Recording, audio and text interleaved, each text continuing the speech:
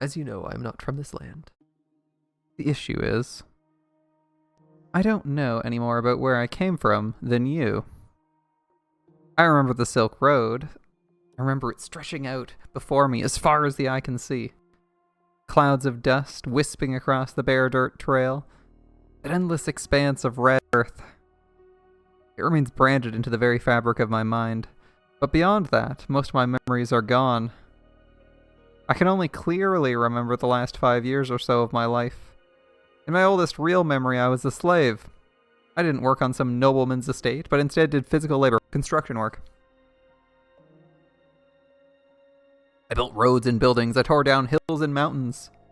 That's where it was decided someone built like I am would be the most use, I guess. I suppose. Well, I doubt I need to tell you this. Living conditions were miserable. Other slaves withered away and died on a daily basis. Working a noble's estate would have been easier without a doubt, if only for the fact I would have a specific master. I don't remember anything about my life before becoming a slave. All I have are these few images from which I can guess I was part of a caravan, or perhaps a messenger. I vaguely remember being waylaid. We were vastly outnumbered, massacred with little resistance. Or at least, I assume that's what happened. When I next woke up, I'd been stripped bare and was surrounded by men I didn't recognize. The words they spoke were gibberish to my ears, but I could tell from their tone of voice and expressions the things they were saying were not friendly. They seemed to be mocking me, laughing at me. As you might expect, I attempted to protest, but evidently I'd been beaten quite badly while I was unconscious, as my joints were stiff and swollen, on top of my dehydration, so I could barely move, let alone put up a fight. As strong as I might have been at full health, I was in no condition to do anything then. You have no idea what that's like.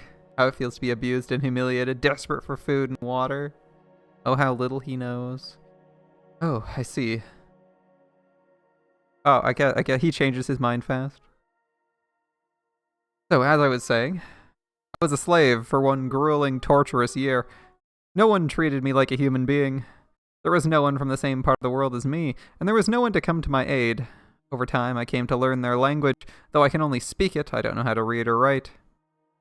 But to be honest, I think I was happier not understanding what people were saying about me. They had many words to describe me, none of them flattering. Some of them would even call me beast. And the longer I was treated as something less than human, the more I began to question whether I really was one. A darkness grew inside me with each repeated insult. I wanted to make them pay for the daily abuse. And who wouldn't? The desire to exact vengeance when you've been mistreated is only natural. It's perfectly reasonable. But they were right about what I was deep down, a beast. And my revenge went far beyond what could be considered reasonable. 4 years ago, I was sitting in a carriage that rattled along a dirt road. This was not the kind of carriage you rode around the town in, but a filthy slave transport. It was packed front to back with slaves, or soon-to-be slaves, I suppose I should say. There were men, young women, even children. Everyone wore a look of hopelessness on their faces, and no one had the strength left to resist. They looked like me a year earlier, deprived of food and water and beaten into submission. The slave traders' guards were armed, of course, swords hanging from their hips, ready to cut down anyone who showed any signs of resistance, so they sat there lamenting their fate. Sitting beside me was a young girl crying in silence. Glancing over at her, I caught a glimpse of her face. Large chunks of skin seemed to have fallen off of it. It was, suffice to say, an unusual sight. Yeah, certainly. But beyond that, I didn't think much of it. I didn't find it disturbing or unpleasant, perhaps because I had a similarly unusual appearance. What caught my attention, though, was the way she was crying. I'm not sure how to describe it, but it seemed different from everyone else crying in the carriage. It was almost like her tears were not for herself. Why are you crying? At my question, the girl turned her head up to look at me. Surprise crossed her face, and for a brief few seconds. But that was her only reaction to my appearance. I suppose her thought process was roughly the same as mine, so she felt no need to fear me. After a moment's hesitation, she said, I'm sad because I didn't get the chance to show my gratitude to people very dear to me. Her response perplexed me to no end. Why was she concerned about showing gratitude?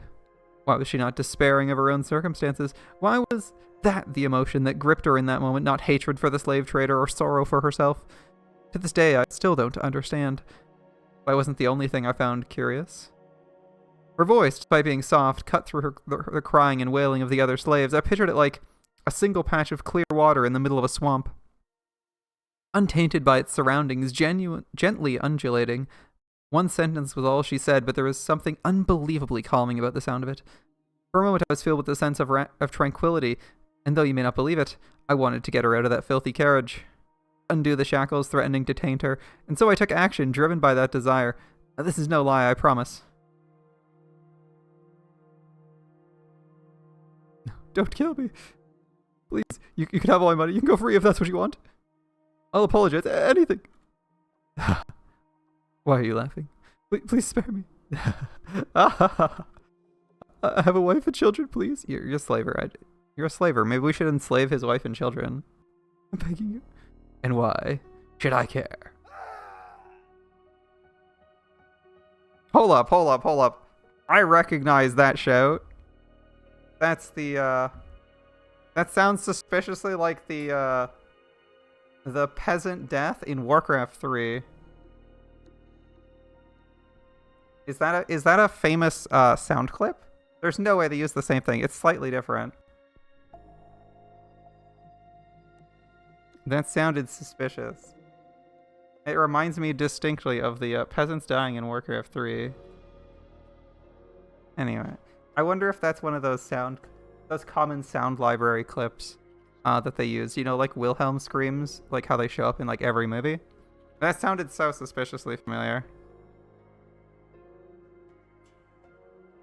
There's probably a few of those, right? I can't imagine that's the only audio clip that shows up, like in other random places. But I don't think I've heard that death before in another game. All right, holding the sword in my hand felt amazing. Right, that's it. Good death scream. Warcraft 3 had some great audio design. Oh, amazing voice lines. All right, whatever work I once did must have required me to use a blade. Even with the shackles still around my wrists, I had little trouble slaughtering the slave traders and their guards. They let their guard down because we were restrained. The thought of anyone resisting never once crossed their minds, and dead bodies sprawled out around me. Corpses I had made, lives I had snuffed out. Look at this. No one can defeat me. I stood no chance against my strength. Yeah. Oh, more. I need more. More. I don't have the words to describe the high it gave me killing those men, the power I felt over them. I was driven mad by the stench of blood filling the air.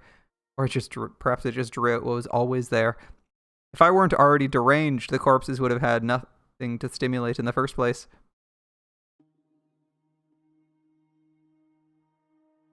After taking the keys off one of the slave traders, I returned to the carriage, doing my best to act calm and suppress the bubbling exhilaration. You. Unlock my shackles for me. I'd do it myself if I could. You. Say something, would you? But she said nothing, simply removing my shackles as commanded. If she had said even one word, let me hear that curiously calming voice of hers, then in all likelihood I probably would have stopped there. But she remained perfectly silent. Everyone was in shock at what they had just witnessed, her included. In time, though, the slaves started cheering. The same people who'd been wailing minutes earlier were now shouting praises. Our savior, we're free to go home. We can have our lives back. Undo our shackles, please. I'm a beast. What? I'm not a savior, not a man, but a beast. Isn't that right? A beast, aren't I? What are you? More. I need more. I thirst for more. Why are you pointing? I need more! What that? In that moment, the last of my reason dissolved. I went into a frenzy, slaughtering the helpless slaves I had never intended to kill. I was euphoric. I couldn't get enough. I reveled in it. Never before had I felt such utter ecstasy. Their cries for mercy as I ripped through them were delicious. The look of fear in their eyes, the way their faces twisted, the splatters of blood around their mouths open in screams. The despair that filled them. I didn't care anymore that they were just as much victims as me, that they had suffered the same abuse and humiliation. All of that was buried beneath the waves of bliss that ravished me. Everyone who asked to be spared, I skewered. I worked my way around the inside of the carriage, killing dozens upon dozens of slaves. Heads went rolling off shoulders, hot geysers of blood spewing from open necks. I was practically wading through blood by that point. Some bodies I completely dismembered, others I disemboweled, leaving their entrails to hang out of their open guts. All of them had looks of agony frozen into their faces as death took them. I don't know if I was unconsciously avoiding her or if it was just a coincidence, but the girl was the only one left alive. She, of course, hadn't been spared the mess, so she sat there drenched in sticky, red gore. Her lips appeared to be trembling, though I couldn't tell for sure which, with so much of her skin missing. The fire inside me still burned white hot. She was the reason I'd done any of this in the first place. I'd stood up because I wanted to set her free, but my original intentions were long since gone from my mind. Raw pleasure overwhelmed any sense of reason. I approached the girl, pointing the sword at her neck. I expected her to scream, to beg for her life like the others, but she did nothing. She simply stared at me. Why didn't you run? At my question, the girl finally spoke. Why did you kill them? The sound of her voice quelled the furor within me. It baffled me. I had no control over it, yet this strange girl could pacify me with a single utterance. The words she used didn't matter. It was her voice. She could have called me a monster, and it would have had the same effect. I felt like it. I couldn't explain my reason for murdering the slaves. I didn't have the words to express the things that drove me. All I could tell her was that I did it because I felt like it. And why haven't you killed me yet? I couldn't find a sure answer for that question in my somewhat rattled mind either. In retrospect, I realized that now that her voice was my first tether, but at the time I had no idea why I didn't take her life in my frenzy. I'd killed the other children, other women, young, old, sad, miserable, it didn't matter. Nothing had so much as prickled my conscience. I don't know, I said, and then I stepped off the carriage and walked away, left with questions I couldn't answer. Was I really a beast? Was unleashing my innate savagery and reveling in the massacre of helpless people really all I wanted? I didn't know. I just didn't know. After escaping from the slave traders, I became something of a bandit. I had no hope of anyone taking me in. Not only was I a murderer, I was a foreigner. Nor did I have any chance of finding decent work. So I lived by the sword, killing and plundering the money I honestly didn't give a damn about. I had no desire to be wealthy. It was simply a matter of survival. That and quenching my thirst. I went on for about 3 years like that. Just randomly killing people, you know. Business as usual. Until finally encountering something I couldn't defeat with my sword. See, no amount of muscle was enough to protect myself from disease. One day, I woke up with the chills, my vision blurry, barely able to move my own limbs. I set off for a nearby village hoping to see a doctor, but my body didn't last that long. I collapsed on the side of the road, drained of my last strength. It was a moderately busy road at that, so I assumed I'd made it close to the city. Dozens of people passed by, silently pretending not to see anything. I didn't look like someone a respectable person would want to involve themselves with in normal circumstances, so it was no surprise they weren't interested in a sick, filthy foreign man. Hell, I couldn't remember the last time I had bathed. It's too early for showers, I guess. It was hard to look at me, let alone go anywhere near me. That said, I'm not... Well, what year is this? This is pre-1090... This is before 1086, I believe, right? If we're in Europe, bathing is actually extremely uncommon, right? Like, correct me if I'm wrong, but the Vikings bathing on a regular basis and actually being clean was like something incredibly unusual and a savage custom or whatever, right? And that was around this era, or possibly before then, or possibly after that. So yeah, I would actually not expect anyone in this setting, any of the peasants in this setting, to bathe more than once a month. As gross as that sounds, I wouldn't expect everyone to be bathing every single day unless they were like a noble or something. And even then, that's doubtful. It would be like at best once a week, maybe. I can't remember. You'd have to look that up. But like, cleanliness was not a very high priority for most people, even nobles. In the we'll say early medieval period. I think when did Dark Ages start? 800? It's ways.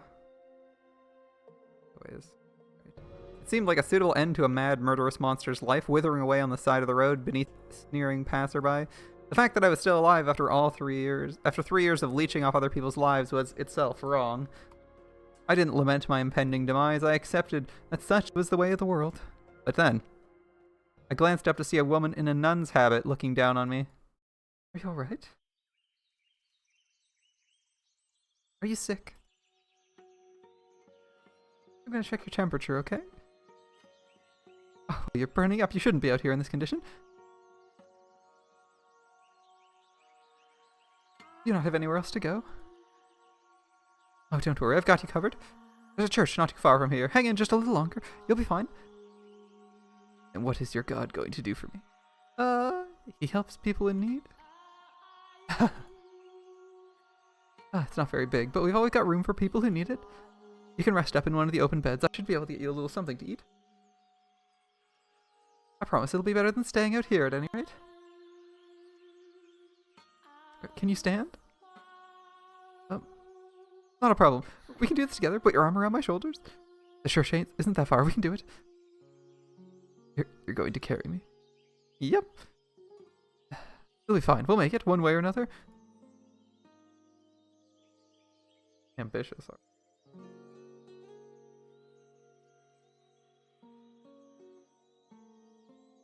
We're almost there. Just a little longer. I'm heavy, aren't I? Very, very heavy. But that's not a problem. I can do anything if I put my mind to it. Just throw me in a ditch.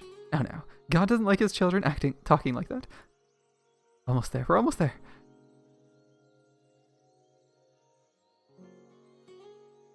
How are you feeling? Better, I hope? I've left some applesauce on the bedstand if you're feeling up to eating anything. And you're welcome to stay here as long as you need to. Why did you help me? That's what people do. They help each other. That's not what it was. I like to think it is. You church people are exceptions. I'm not sure I agree with that. This woman's only showing me compassion because she doesn't know what I am. She wouldn't be so friendly if she knew I was a madman and a murderer. Oh, if there's anything else you want, let me know. I can't make you any fancy dinners, but if it's anything I can get, I will. You tell me your name. I'm Marie. Marie. After, who was it, the Virgin? You're not familiar with the Virgin Mary? Just look at me, I'm clearly not from these parts. Yes, I can see that. Oh, so that would make you a traveler, hmm? Well, you speak the language really well, though. I take it you've been here a while, then? Yes, I have. Exciting. So when you're feeling better, maybe you could tell me about the country you came from? I've never been far from home, so I'm curious what it's like elsewhere. There's nothing I can tell you. It can be anything. About yourself, perhaps, if you want. I'm even less inclined to do that. You get better soon, okay? I'm looking forward to hearing all about it. I'm not sure there's anyone out there more deserving of the Virgin Mary's name. What was that? Oh, your name, it suits you. Oh, not at all. I'm incredibly flattered to hear you say that, but I hardly live up to the name. What's your name, by the way? I have no name.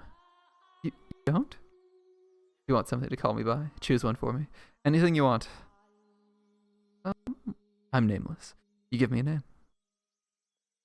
I think you should be the one to choose your name. I'd be more than happy to help, though. But you should go with the name you think is best. I see. Well, I should get going. I'll be around, so if you need anything, just holler. Bye then. How am I supposed to choose a name for myself? I don't know anything about me.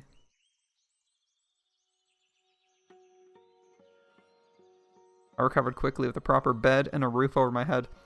Out on the road, I had been certain I stood no chance, but I was back on my feet after only 3 days at the church. My body was more resilient than even I knew. And now that I was back in health, I had no intention of sticking around. Thank you for everything. I'd be dead if it weren't for you. No thanks necessary. I'm just glad to see you're feeling better. There's no need to be in such a rush to leave, you know? Stay a bit longer, make sure everything's alright. Gonna stay longer than necessary. If you're sure. Take this as payment for the food and lodgings. I can't accept that now. We don't charge for charity. Charity's not free. You paid for it. Let me pay you back. I can't. Let's take the money. If you insist, I can accept it as a tithe. Tithe? A bit like a donation to the church. Like you said, the work we do isn't free. Right then, a tithe it is. Thank you, and may God bless you for your generosity. So long. Hey, if you're ever in the area, maybe you could stop by sometime? I never did get the chance to have that talk with you. I was really looking forward to it too. I'll just cause you more trouble. But no, you wouldn't. What makes you think that? Are you afraid you'll scare people off because you look different? I really don't think you need to be worried about that. Not just my appearance, You mean it? There won't be any trouble having me around. I absolutely mean it. Alright, I'll consider it. Wonderful, I can't wait to see you again. Yeah. Okay, so how did he come to be in the Lord's employ? Believe me, I knew I had no place involving myself with her. A killer making himself comfortable in the house of God? I, I don't even believe in their deity, and I knew that was nothing if not extremely disrespectful. The money I had donated to her church wasn't even clean. It was stolen. I didn't feel the slightest bit guilty about it, though. I was more than conscious of what I was doing, but none of that mattered to me. She had smiled when she took it. That was enough. Seeing the nun smile put my heart at ease, much like the sound of the slave girl's voice had several years before. Restrained me, suppressed my urges. The smiling face was my new tether. I'd always believed that I was at my happiest while torturing people, that my thirst for murder was ingrained in my soul, but as exhilarating as taking others' lives was, there was a part of me that yearned for peace. I'd gotten a taste of that with her, and I wanted more. Even knowing I had no place in the world, that peace was something I would never attain, and still I longed for it.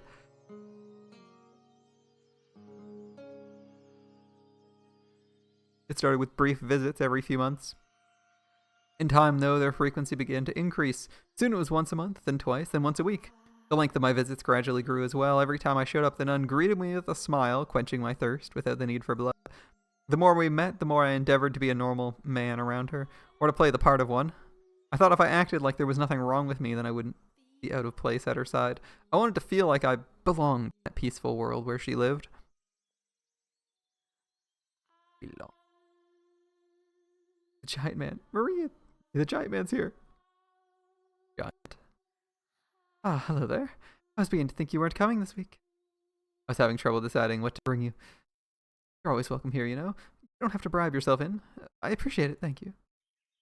Wouldn't feel right if I didn't bring something. I bought a variety of fruits for you today, so you can share them with the children. They'll be delighted. Thank you so much. It's nothing really. Have you decided on a name for yourself yet? Not yet, no. Nothing? It makes talking to you a little awkward, not having anything to call you. In that case, the giant man is as good as anything. Did he get under your skin? A little. I'm not that big, am I? We're all giants to little kids. I do wish they'd be a little less blunt about it sometimes, though. I suppose it's better than them being afraid of me. The children here have strong nerves. Oh, they're ordinary kids. You're just not a scary person. They only assume I'm harmless because I'm with you. What makes it sound like you make it sound like you're actually are dangerous or something. I am. Of course I am. Don't get worked up about it. The only thing different about us is our race. Everything else is exactly the same. I'm not so sure. You must have had some pretty awful experiences because of your appearance then, to be so concerned about it. I wish I could say I understood your pain. It's not necessary. If I could, then maybe I'd feel a little closer to you. If only I could be even half the same race as you. You have nothing to gain from being more like me. Oh, you don't think so? I think there's a lot that would be nice about it. I'd probably have really pretty black hair, at least. If I'm ever reborn, I'd like to be more like you. Why are you so obsessed with me? I just am? Oh. Oh. Oh. Yeah. I mean, I guess. Yeah, sure. Do whatever you like, sure. That was about the time I started noticing the feelings she had for me.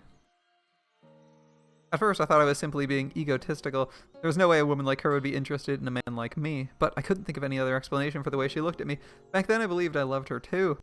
And that if we could be together as man and woman, I'd finally be able to attain the peace I so sought. That I could wash my hands of the killer within, defeat the urges once and for all. That I could step out of the darkness I had lived in for so long. That I'd be able to see the light.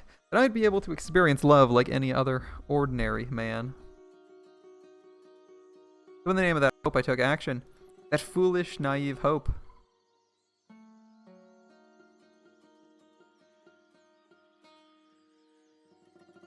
What are we doing here so late at night?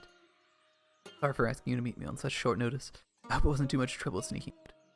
It certainly wasn't easy. So you had something to tell me? I don't know what to tell you. Every last word is sincere. And then once you heard me out, I want you to turn me down. Over these past few months, I've come to at least somewhat understand the responsibilities and restrictions placed on you as a nun. But even ignoring the obligations you have, I know good and well I'm not a suitable match for you. Which is why, as I said, I'd like you to turn me down. I still want to hear it. I love you. I fell for you the moment I first saw you. I know I don't deserve to be anywhere near you. But every time we meet, my desire to be with you grew stronger and stronger until it was out of my control. Turn me down, Marie, please. I'll stop trying to get close to you. I'm not Marie. You're not what? My real name is Pauline. Oh, Pauline. Marie is my baptismal name. It's not the name I was given at birth. I love you too. I fell for you the moment I first laid eyes on you. I know it's forbidden, but I want to be with you too. Any free time I have, I want to spend it with you. I'm glad to hear you say that. Thank you for being honest with me. No, thank you for not turning me down. Talk about an anxious day. When you asked me to meet you out here tonight, I wondered if it might be... That might be what it was about. I felt like my heart was going to explode all day. Heart explode? Guys get nervous about telling girls how they feel too, don't they? Yeah, we do. Until now, I had no idea falling in love was so hard on the nerves. Just thinking about you makes my mind turn to mush. It's hard to work like that, you know? That's true. Is it like that for you too? Yeah, thinking about you makes it impossible to concentrate. Tell me something, Pauline. What is it? How exactly is it hard on your nerves? How exactly? It's like, I'm in the clouds and I want to scream and I want to jump to a lake all at the same time. That doesn't help me much. Could you be a little more specific? Really? Are you trying to embarrass me? Like my whole body gets really hot? You mean you get aroused? Aroused? No, it's... Let's put it bluntly, yes. I see. A real jerk, you know. I shouldn't go around trying to humiliate ladies. Sorry, I didn't mean to... Oh, you... Oh, that was insightful. So I'm not in love with her, or romantically attracted to her, or even physically attracted to her. All I want from her is her smile. Being around her doesn't arouse me. In fact, it does exactly the opposite. My fire burns brightest when I'm not with her. It all makes sense now. I just want someone to keep me placated. I'm disturbed through and through. A murderer and a beast. That's why I didn't want to say anything. I knew you'd laugh at me. Sorry. I truly am. I did ultimately get what I wanted out of the arrangement. She became my tether, an invaluable part of my life, even if I had no real love for her. When I was with her, I was at peace. That said, her presence didn't completely rid me of my urges. I was still occasionally struck with bouts of insatiable thirst, overwhelming desire to mutilate anyone who came into my line of sight. And sometimes Pauline became the object of that desire. It goes without saying I never did draw my sword on her, but I had no way of knowing when I might lose control. And if I ever did kill her, there'd be nothing left to keep me from regressing completely into a beast.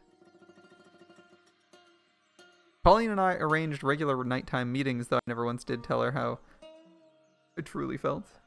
I had no intention to either. When I was with her, I was in the role of her lover. She never questioned my love for her, and expressing hers for me caused her to smile even more than normal. The happier she was, the more beneficial it was to me. Spending time with her in this capacity, I was able to gain a deeper understanding of what kind of person Pauline was. She was a deeply generous and compassionate woman. While I now understand her near compulsive deeds of charity were a result of the stress and uncertainty she felt about herself at the time, I believe she was doing it because she genuinely wanted to. I believe she wanted to save absolutely everyone, to be the saintess she had come to be known as. She gave assistance to anyone who sought it from her without question, and as a result the church's coffers quickly dried up. Her God did not supply her with an endless store of bread and wine either. In the end, any endeavor, no matter the intention, requires money. In time, her generosity turned excessive, self-destructive. She'd even skip meals so others could eat. In retrospect, that was probably my fault too. As I pushed her towards wanting to be a regular girl, she pushed back against the desire by being even more charitable. Soon her actions started making other nuns' lives difficult, giving her a less than favorable reputation within the church. Still, she'd tell me when we met up about how she wished she could help even more people. If doing so would give her peace, if I could be a part of that peace, I wanted to grant her wish. What would a killer like me do to help? Petty theft wouldn't make nearly enough money to keep a church and orphanage running. A raid large enough in scale to do so would inevitably be traced back to the source, which would ruin the church forever. I was a murderer to acquire such a large sum of money. I was ready to jump at any opportunity that presented itself. When I received a summons from the Lord. The local Lord, not God. Oh, look, the Lord, we finally meet him. I take it you're the Oriental man who's been seen buzzing around a local church of late. When I first saw him, I was surprised at how young he looked. There couldn't have been more than a couple years difference between us. I had envisioned him as an elderly, or at the very least, middle-aged man. That would be me, yes. What of it? Who do you think you're talking to, you impudent rat? Show some damn respect. Apologies, I'm familiar with the local customs or language. Very well then. Fortunate I'm such an understanding man. Now, for the real reason I called you here, you're the one who killed that cart full of slaves 4 years ago, aren't you? So you know about that. I wasn't actually sure it was you, but now I have confirmation. Since then, one slave of the Far East has remained unaccounted for. I take it that would be you. Right. You made one hell of a mess out there. Am I here to be punished? That depends on how our talk goes. If you think of going back to being a slave, you're fooling yourself. I don't need any more damn slaves, and I certainly don't want you as one.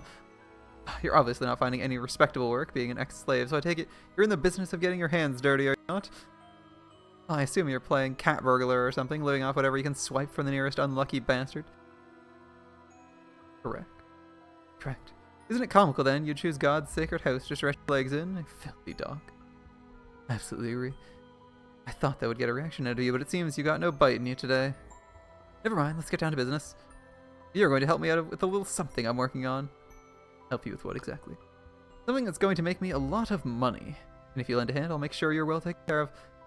Along with the church you're so fond of and the nun you've taken a liking to. That nun of yours made quite the name for herself. Out in the city proper, people started calling her the Saintess. They're right about that. She is. Oh, the commoners love their heroes and saints. They eat that rubbish right up. But saint or not, you can't simply create food from nothing. Her work is causing financial troubles for the church, is it not? It is, yeah. If you help me with this, I'm offering you an entirely new church, one where she has complete control to do as she wishes. She'll make it into the biggest church in the city. She'll be able to help even more people, which would surely please her. What would you have me do? Jumping at the first whiff of scraps. You really are a dog, aren't you? I don't like conversations that overstay their welcome. Fair enough. Let's get to business. Not far from here lives a witch whose blood has the power to cause miracles.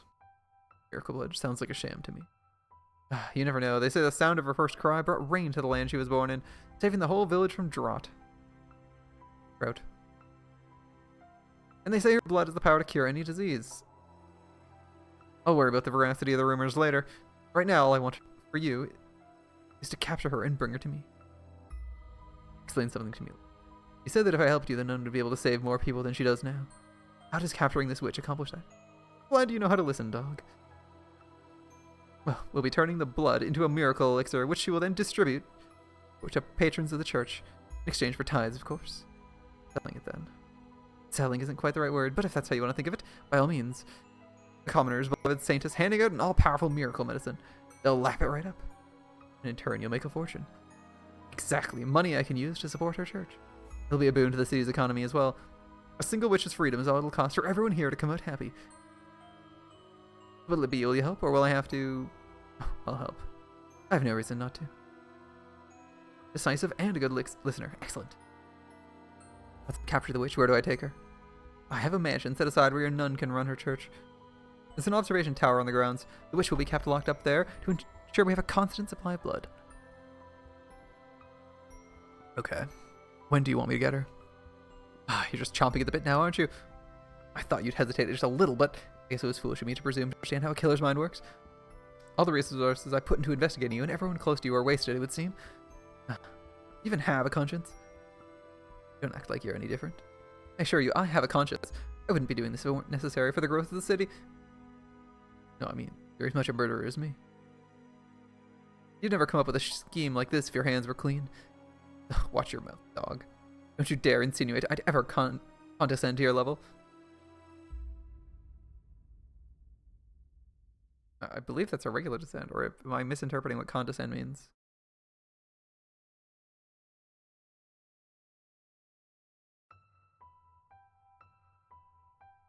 I agreed to the Lord's terms. A couple days later, I made my way out to the location the Lord had given me, a small cottage by a lake where the witch was said to live. I'd been instructed to take her alive, but not that I wasn't allowed to harm her, so my plan was to force my way in and immobilize her as soon as she opened the door. The Lord was right, I didn't have anything resembling a conscience. I was too far gone to be bothered by the prospect of disabling a witch. Not even the fact I'd found a degree of solace in my relationship with Pauline would change that.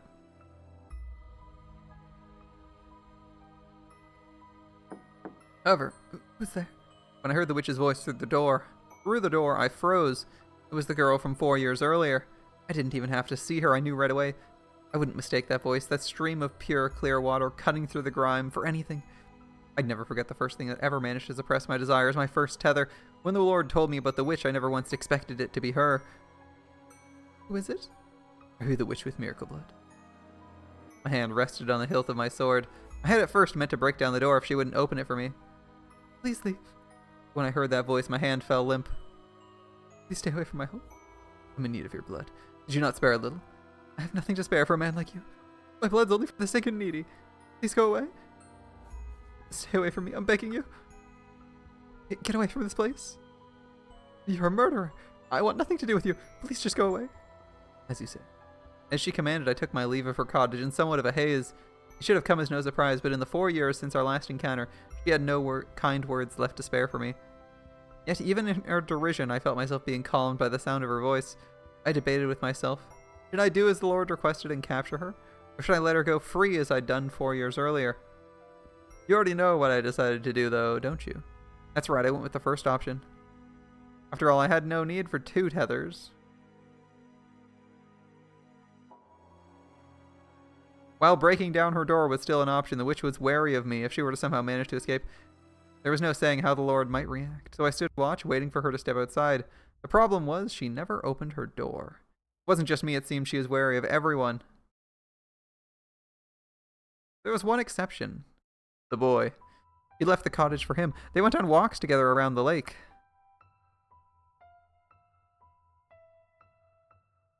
It's been a while since we last went on one of our walks, huh? I haven't been sleeping much, taking care of Nellie. Is her condition worsening again? Yeah. Rest assured, I'll give her my blessing as many times as she needs. Thanks. I really appreciate it. The weather's kind of, not that great today, huh? Like we might well get rain.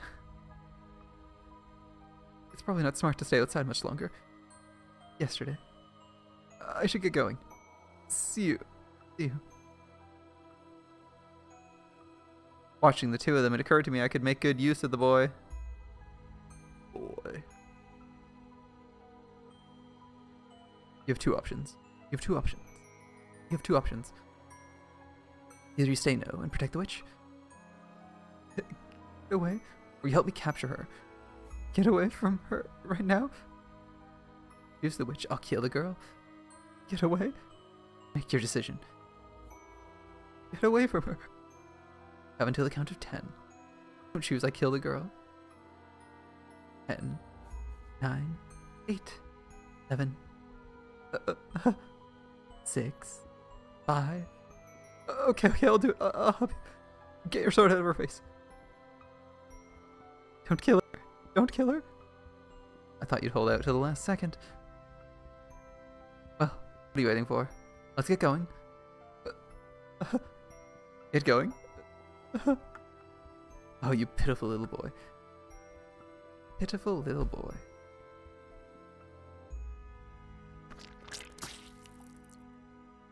Morgana loses her arm, starts screaming. No, stay away from me. No.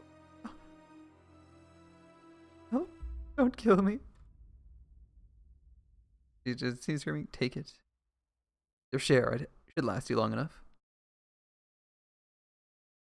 Why? Why did you take my arm? What do you mean by share? Why? Mel starts screaming. Good stuff, good stuff. My arm. Put me down, please.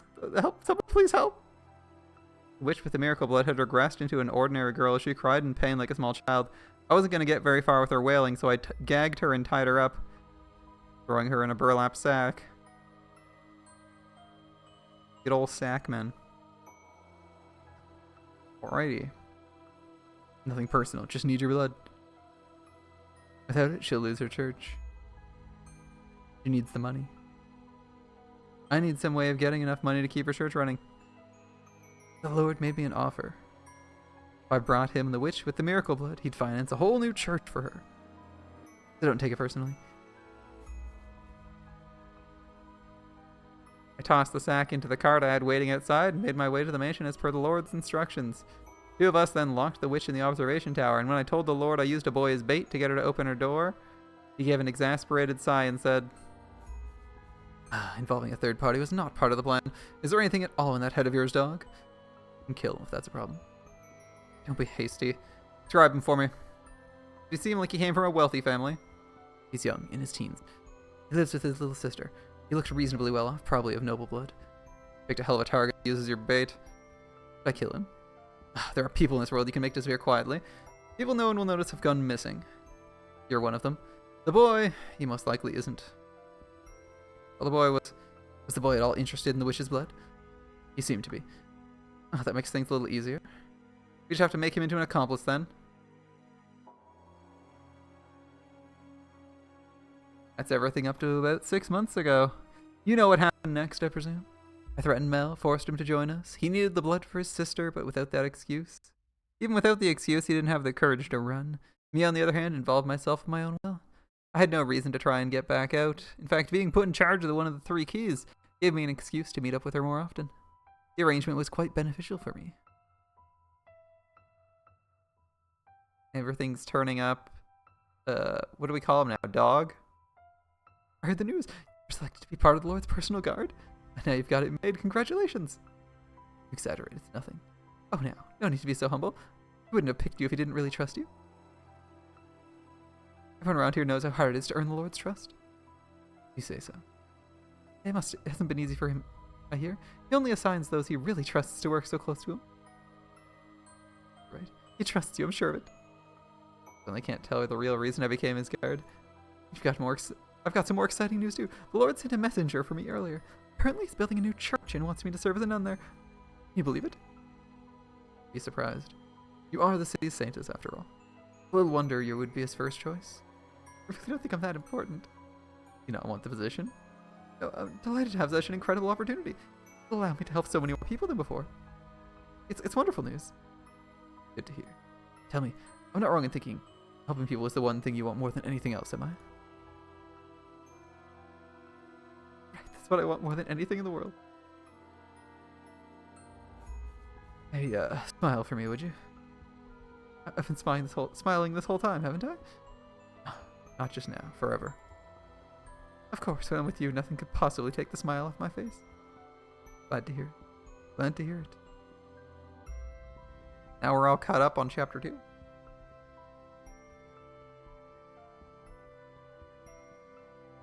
I never knew someone could lose so much weight while still eating every day. Might have to increase your portions. If there's anything particular and you want, just tell me. Children's voice. I'm outside, I hear children's voices. The kids here to see the saintess. It's gotten quite noisy out there of late. Oh. Saintess. Voice. It's gotten raspy. Was that my doing? Did I take your voice? That's unfortunate. To me, your voice held far more value than your blood. I took that away from you. Yes, you took everything from me. So we did. Enough chatter, dog. Enough chatter, dog. The Lord's scheme was a success. The witch's blood brought in an influx of donations, which the Lord invested in various businesses in the city. I have no idea if the blood actually has miraculous powers, but there were certainly people claiming to have been healed by it. It wasn't long before people who weren't sick started making use of the supposed cure-all medication, saying it had preventative properties as well. As word of the elixir spread, the Lord's profits grew in kind. One fact was undeniable: the witch's blood stimulated the city's dramatic growth.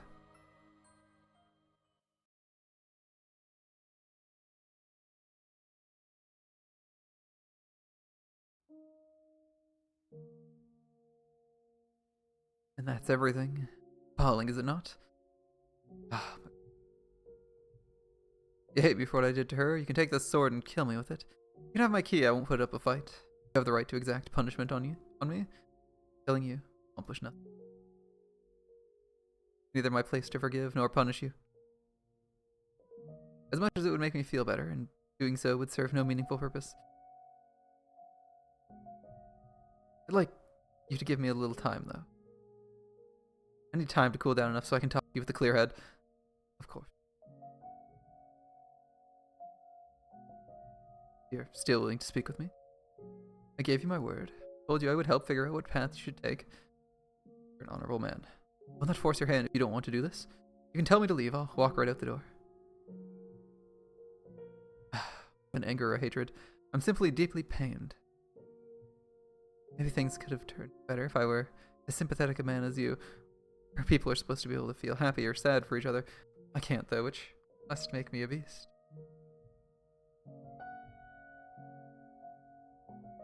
When you first met Morgana, you felt the desire to rescue her from slave traders, did you not? You thought of someone other than yourself. I never saw that desire through, though. Her thirst far overpowered anything I might have wanted to do for her. And the next time we met, I sold her to the Lord. As I said before, there's no room for interpretation in the things I've done. Whatever I might have wanted to do at one point, it's all meaningless now. Regardless, anything I do for someone else is ultimately for my own benefit, because it's what I need. No matter how selfish your motivations may ultimately be. Please let me believe that some part of you does genuinely want to help her. I know I sound like a hypocrite for saying this, but sitting back and waiting for her to die isn't what When I cut off her arm, I didn't feel any of the thrill or euphoria I usually do when I take my sword to someone. I can't say whether that means I had a conscience, or but for a moment, or if I just wasn't myself at the time. You can save her, though, please do. I can't do anything. If I try, I'll only make things worse. I can't do everything on my own either. Give me your word that you'll atone to Morgana for your actions. Well, I doubt making reparations will clear me of my crimes. If that's what you want me to do. That is what I will do. Can I ask you something? What is it? Tell me more about my next life. I want to know what kind of man I am. I want to know every mistake I made, all the details. I warn you, it's a tale far more barbaric than anything you can imagine. You still want to hear it? I do. I have little doubt I will believe it. Be worried I might react the way I did earlier. I'll lay down my sword. You can tie me up too if you want. Be necessary. I'm going to trust you. I'll tell you the whole hopelessly tragic truth. Everything I saw with no embellishments. Please do. And so I told him the tale I witnessed beyond the second door. That he lost his memory in a shipwreck and was treated like a beast by the people in the land where he washed up. That he massacred countless people. And that he took the life of his lover who'd come in search of him, never wavering in her belief he was still alive. I told him about the white-haired girl. I told him about the things he made Giselle do. I didn't hide anything. As I spoke, he would occasionally grimace, or his eyes would go wide for a moment, but not once did he interrupt me. He sat there in silence until I finished.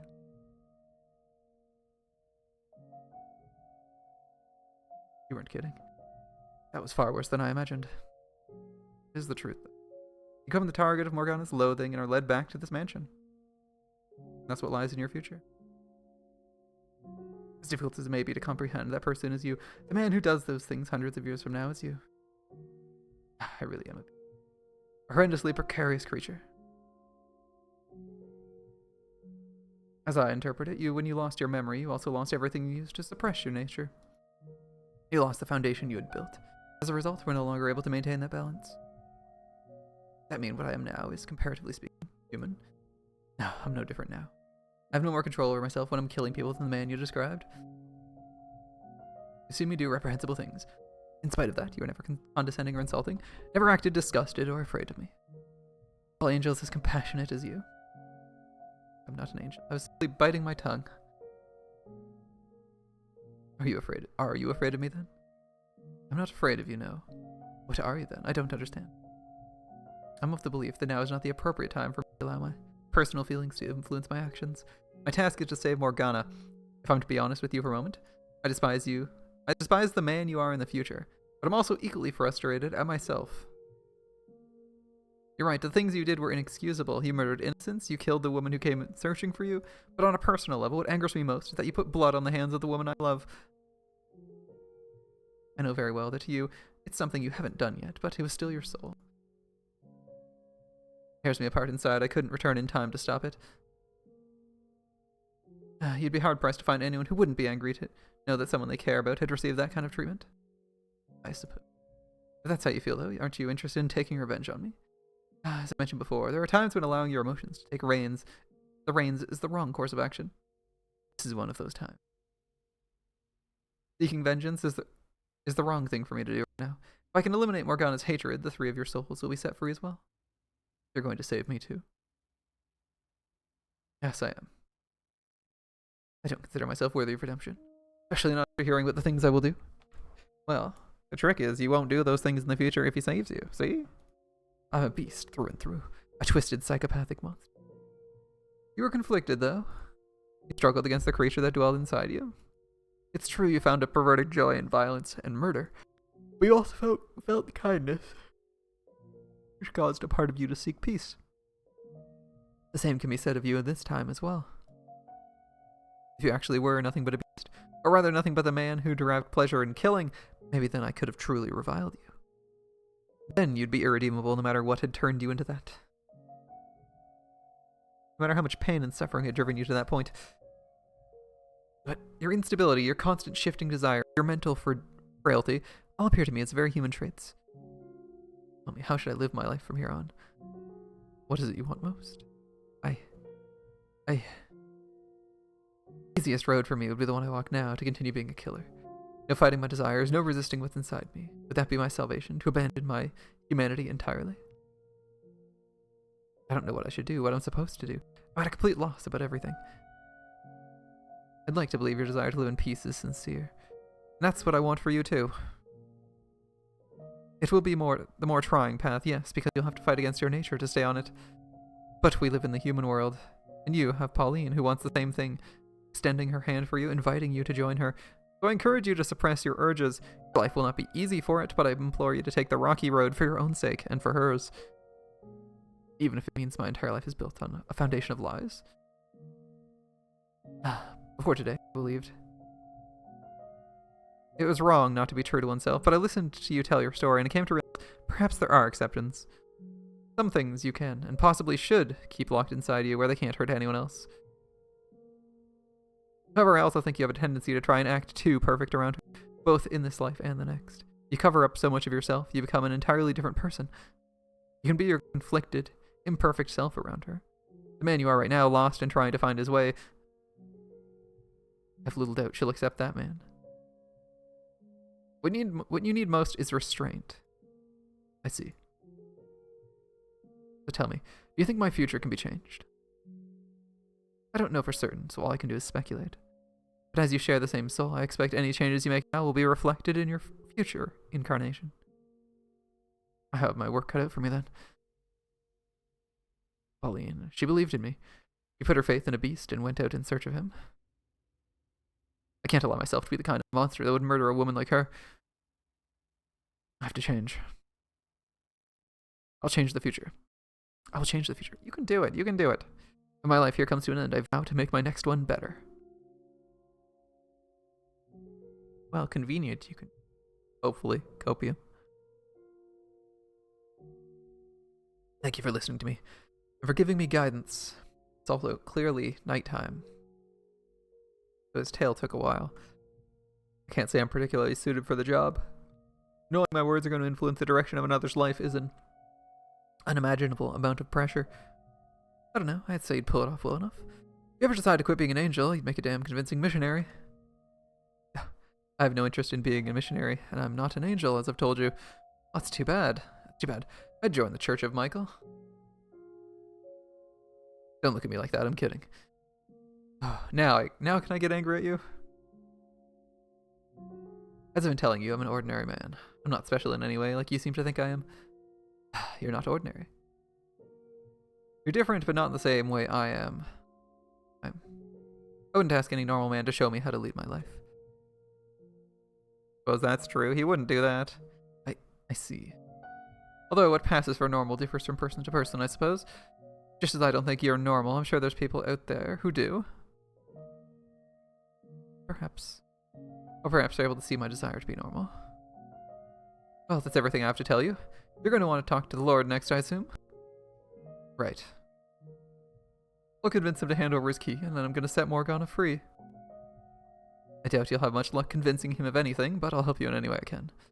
I appreciate it. I'll get him to come to supper tonight. You be there too. Oh, I'll be there. If I could ask you one favor though, could you arrange for it for as late as possible? That should be doable, but why? There's someone else I need to speak with first. Alright, I'll do what I can. Thank you. Thank you. See you this evening, then. Did I lead him to the correct path? Will he actually find redemption at the end of this? I'm sure I made the right decision. Even if he doesn't in this life, there's enough of a chance he will in his next. One left, and that's it. I'm almost there, Giselle. One more. I've almost made it to Morgana. I've come this far. All that's left is to speak with the Lord. Stay focused, Michael. The pieces I have still don't fit together yet. As Morgana told the Lord was a cruel man from the moment she first saw him. He wasn't much different in the swordsman's telling of events either. Are these portrayals the full picture of what kind of man he is? Will adding his perspective do anything but amplify Morgana's hatred? If he really is the man he's been made out to be, how do you explain his internal struggles from the third door? Did his core personality change with the times? Everyone else I've met's been fundamentally the same, though. Are you the exception? Jacopo?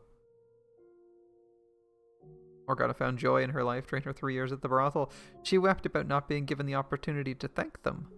Maybe Maria is more likely to be able to assuage Morgana's animosity? I'll have to hear what she has to say. Oh, I can barely move my right arm. I can't feel my fingers at all.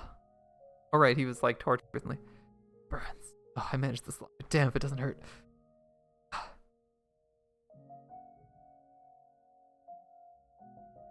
Did we pass out?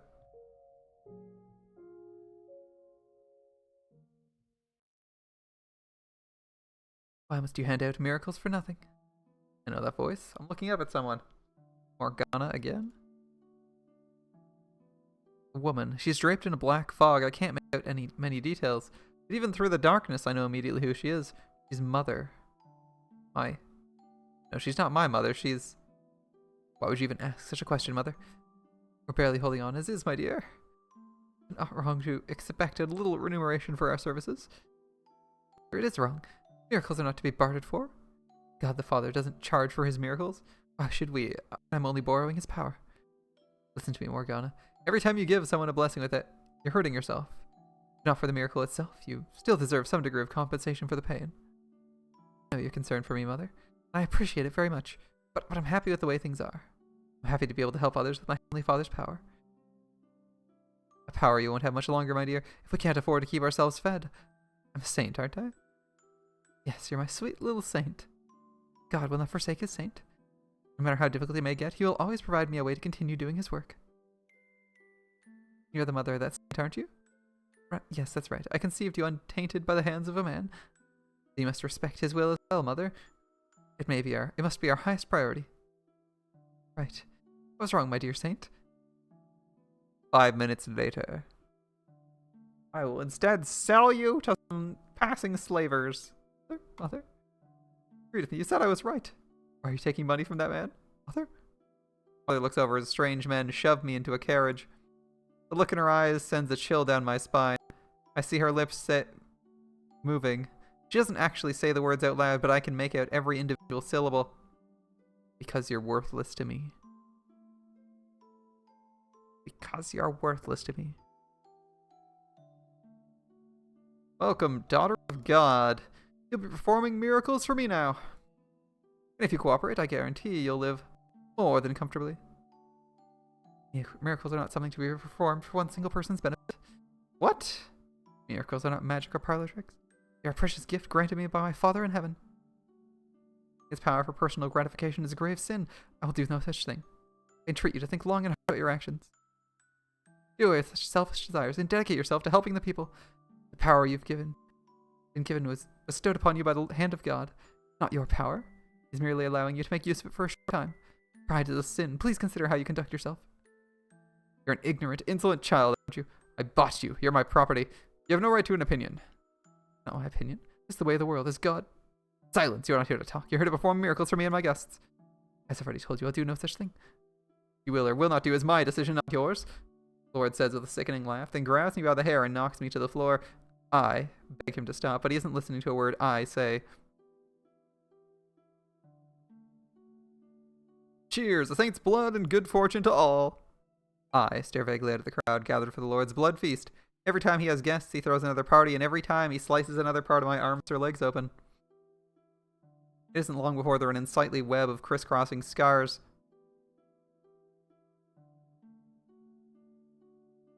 The Lord sometimes has trouble deciding where to cut, but not out of any sense of sympathy for me. He simply thinks drawing blood from an untouched area of my body will make it more effective.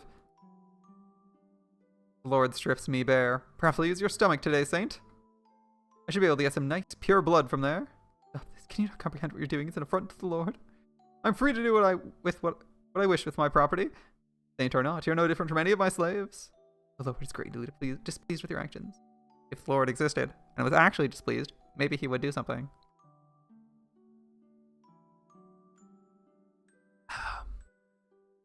Then use your miracle powers to deliver divine punishment on me. That also works as an okay argument. You can actually perform miracles. Surely, seeing someone doing such unholy things with such joy would be justifiable. Alas, no dice. You can do that, can't you? So will be punished. You may not see the effects now. He'll pay for your sins one day. No, he won't. In fact, we're making sure he doesn't. That's the plot. That's the plot. We're making sure nobody gets punished. Which is also its own thing. Damn, this world's afterlife sucks. This world's afterlife sucks. Not only do people who do terrible things not get punished, but the people who do terrible things also get actively saved from punishment by other people. Honestly, as far as the setting goes, this is like F tier. So close to real life. Very close to real life.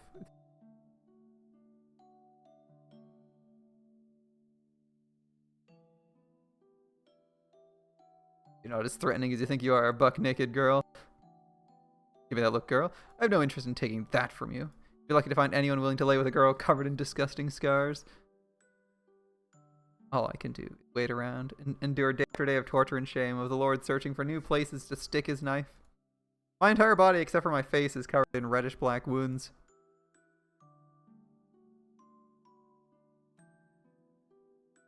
Help me. Please, someone. Father who art in heaven, pray for you to lead me unto deliverance. Father, your trials, they're much too great.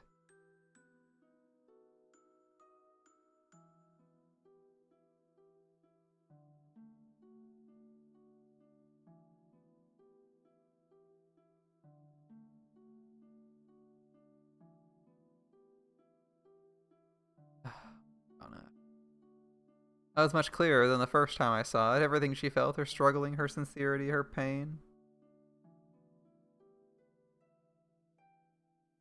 And her voice, it felt almost as though I was the one going through it all. Lord, I can understand why Morgana would bear such a powerful grudge against him, considering everything he did to her. Why would he do that, though? For some reason, some explanation for his actions? He wants money.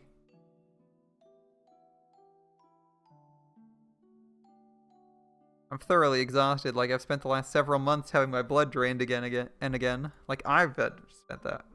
My limbs feel like they have boulders tied to them. Just trying to get to my feet makes me dizzy. So cold. Probably waiting for me by now. I should get going. I have to do this. Move, damn it. Fighting against my body's attempts to succumb to gravity with every step through sheer force of will, I make my way to the courtyard. This will be interesting. He passed it again. There you are. My God, you came. Sneaking onto church grounds is a bit unnerving, so if you... Are you alright? You look like you just came back from the dead. Grandia. I'm fine. Fine. Fine is always relative.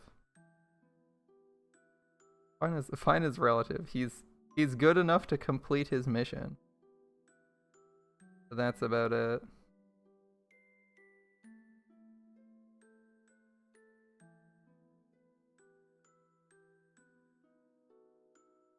Grandia. Thank you for coming. Now, to continue our conversation from yesterday. Whoa, slow down. Who do you think you're convincing? You look about as fine as a fucking corpse. You're not feeling well. You can always do this some other time. Well, what happened to your hand? It's a minor injury. Nothing of any significance. Seriously? Who do you think you're convincing, man? I can get around fine without a few fingers. You gotta take yourself into consideration, too. You can only run on raw determination for so long. Imagine how it makes me feel for a second. You asking, talk, and showing up looking like that. Oh, if you want to get anything done, you gotta take care of yourself first. Head on back to your room and rest. Do this another day, okay? When you're feeling... I don't have that kind of time. Noon tomorrow. That's my deadline. I have to take care of everything before that. I know damn well what condition I'm in. It doesn't change what I need to do. If I don't, I can't save Morgana. And get Giselle back. Thank you for the drink. Just water tonight, though. I think I'm almost out. Maybe time for some more tea. Makes it all the more important you get your rest. And when do you suggest I do that exactly? Honestly, I don't get why you're in such a damn tizzy. Get a hold of yourself, man. I'm plenty calm. I sure don't look like it. You're already pushing yourself to the edge. I don't want to be responsible for giving you that last nudge. Quit bickering with me. Get your ass back and get some rest. You don't understand the gravity of the situation. None of you do. You don't grasp how great an effect stopping what happens tomorrow will have. I have to keep going, even if it means crawling through the dirt.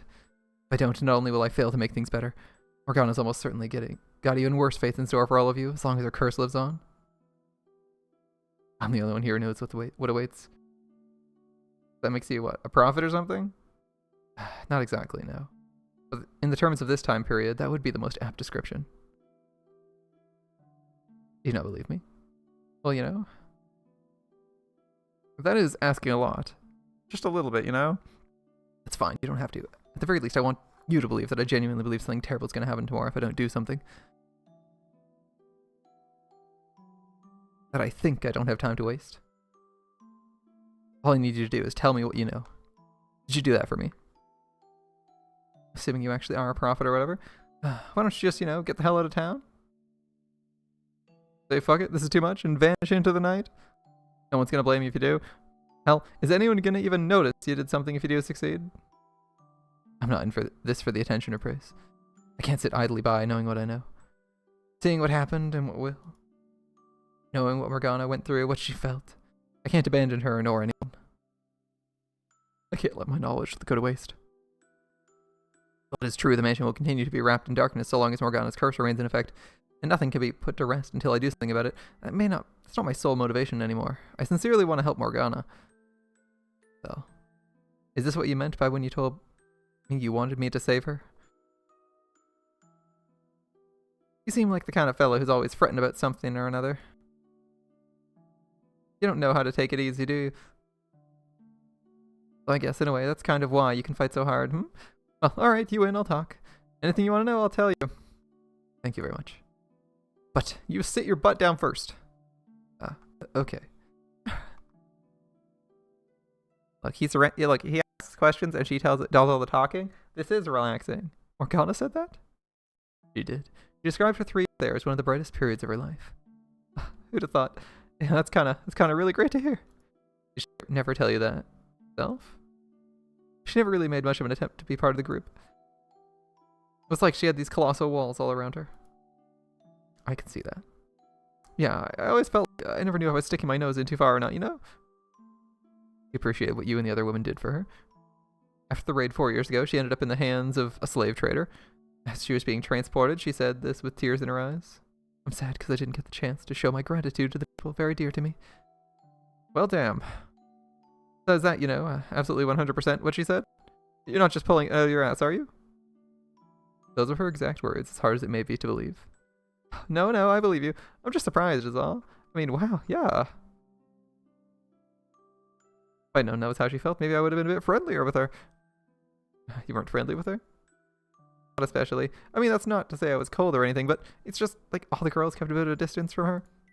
Not because I didn't like her, but because of what it looked like she wanted. Like, some distance. None of us were really cut out for the caretaker gig. As much as we'd love to be some kind of mother figure for her, we just didn't have it in us. Who was closest to her? Oh, he's dead. The slave. What's this about a slave?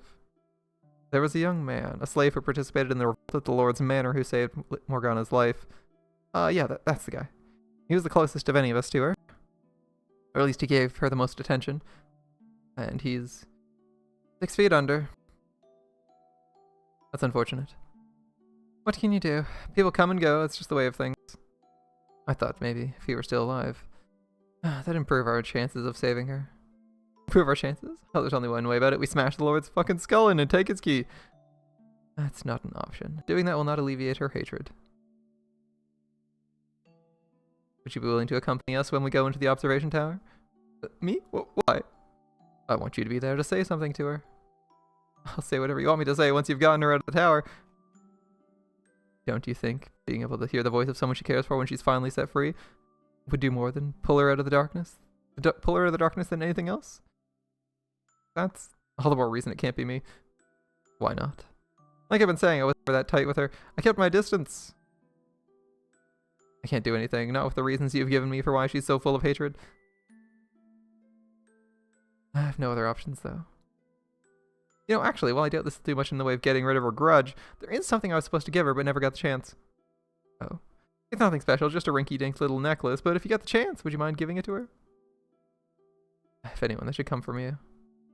Not from me. It was supposed to be from the slave. He got it for her as a birthday present, but that was the day the brothel got raided. So yeah, that's the story. Make sure she gets it, would you?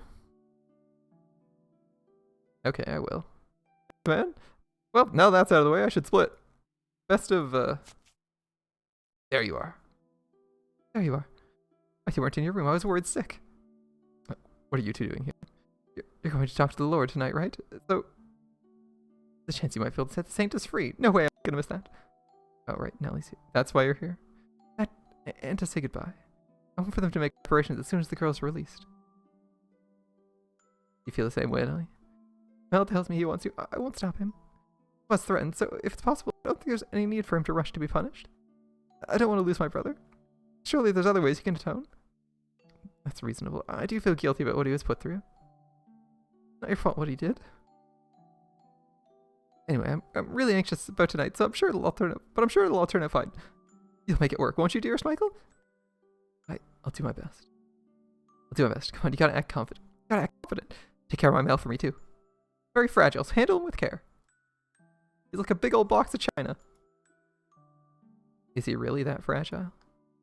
As for me, if he looks like he's gonna do anything, you stop him for me?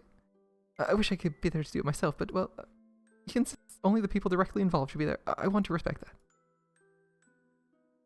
I was never going to allow anyone to get hurt anyway. That's good. Thank you. He and the Lord may have caused the girl a great deal of pain, but I don't want anyone to get hurt. Some people deserve it, and I say let them have it. No, Maria, don't be like that. Breathe the word, one little Miss Perfect. Go around letting everyone off the hook for everything, and the whole damn world's gonna come falling down on you. He did what he did for me, though. And the Lord, he's only in it for his own profit. Much as he says it benefits the city, it'll still come back around to his own pockets. Oh, that's not a bad man, though. Yeah, I've heard it 1,000 times. No one's a bad person in your eyes. I know. Oh, now, can we please try to keep things civil? Oh, sorry, bad habit, I know. I talk a lot of rot, but I don't really mean half of it. You think he's much better than the old Lord, though? Hold on a second. What did you say? He's much better than the old... When did the current Lord take his place? 4 years ago? What? Morgana was 9 when she was at the Lord's Manor. 7 years ago. Maria, were you ever at the Lord's Manor anytime 7 years ago? Nah, I was never hired by anyone there. Ah, then when? You didn't have any interaction with the Lord 7 years ago? Ah, now it all makes sense. How did I not consider this possibility sooner? I know what kind of man he is. I know the kind of people he had around him. Maria, is the slave actually dead?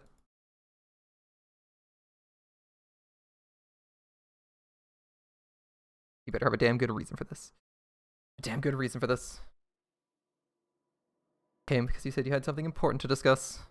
Now, care to tell me who the hell this white-haired man is and what he's doing here?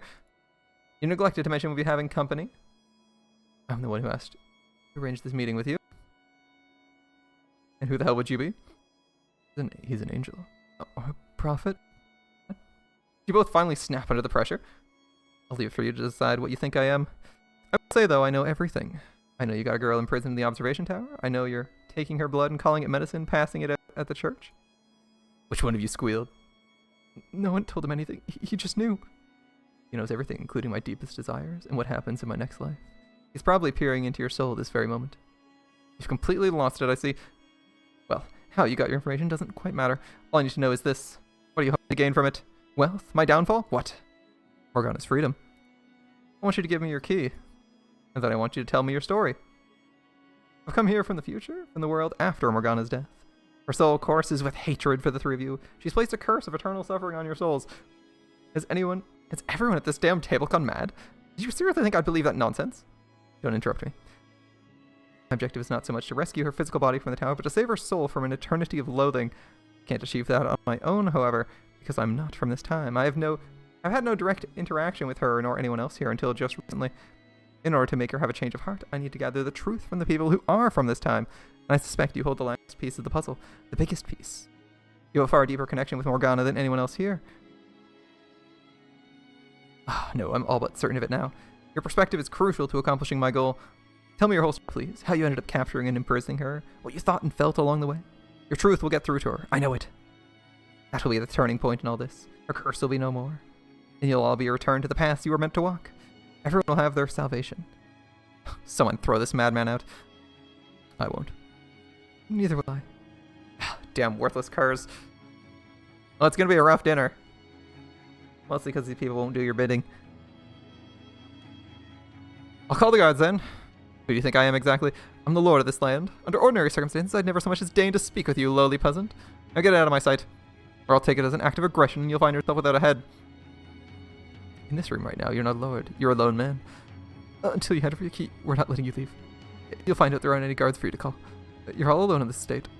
Your preoccupation with staying out of sight played right into our hands. Accept your defeat, Lord. We've already agreed to set the witch free. Cowardly worms. Ironic coming from you. I didn't think you'd turn coat quite so eagerly. The nun and your kid sister are in on it too, I take it? We were only working for you. We never felt any sort of allegiance to you. Loyalty founded on what one has to gain or lose is far more resilient than uncertain, fluctuating feelings. But it would appear this white-haired man shattered that foundation. How long have you been colluding with them, Kerr? I arrived in this era 2 days ago. But 2 days ago? 2 days? In 2 days you got these worms dancing for you? They're not dancing for me. I merely spoke with them and they listened. You're a disturbed man. You couldn't possibly have won these two over in a mere 2 days. He is no ordinary man. As we've said, he knew everything. While I was talking to him, I felt like he was looking directly into my soul. He's definitely an unusual one, yeah. I felt like he knew me my whole life, even though he just showed up out of nowhere 2 days ago. I didn't believe what he was saying at first, but he knew things he couldn't possibly know. My secret wish, something I'd never told anyone before. I don't know what kind of tricks you're playing, but now I see why I've never seen you around. You'd been lurking around the city longer, sticking your nose where it didn't belong. I would have taken notice sooner or later. I'm impressed. In only 2 days, you managed to convince them both to betray me and set me up. I'm indeed the one in charge of this operation, so if it's the witch you're after, I'm the obvious target, yes. And the two dogs there have surely some pent-up rage, so I take it you're going to tie me up, torture me till I tell you what you want to know? That's not a bad idea. What do you say? Give me the word and he's in ropes. Wait, we agreed to it, getting rough. I have no interest in solving this problem with violence. We're here to uncover the truth. We needn't exchange blows, only words. Anyway, if we're going to beat it out of him, he would have done so as soon as we walked through the door. We discussed this beforehand. We're only talking. No one's getting into any fights, physically or verbally. That's right. That's right. Well, it looks like I've got no way out, so you've got me. I surrender. Take my key. Open the tower doors. What? That was easier than expected. Your key is not important right now. Your perspective is what I seek. Why did you make it so the lock required 3 keys? One person is more than adequate for the job. Why split it 3 ways? Is that any of your concern, Kerr? Was it because it was too much weight to bear alone? You didn't actually want to imprison Morgana, did you? Something somewhere went wrong. You backed yourself into a corner. You couldn't escape. I'm done listening to you. Am I right or am I wrong, Lord? Or should I say, Jacopo? Jacopo, but isn't his name... Jean-Francois Barnier? That's Lord Barnier to you, insolent child. You seem to be a bit confused. I'm the son of House Barnier, which means I'm royalty. No, you are not. I don't know how you came to start calling yourself Barnier, but there's not a drop of royal blood flowing through your veins. Slave ruled at the Lord's Manor 7 years ago. You were there, weren't you? During the revolt, you helped Morgana escape. That's right, you saved her loved ones. That was you. You were the slave from 7 years ago. Slave? Are you out of your goddamn mind? Me, a slave? Like hell, a former slave could become royalty. You did it, though. You went from slave to lord. You know, I don't know who's filling that white-haired head of yours with his drivel, but I'm done listening to it. Say another word and I'll throttle you myself. Keep slandering my name, I dare you.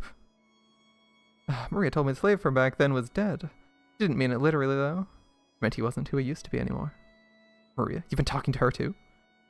Oh, she was afraid if Morgana found out, it would only serve to throw her deeper into despair. The man who'd once saved her was now responsible for keeping her imprisoned. Do your ears not work, Kerr? I said I've had enough. I need your perspective. There's more than the story, I'm certain of it. I refuse to believe you acted only out of your own benefit. Only to cause her pain. If you want the key so damn badly, then take it. Set the witch free. I don't give a damn. If you say another word, I'll rip out your fucking tongue. Again, the key is not what I need right now. I need your story. Are you deaf or am I an imbecile? Or just an imbecile? The perspective is crucial to saving Morgana's soul. Enough! When you were a slave, you helped Morgana escape from the Lord. Silence! And you spent the next 3 years with her. Just one more fucking word, I swear to God! How'd you end up here? How'd the boy from 7 years ago go from saving her to locking her up and stealing her blood? There's no excusing your actions, no. But please, I need to hear you. Tell me how you got to this point. Enough! Michael? The next thing I see is the dagger in his hand pointed at me. I reflexively try to push myself out of the path of his charge with my dominant hand, which sends a jolt of excruciating pain up my right arm. I'll rip your fucking head off. Lord swings his arm up, and the necklace spills from my pocket, making a metallic clink that hits the floor. When he sees it, his eyes go wide for a brief moment. Of course, I'm just as slack-jawed as him. What the hell is going on? What? How? Why am I looking at a familiar cloud of inky black darkness? There's no one to answer my question, though, and no time to think about it either. I have to make a decision right now. The Lord, dagger raised, is quickly approaching. I'm going to save aggressively here. Because it's gonna... Off to the side, the cloud of darkness expands.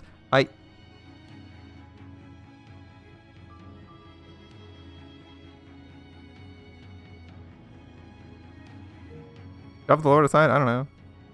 I'm thinking I shoved the Lord aside. Next thing I see is the Lord's body crumpling to the floor. His head rolling off in a separate direction. I'm agape, dumbfounded, my eyes swimming. His blood spreads in a pool around his body. What? Why did you kill him? He was going to kill you. I had no choice. You weren't supposed to kill him. If I hadn't, you'd be dead. I needed the story. F. Not as much as we didn't need you alive. What does this mean for our next life? I shouldn't have shoved him. Getting the truth out of him was more important than my own safety. Oh, I thought we were trying to protect him from the darkness. Did I not understand that? Now we can't get anything from him. I was thinking that like that samurai here would attack him and we shove him out of the way. You know, good old no Mr. President style. Get down, Mr. President style. I wasn't thinking we just pushed him off like we were scared of him. That was not my intention. Oops. Alright, Michael, what are we supposed to do now? There's no changing what's already been done. I need to think forward. How we're going to proceed. Well, we go to the tower. We'll try to assuage her hatred as much as possible with 2 of your perspectives. Come on. Okay. As you say.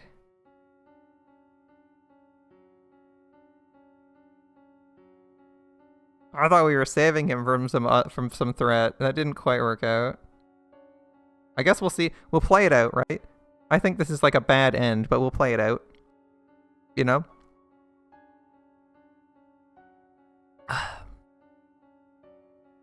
Up we go. I hope it gives us a short bad end. The long bad ends that you know are bad ends that aren't like particularly interesting are a little bit frustrating sometimes, you know? That said, we've had a couple really good bad endings. I think Heaven's Feel had probably the best bad ending. Had the best bad endings. Actually, you know, it had the best bad endings, I think. Chaos Child had a good one too, I suppose. Using the key we took from the... Or... Was that a bad ending? I guess that was just a regular ending. Huh. Using the key we took from the Lord's corpse, the three of us unlocked the observation tower, climbed the spiral staircase, and opened the door at the top. The air in the room is bone-chilling. A single shaft of moonlight shines through the high tower window, illuminating the young girl imprisoned within. We've gotten 2 bad endings so far. I'm aghast at what I see. She's been treated far worse than I imagined. Her skin is so deathly pale it sends a chill through me. Looking at her, I'm not even certain she's still alive. Morgana. Say something, Morgana. Morgana. Chill, a combination of relief at the fact she's still breathing and anger at the condition she's in bubbles up within me. How is any of this necessary? You really have to chain her up? Tell me, how is this necessary? Well, we didn't have her chained up at first. Not that it justifies anything. I know. She started acting up lately. Trying to bite us, getting violent. Even tried climbing up the window. There's nothing to grab onto, or anywhere to put your feet. It's not like she'd even make it that high. But it didn't stop her. She's fallen and hurt herself several times. The chains were the Lord's idea. Sorry. I'll be right there, Morgana. Be right there.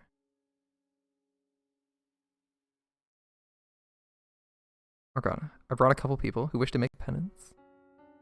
I'll have these chains off you soon, don't worry. You'll be able to return to your old life soon. Morgana, I'm here to set you free. Stay with me, Morgana. You're all 3 here. What? 3 men, you're all here. Morgana? You with the flaxen hair. A liar. A charlatan. You're a murderer. Cut off my arm. And you, Lord. It all leads back to you. You tortured me, degraded me for your own amusement. All 3 of you are here. Morgana, why did you hold all these blood sabbats? It wasn't me, I'm not the Lord. Why did you go after me again? The Lord isn't here, Morgana. All 3 of you are right here. Morgana. Eternal suffering. Morgana, look at me. I'm here to set you free. Eternal suffering. Do you not see him, not him? Listen to my voice. Do I sound like the Lord? Eternal. I'm not the Lord. Eternal suffering. Morgana. Eternal suffering on all their souls. The next second, the tower is draped in blackness. The floor beneath us vanishes, and I hear shouts off in the distance. I'm dragged into the endless darkness. There's nothing for me to grab onto. I simply fall through the void. It's a sensation similar to the one I've experienced a number of times before, sinking into the mansion's darkness. But there's something fundamentally different about this. The utter emptiness, the utter sense of solitude. I can't even breathe. My very essence is becoming one with the darkness, and still I struggle. Try to struggle against it, when a pair of small arms wrap themselves around me from behind. Loneliness seeps through those arms and wisps about within me, eroding my spirit. I'm melding with something. Will you stay with me? You won't ever leave me, will you? Will you become one with me? Please stay by my side. I don't want to be alone anymore. The hatred seems to have left her, but what it left behind, what I'm feeling from her now, is a stark, overwhelming desolation. As much as I know I have to get back to reunite with Giselle, my own emotions are washed away by hers, and I'm unable to resist as the 2 of us, now one and the same, fade away into darkness everlasting, leaving behind only a single teardrop. It could be either of ours or both. Bad end. Ending 6, Darkness Everlasting. Oh, we're collecting endings, I guess. Yeah, that's what we're doing, right? We're collecting the endings. Just cope on us collecting endings. Yeah, that's what happened. We definitely didn't screw up and get a game over. That was us collecting one of the endings. Early, because we were excited for it, right? Alright, back to this. The Lord Dagger Raised approaches. The Cloud of Darkness is expanding. See, I thought the Cloud of Darkness was the threat. I thought I was doing the heroic thing. Alright, the Cloud of Darkness. I reach into the darkness. I reach my hand into the darkness, spreading from the necklace. Oh. Oh, we're grabbing it as soon as I do? What the hell is this? What's that black stuff? Blackness swells, consuming us all. No, stop. What is this? Don't make me watch this. Don't make me watch this. His shouts fade into the distance. He doesn't want to tell his story. So the setting just forces him to watch it. My mind and body are swallowed up entirely as the shouts fade into the distance. It's the same thing that happens whenever Giselle and I open a door. The same darkness I've gazed into again and again and again and again in that cursed mansion. The house that exists outside reality. Far, far off into the distance, I see a gentle light, like a hole ripped out of the darkness. Green grass and colorful flowers rustle in the wind. I don't understand. The darkness, it was never present in the past. It was, I thought, a phenomenon restricted to the realm of the dead. What is it doing here? But even my questions are, in short order, swallowed up by the void. Soon my body ceases to retain its form, leaving only my consciousness to view the sights, sounds, and emotions of someone's past. I become an observer, as I have many times before. Story number 3. In the final door. Might this be the final story? Or is it the final story part 3? And we'll get the final. We'll get the final story. Past the final door. Because the final door is the final door, right? Because we hit the final door before. And then we're at the final door, for real, right? I'm staring into a pair of ruby red eyes, open wide with shock. I recall snapping at him, insulting him, but I don't remember what I said. Nor do I ever remember how he responded. All I know is that a wave of churning blackness appeared out of nowhere, washing me away, and I'm powerless, helpless, hopeless. My young mind is sucked into it like a whirlpool. Young? My young mind? Oh, for Christ's sake. You gotta be kidding me. Why? For the love of God, why? Why am I being made to look back at this part of my life? The miserable, stupid, fucking romantic I once was? Why am I turning back into the boy I tried so hard to forget? Where did this absurd black smoke come from? Why can't I get out of it? If it's that white-haired man who's doing this to me, then he's not an angel or a prophet. He's the goddamn devil himself. All my questions, my confusion, my frustration, everything that composes my present is superseded by that darkness, wisping away into nothing. Lovely.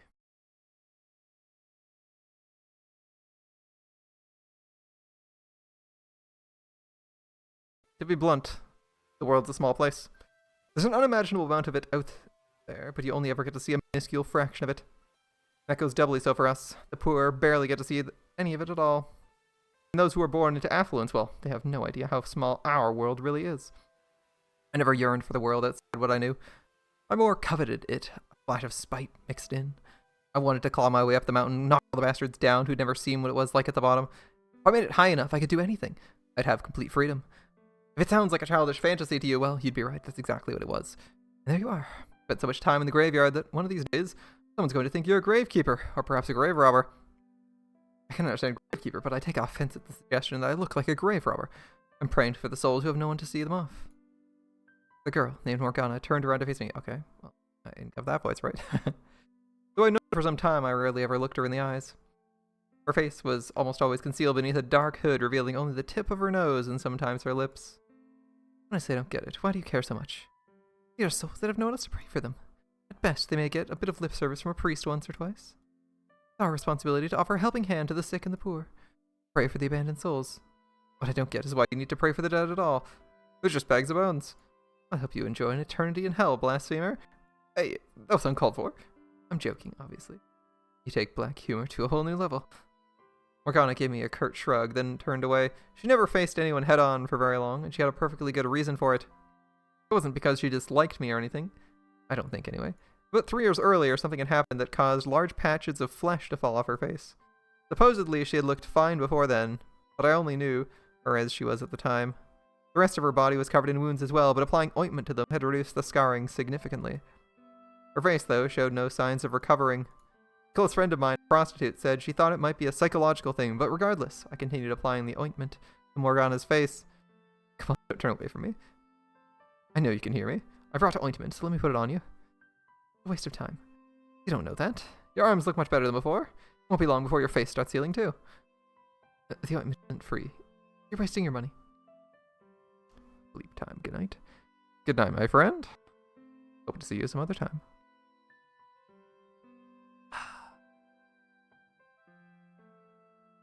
It's my money. I can use it however I please. So just shut up and let me do this. You're a very obnoxious man, you know. What was that? You want me to rub it in real hard, huh? Well, fine.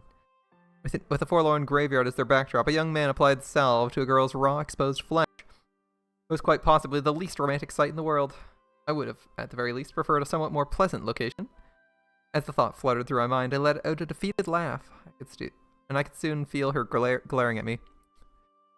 Morgana could be a bit standoffish, but honestly I didn't mind. For her, it was actually quite sociable, in fact.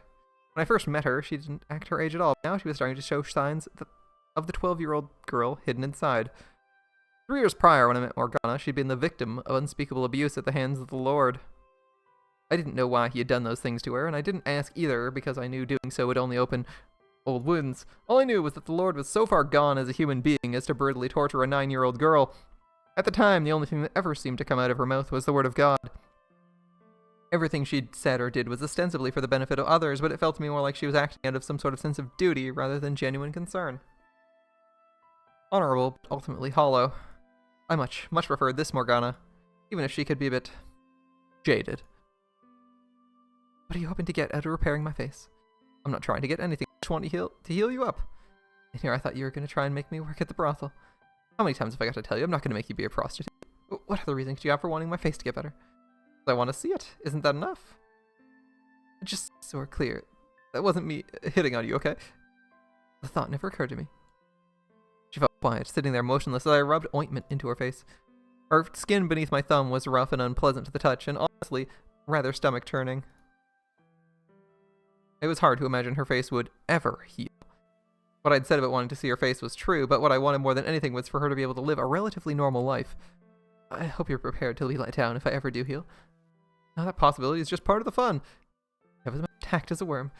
No tact and bad taste. I'm a real winner. It's no wonder no one thrills you in your sleep. Being a guy, of course, I would have been pleased if she turned out pretty with her face healed, but her life was guaranteed to be easier than now, no matter what she looked like. That was what really mattered, ultimately. I could only imagine how hard it was to have your life turned completely upside down at the age of 9.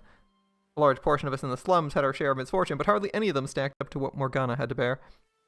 She had no parents. When I asked about her mother, she'd gotten cagey with me, so I assumed she'd been sold off. When I asked about her father, though, she just pointed up at the sky, which I took to mean he was dead. A young girl, no family, sent off all on her own to some strange land somewhere along the line, ending up in the Lord's cruel grasp. Misfortune felt like an understatement, if anything. That said, it wasn't just out of pity I gave her so much of my attention. The other reason, though, was, well, she'd probably go running if I told her. Hell, I wanted to hit myself over the head. I'd still be your friend, even if you turned out to be the ugliest girl in the city. You should be grateful. How is it you haven't managed to chase off everyone in your life yet? Well, I act like a decent guy around other people. Do my best to fit in, you know. Why are you acting like such a dolt around me? I'm doing my best to fit in. You're saying it's my fault? Everyone could use a thorn or two. Makes it more exciting. You especially. Yeah, that should be everything. Does it sting anywhere? Not particularly, no. Alright, well, finish up here and get back to Maria soon. Unless you'd rather I drag you there. Why? Seriously? It's your damn birthday, that's why. And?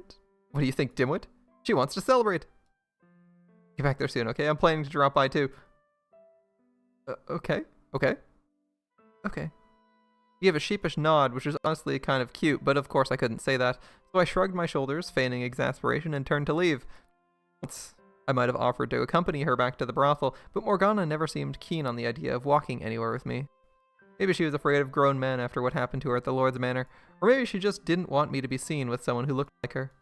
Oh hey, I thought you were leaving? One day I'll show you the world. I won't get my hopes up. Get your hopes up, damn it, I said with a soft chuckle. Then I took my leave. I had every intention of making good on that promise, and I had more than enough reason to believe I could. 3 years back, there was a slave revolt at the Lord's Manor. That's not quite accurate, though, as while I was partly responsible for inciting the riot, I wasn't actually a slave. The local lord was spoken of, in whispers, as the second coming of the great tyrant of old. People were constantly grumbling about how he seemed to treat the land like his own personal playground, exploiting everyone and everything on it for his own amusement. When enough stress and resentment builds up in a contained space, all it takes is a little shove from the outside to burst. That was our plan. Me and a number of other dissatisfied citizens gathered around to pop that bubble and give the Lord a taste of how we felt about it. With the help of a slave trader, I infiltrated the Lord's manor. I'd known slaves weren't treated well, but seeing for myself, I thought most of these people would have been happier being born as a dog or cat owned by someone who actually had a heart. It was revolting. A flagrant injustice. Broadly speaking, there are two kinds of people who see injustice in the world. The first, those who have everything, who sit unchallenged at the top of the world looking down on the less fortunate with pity. And the second, those with nothing who wish to overthrow the entire system, keeping them down. It should come as no surprise that I fell in the second camp. Once I was inside, I went around the manor telling all the slaves about our plan. Most of them had long since lost the will to fight, but with enough assurance that there were people on the outside ready and willing to help, glimmers of hope started to return to their eyes. Finding out they weren't alone, that they weren't helpless, had an incredible effect on their morale. And once the slaves were convinced, the revolt began. It ended up being larger in scale than I imagined, and many lost their lives in the process, but the majority of them managed to escape. Naturally, the slaves couldn't stay in the city, so I directed them to the people waiting outside who'd take them to another city or a neighboring country. I had neither the money nor the power to guarantee them a good life on the outside, but that hardly mattered to them. Everyone was sure that wherever they ended up would be better than staying, and I prayed that would be the case. It was during the revolt that I saved Morgana. I would have sent her off somewhere like all the other slaves, but she was in so dire a condition when I found her, she could hardly even move on her own. She had been sapped of all her willpower, so I brought her to the brothel where a friend of mine worked, and asked her to take Morgana in. My companions and I reveled in the revolt's success. It wasn't enough of an accomplishment to have any real political implications, but we felt like heroes. Drunk on victory, we started talking about going bigger, starting a full-on revolution. Once the elation passed, though, we realized there wasn't much more we could do. Even if we did manage to start a large enough uprising to kill the Lord, we were only peasants. Not only did we not know the first thing about ruling, the other counts would never acknowledge our authority anyway. Note that the other counts implies that they killed a count? Alright. Alright. We'd pretend to be in control until the next in line showed up, and that'd be the end of that. So we just ended up sitting on our thumbs, no way to do anything about our discontent. Skip forward to about a month before Morgana's birthday. One day a middle-aged woman approached me. I never met her before, but she had a wavy hair that reminded me a great deal of my own. Looking me straight in the eye, the woman said, "I was once a maidservant for the Barnier estate. They've done their best to keep it secret, but I had a child with the previous lord. That child is you." Press X to doubt. The revelation came completely out of the blue. According to her, I had royal blood, and if we could convince the lord of that, I'd become royalty. Furthermore, she, as my alleged mother, could return to her old life at the manor. The woman urged me to take action, to meet the lord, reveal my lineage, and reclaim my rightful place at the Barnier house. I'd no longer be a poor peasant living in the slums. I'd have a comfortable life.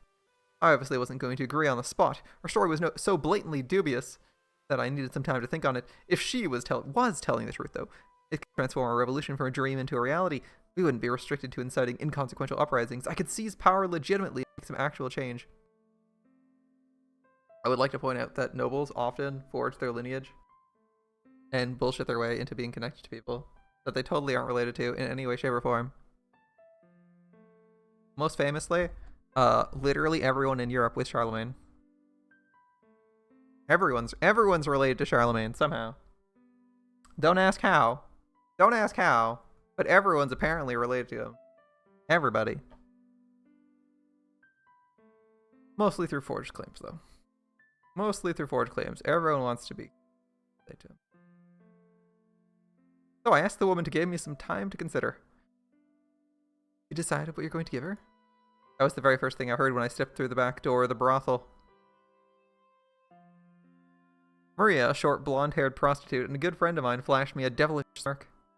I bought a necklace, as per your suggestion. Girls appreciate that sort of thing, don't they? Most do. Me, I've got a taste for knives and other such pointy things. I doubt she has much an interest in those. As I wonder if you're actually a girl. Anyone could see that Maria and I were close, but our relationship was strictly platonic. Of course, given her line of work, it was unavoidable that people thought otherwise.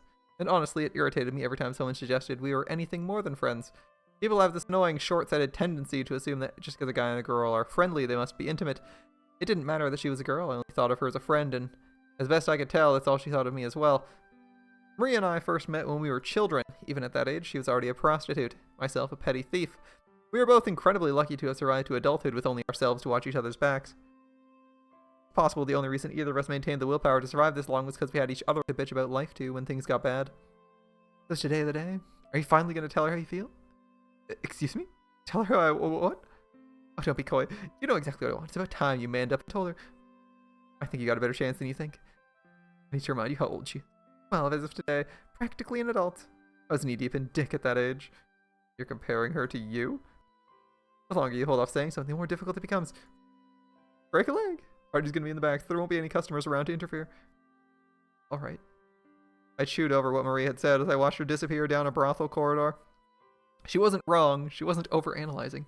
I did indeed have special feelings for Morgana. Women seem to have this strange, somewhat terrifying ability to read people's minds, and Maria was a prime example of that. I'd never once so much as suggested to anyone that I might think anything of Morgana, but Maria had somehow managed to pick up on it almost immediately. Fortunately, she didn't seem particularly bothered by the fact. So if anyone else were to find out, I could only imagine the looks I'd get. I mean, Morgana was 12 and I was 22. Holy... if this wasn't set prior to the 11th century, that would be really sus. As it is, yeah, that wasn't normal. As it is, he considers it sus. I've never felt this way about anyone else that young either. It's super sus. The other girl Morgana's age just looked like another kid to me, so why was she any different? She was covered in scars. Every time we met, she'd tell me to go to hell. She refused to walk anywhere with me, and no matter how much ice I broke, I could never see to get all the way through. Yet still, the world felt like it was just a little bit better of a place when I was with her. Made me want to see her smile, no matter how grotesque her face. How'd I even go about saying it? Assuming I actually did. Even your face isn't healed. In 4 years, I'll take you as my lifetime partner, Morgana. Oh god, that's terrible. There has to be a better way to put it. I was getting stressed out, and it was all thanks to Maria. Or Maria, I guess. This is supposed to be a day of celebration, not fretting over stupid personal matters. Not long after I arrived at the brothel and made my way to the back room, Maria and a handful of other unoccupied girls showed up. Morgana, who was supposed to be the guest of honor, was even more reticent than usual. The prostitutes chatted amongst themselves about work in unabashedly graphic detail, trading info on which customers were good, which customers were bad. All the while, Morgana is looking incredibly uncomfortable. You guys think you're gonna be subject? Like we have anything else to talk about? Making the birthday girl want to hide in a corner defeats the whole purpose, don't you think? Don't mind me. I don't have anything I want to talk about. Morgana said, almost in a whisper, her head downturned. At least eat something then. The cookies are barely sweetened and dry as rocks, but they're edible. Jacobo, you little bitch. You got them stones to shit talk my cookies to my face. Oh, stop it, Maria. Stop throwing things at me. The other girls cackled as Maria and I bickered, hoping it might have elicited a reaction from Morgana as well. I snuck a glance over at her, but she remained expressionless. About one thing, though. This is Morgana's day. Let's change the subject, Maria said with a little laugh, having hurled everything within arm's reach at me. Like I said, I don't have anything to talk about. Sure you do. You just have to look a little harder. Not saying you have to reminisce for us, but it can be anything. Let's see. Here's an idea. Are there guys you got your eye on? I spewed my tea all over the table. There is. And then I started choking. Seriously? Oh, holy shit. Who is it? Tell me. Who's the lucky guy? Oh, God. Oh, God. Everyone fell silent. Maria gave me a sympathetic look, and I knew exactly what she wanted to say. Sorry, kid. You ain't got nothing on God. Asshole. You're gonna dream big, dream big, right? Yeah, that's what I get. I get where you're coming from, pining after the all-powerful, all-knowing God. I'm with you. You bald-faced liar.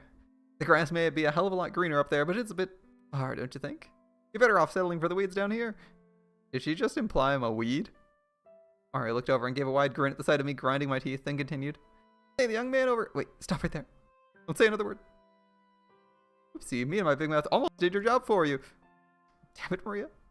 This was not good. Like hell, I was going to let her corner me into saying it here. I stole a glance at Morgana, but her gaze was locked on her knees. I couldn't see what, if any, kind of reaction she was having. Morgana, what she was trying to say is that, I have to go. What? I have to go to the bathroom. Sure. Morgana got up from her chair and left the room in silence.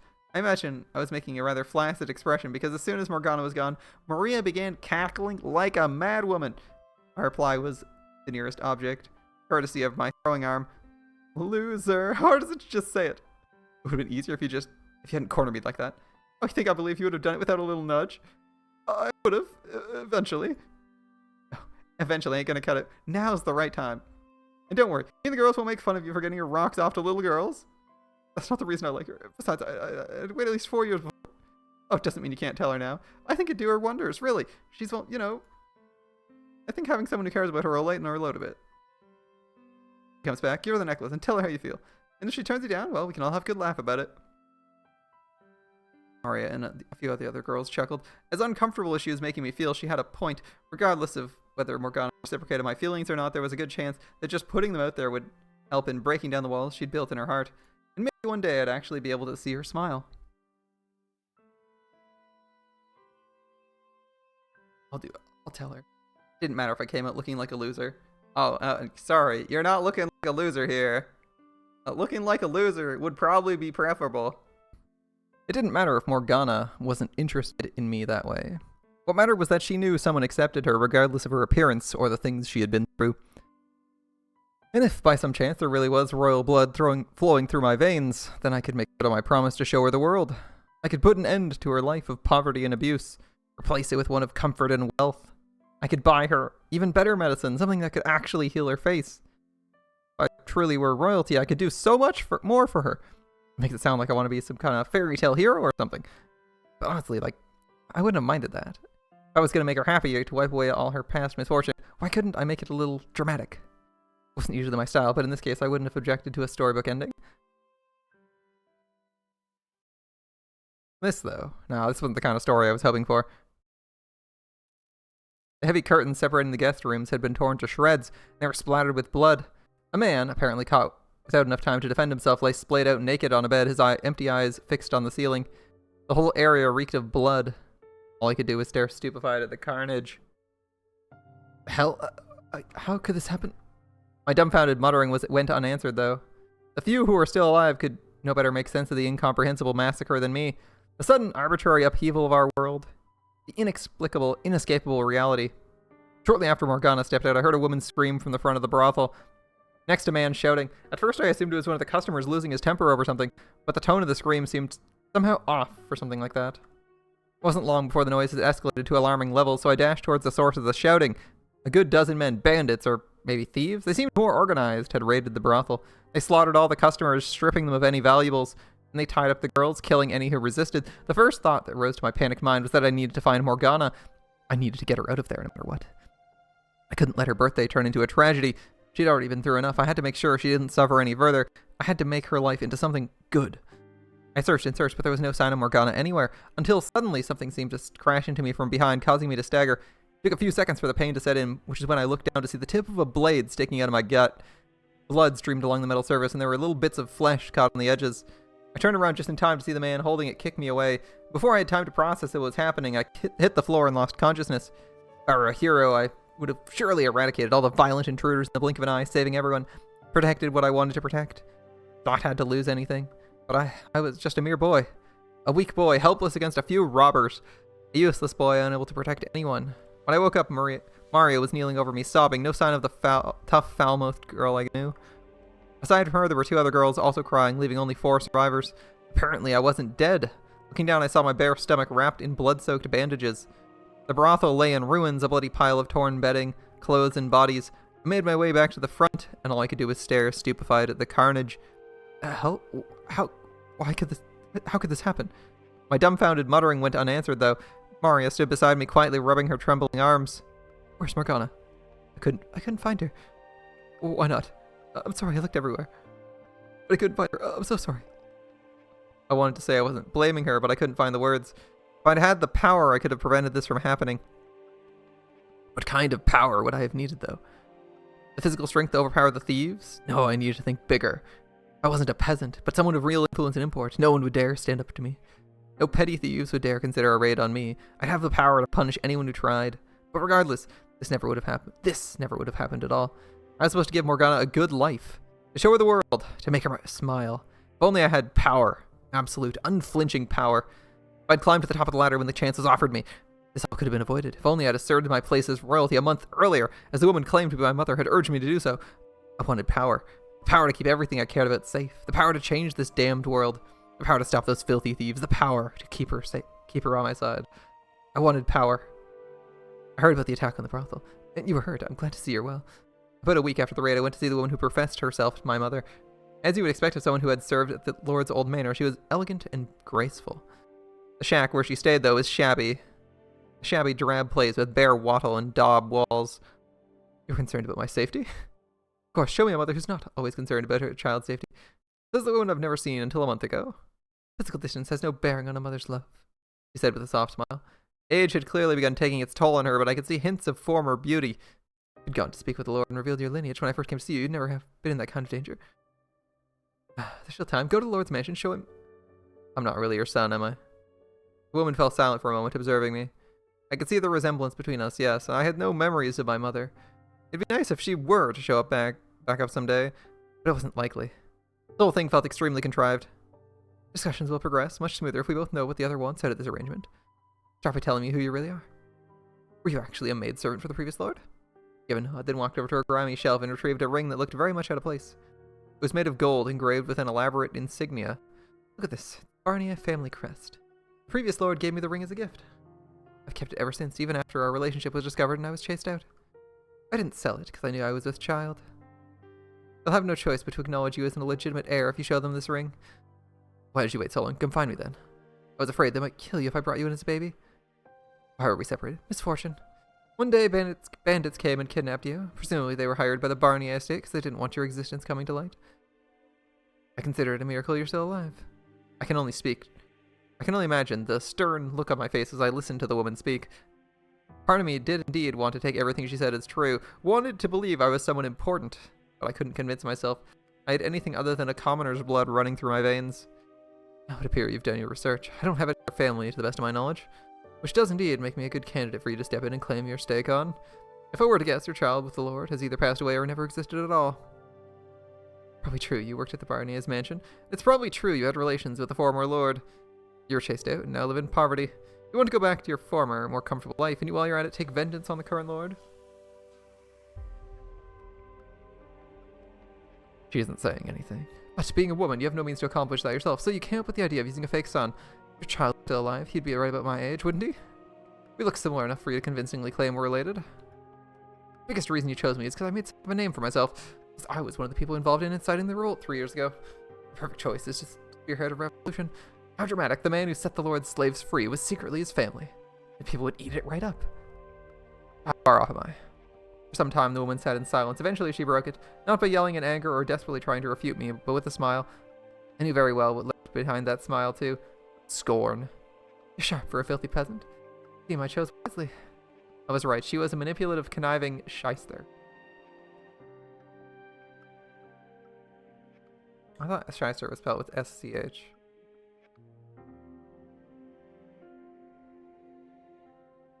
Did I spell? Hold up, I'm gonna look this up. Google's gonna help me.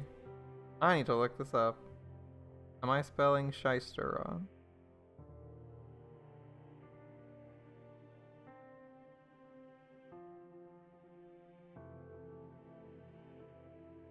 Oh, it's more common to use S-H-Y.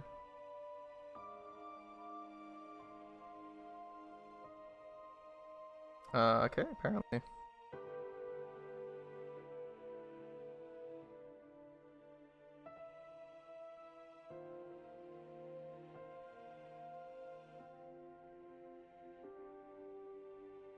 Okay. Blah, blah, blah, blah, blah.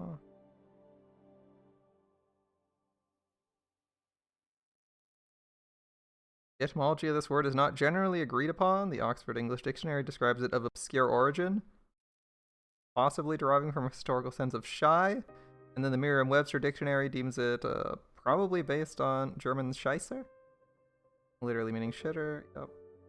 Defecator, a book published in 2013, traces its first use back to 1843 when scammers in New York City would exploit prisoners by pretending to be lawyers. Let's see.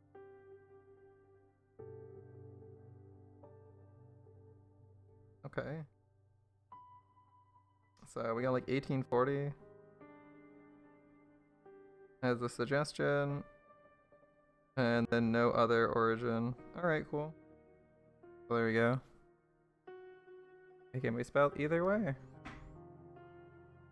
It can be spelled either way depending on where you believe the etymology is originated in.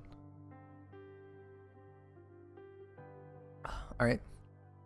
That I could work with. It fits so much better. I wasn't royalty, I wasn't a hero. I was a filthy peasant. I'm in.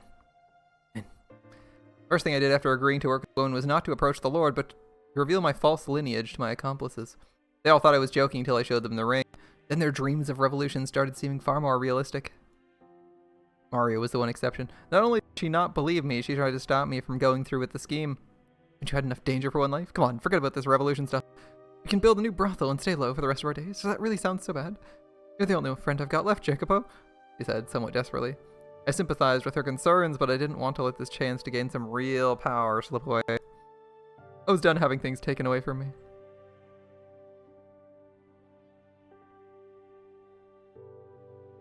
Alright, hear me, my fellow citizens who live suffering at the hands of your supposed lord. Within me flows the blood of the previous lord. I am the rightful heir. Behold the Barnier's golden ring. Proof I am of noble birth. Victims of this terrible tyrant, the time has come to start anew. I shall be the one to lead you down that path. The poor, the hungry, the deprived, all of you stand with me. My call to arms stoked the flames in people's hearts. When the assault on the Lord's manor began, they were an inferno of righteous justice. No one was thinking straight. I was about the only one with something resembling a clear head amidst the chaos. If I were really a hero, I would have rejoiced in that glorious day, that momentous turning point in the city's history. I would have been honored to have led the charge, but this is all about one woman's avarice and desire for vengeance. It was all about one man's lamentation of his own weakness. I wasn't motivated by desire to help these people.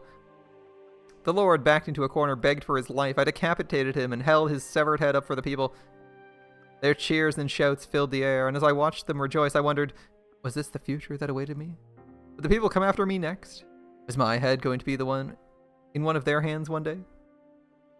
The king and the other counts acknowledged my royalty, though it was less because I had the Barnier's ring and more because they thought that was the best way to prevent things from getting any messier. So with their approval, I formally became the lord of the land. I also assumed the former lord's name because despite his reputation with the people, it was a name people knew and one that held far more clout than my own. And just like that, my longtime dream of power came true. I said simply becoming the lord didn't mean everything fell neatly into place. Many of the local noble families accused me of acquiring my rank illegitimately. They waited, fangs bared, for me to slip up. They even tried to set me up on more than one occasion. I couldn't trust anyone. On top of that, if I took too long making the improvements I promised the people, they'd start saying I was just as much of a tyrant as the previous lord. There was only so much I could do at once, though, especially with my hands so full of fending off the vulturous nobles. Exhaustion soon began to set in. It wasn't the world I was looking for, the one I wanted to show Morgana. It was day after day of draining day of betrayal, constantly having to look over my shoulder, fighting to meet unrealistic expectations. I was starting to lose sight of who I was as a person. I couldn't let anyone see me looking weak. They'd see it as an opportunity to take advantage of me, manipulate me, to eliminate me. I needed power to protect myself from those people. Attaining rank was only the first step. I needed even more power, enough to ensure no one would ever be giving me orders, could ever play me for a fool.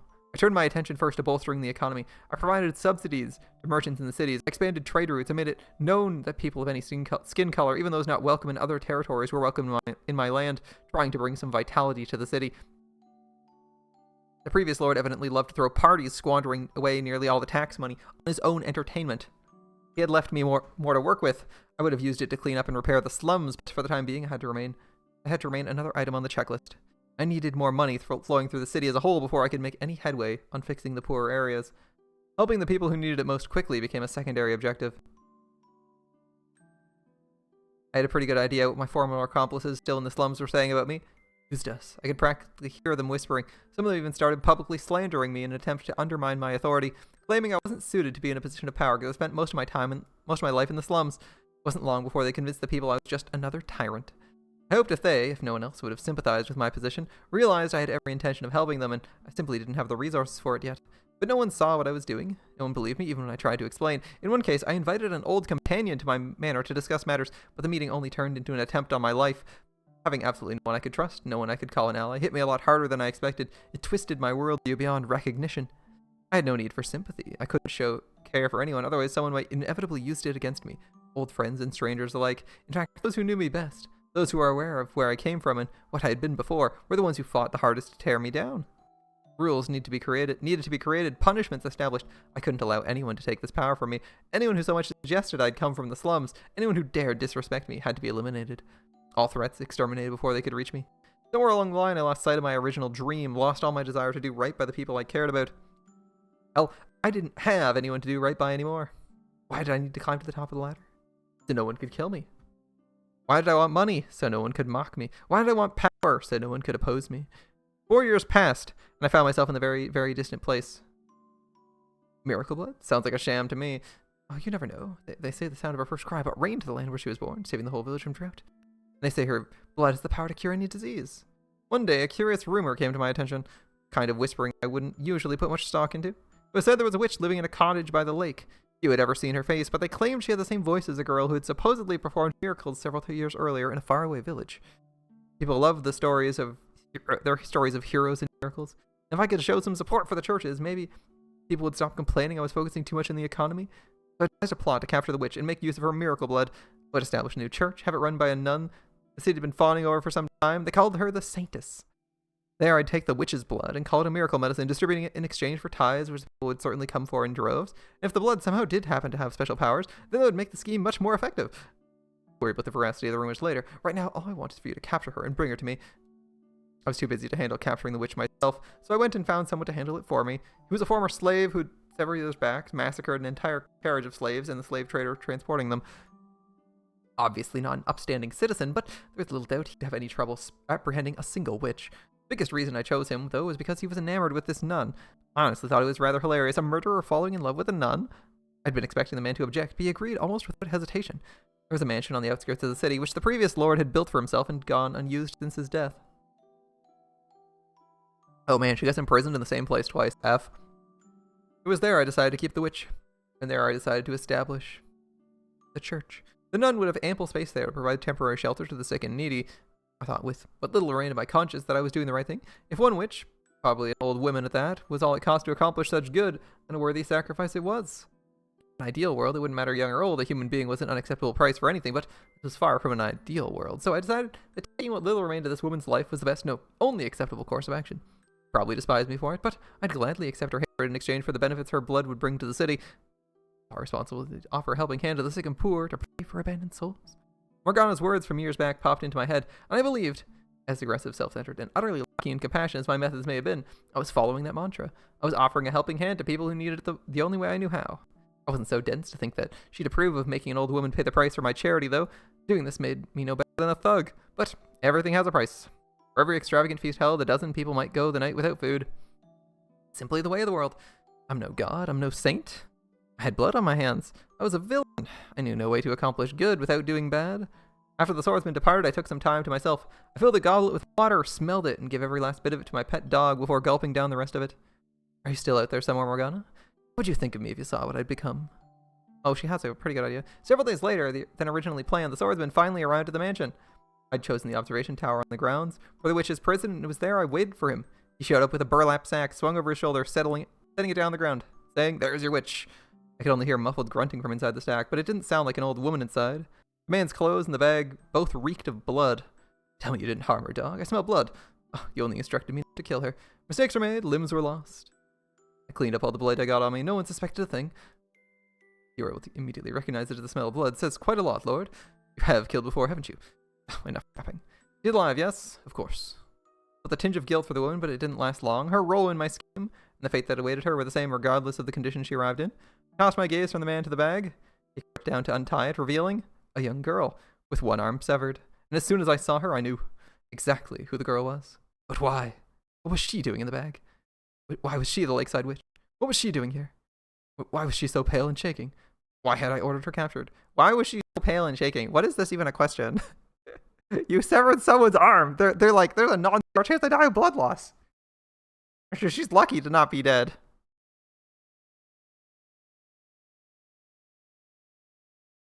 How could I have done that? How could I have let this happen to her? Morgana. My voice was hoarse and rattling. She looked up at me, her face just as disfigured and hideous as it had been 4 years before.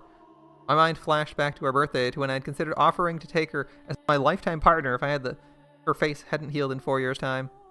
Is that you? Her question yanked me out of my memories. You remember me? Did Morgana remember me? The 3 years we'd spent together? What kind of person I'd been? The boy who'd refused to give up putting ointment on her face? The horribly unromantic encounters at the graveyard? Her taking shots at me taking shots at her? And the time we had shared?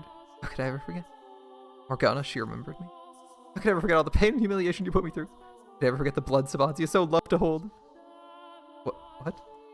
What was she talking about? Haven't you had enough, have you? Leaving scars on every inch of my body wasn't enough for you? You haven't had your fill of my blood? No, that wasn't me. I was the one who tried to heal those wounds. You're the man who bound me, cut me up, and called me witch, then tried to kill me. I haven't forgotten you for a moment. No, Morgana. I was the man who rescued you from him. I don't care how much my father preaches forgiveness. That's the one thing you'll never get from me. I despise you with all my soul. I revile you with every fiber of my being, for every scar you gave me. I give you a lifetime of hatred. No, Morgana. I was not aware you knew the Witch Lord. His voice made my blood run cold. I didn't just know her. Morgana was... This man, Lord. He destroyed me, mind and body. I was another man. He was already dead. I'd just taken his place. I'd come from the slums. I'd been part of the slave revolt. I knew I had to tell her. It ruined my life. But between the sting of Morgana's accusations and my need to protect my current position, I couldn't muster the strength to do it. If someone were to find out I wasn't legitimate royalty, that I'd come from the slums, that everything I'd worked so hard to build up for who, though? What would come crumbling down? Is it not already? All I had left was my power, my rank. That's what I really wanted. I couldn't afford to lose that too. When did I first start straying from the path? Yes, I know her, or rather I knew her years ago. What do you want to do, Lord? You look sick. It doesn't change anything. We locked the witch up and proceeded as planned. I mean, I don't feel like this is making him more sympathetic. Alright, well, it's not making him more sympathetic, but alright, we got an explanation. Why couldn't I tell the truth? How could I keep her imprisoned? What had I wanted power for in the first place? I mean, we don't even need the part where he forgets that he's trying to do everything to give her a good life. We don't even need to go there. We just need to say he didn't have a good justification other than wanting to make money off of her. Alright, well, did anyone ever believe me if I said this wasn't how I wanted things to turn out? Well, we weren't expecting much out of this guy and the previous guy. And we're not getting too much, but you know, I guess the story... We'll see if the story makes her feel better. Would anyone ever believe me? We're reading the story, and I'm reading the story, and I don't really believe you. Before me floats a man twisted and writhing in pain. Although whether I'm looking at what can be said to resemble a human is a difficult question. It's a hazy, indistinct shape on the precipice of being consumed by darkness everlasting. I know very well what I'm looking at the moments before a man's soul shatters. Did I do the same thing to him that Morgana did to me? Was it I who summoned the darkness, who laid his past bare? Who forced him to relive those events, to experience once more everything he felt, everything he thought? Who put him through that despair a second time? I can only imagine how it must have felt, causing someone he once cared for so much pain. Yeah, but it's not like he didn't have a choice. He 100% chose this. He's like, yes, let's torture some random innocent person, because we might make some money out of it. He definitely picked that 100%.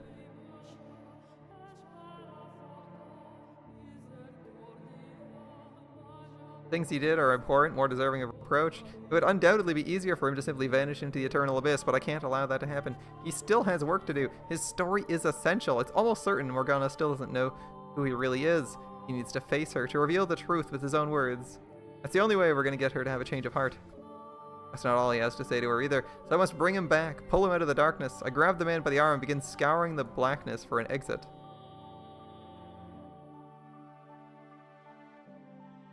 This man is collapsing under the weight of things he's done when he hasn't actually suffered anything. What a guy. What a guy. Like, everyone else has suffered more than this guy. Alright. I search the darkness for an exit. After some time, I see a speck glistening high above, so I make my way upwards, back into the harsh light of the real world. Well, okay, we're through the story. Anyone else feeling bad for... I mean, are anyone else feeling bad for him? I'm not really. I'm not really feeling bad. It would be... I mean, like, he's made his choice. He's made his choice.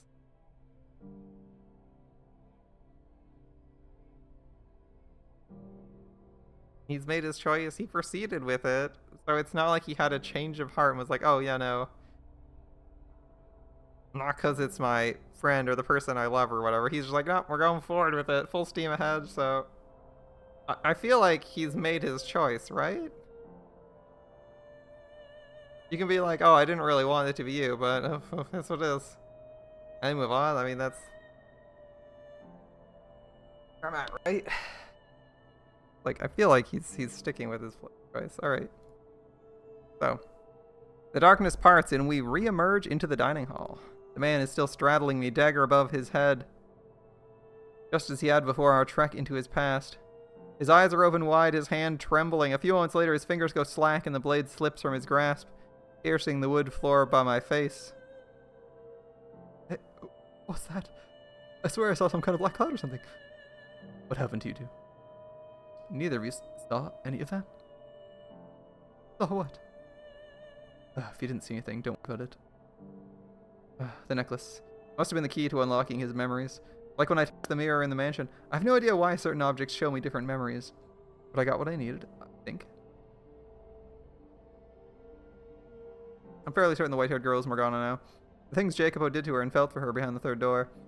I have much in common with him and Morgana in this life. What? Why did you do that? How the hell did you do that? Why did you show me my former self? Why'd you make me watch that? Why didn't you tell her? Had you only opened your mouth and told Morgana the truth, told her you weren't the previous lord, told her who you really were, things could have turned out differently. Turned out differently? Oh. Knowing would have only worsened her pain. Yes, you're exactly right. The man who once saved her life is now the source of all her misery.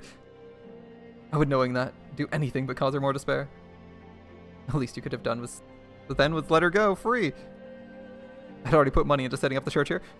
Her arm had been cut off. There was no turning back. You can't go back from that. You could have, yes. You could have stopped then and there. Don't act like you know anything. You couldn't possibly comprehend the weight on my shoulders, you dirty peasant. You're right, I can't, and I'll be damned if I want to. Hell with understanding the feelings of a man who could so easily lose sight of what mattered for most for a little power. Money, power. That's not what you really wanted to hold on to. Why couldn't you let go of that? Why'd you have to go and let what mattered most slip through your fingers? Had you done anything, it wouldn't have had to come to this. I couldn't have people knowing where I came from. I needed wealth, rank. No, you didn't need any of that.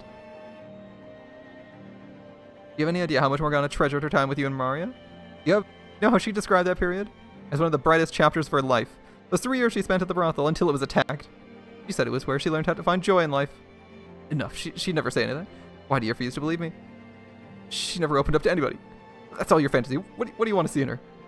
You're trying to convince me of something that was never there. No, I think he's right, Lord. I believe she did feel that way. The day I killed the carriage full of slaves 4 years ago, the girl you're talking about, she was there. What? That can't... And she said this to me before I began my massacre. I'm sad because I didn't get my chance to show gratitude to people very dear to me. She was crying as she did so. So that's who she was talking about. It was you. There's no way.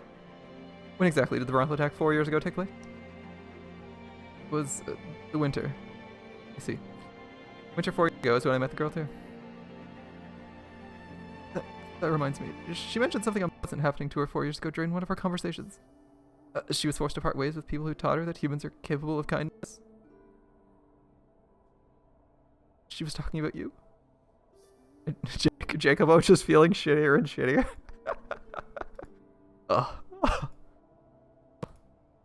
There's still time. You can still set Morgana free. You can still reveal your true self to her. She was likely in shock that day, not seeing or thinking straight. She still thinks you're someone else.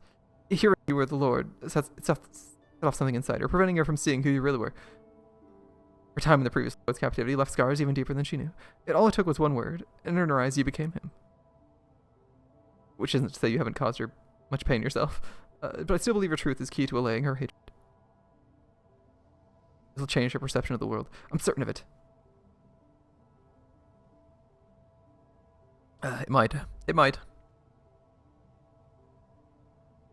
It might, because now 2 out of 2 of the lords she's known are horrible people. Or at least Morgana, spill your heart for her. 2 of the lords she knew paid for her and enslaved her for her blood. I was planning to end it all with the Harvest Festival. What? I was already planning to set her free then. I knew damn well it was much too little too late. But I needed an excuse to face her. Some occasion to give me that last nudge. So I told myself, it's going to be the day when I'm going to do it. You had to show up out of nowhere, digging at my past. Throwing my plans out the window. You'll think I'm the reason your carefully laid plans fell apart? I'll let her go during the Harvest Festival. Tomorrow she goes free. Tomorrow is too late. What difference does it make? When the bell tolls noon on the day of the Harvest Festival, Morgana dies. I've had more than enough of your so-called prophecies. I'm done. Why do you still refuse to believe me? I'm not making anything up. I'm from the future. I know how this ends. Having an occasion and a plan can certainly make it easier to take action. You can't just wait for the right occasion for everything. Sometimes, if you don't act on something, as soon as you decide to do it, you'll miss your chance.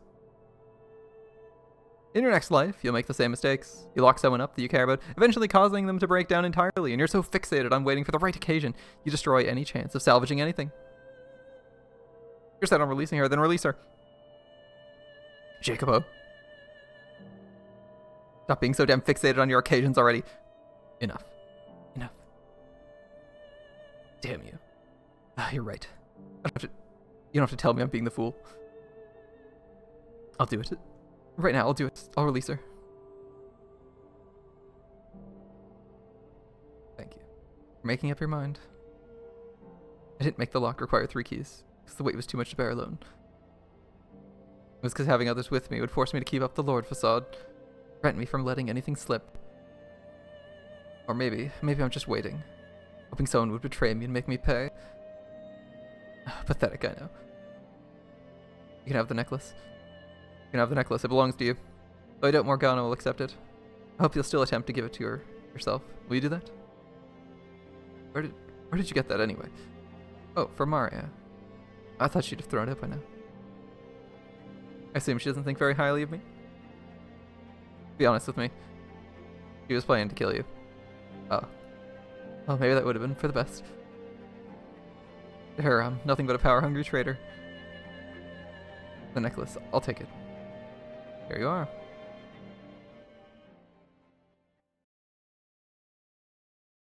When he takes the necklace, Jacobo looks like he's on the verge of tears. Whether from the pressure of not wanting to lose face or simply because he's no longer able to, he doesn't actually shed any, though. The other two just stand and watch him quietly. Neither of them saw the vision of his past, but they don't pry either. Our exchange was probably sufficient to give them an idea of what happened, even if they don't know the details. Clutching the necklace in one hand, Jacobo takes up the head of the procession to the observation tower. And while it lasts but a brief moment, I see an image of the young man he used to be in his slightly slouched shoulders.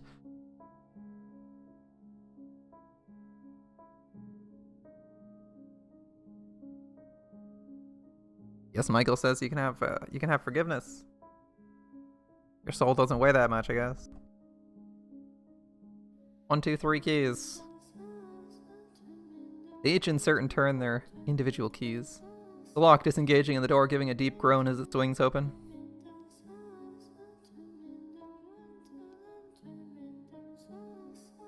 Beyond it, a spiral staircase extends high into the sky. Every time I've climbed these stairs, it's always been a solemn affair.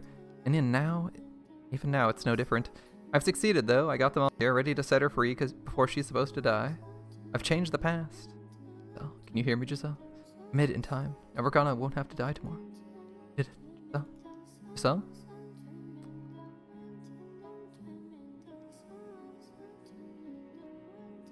Come on. You guys hear talking behind the door? Is there someone else in there with her? It couldn't be. It's only Morgana. Stay with me, please. Come on, you can't get... Oh, be quiet.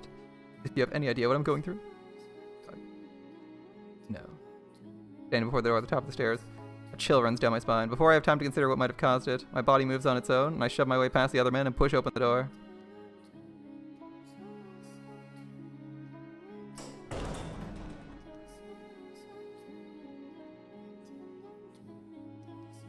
I know, I'll come up with something pleasant to take your mind off things. I'll come up with a story. How about this?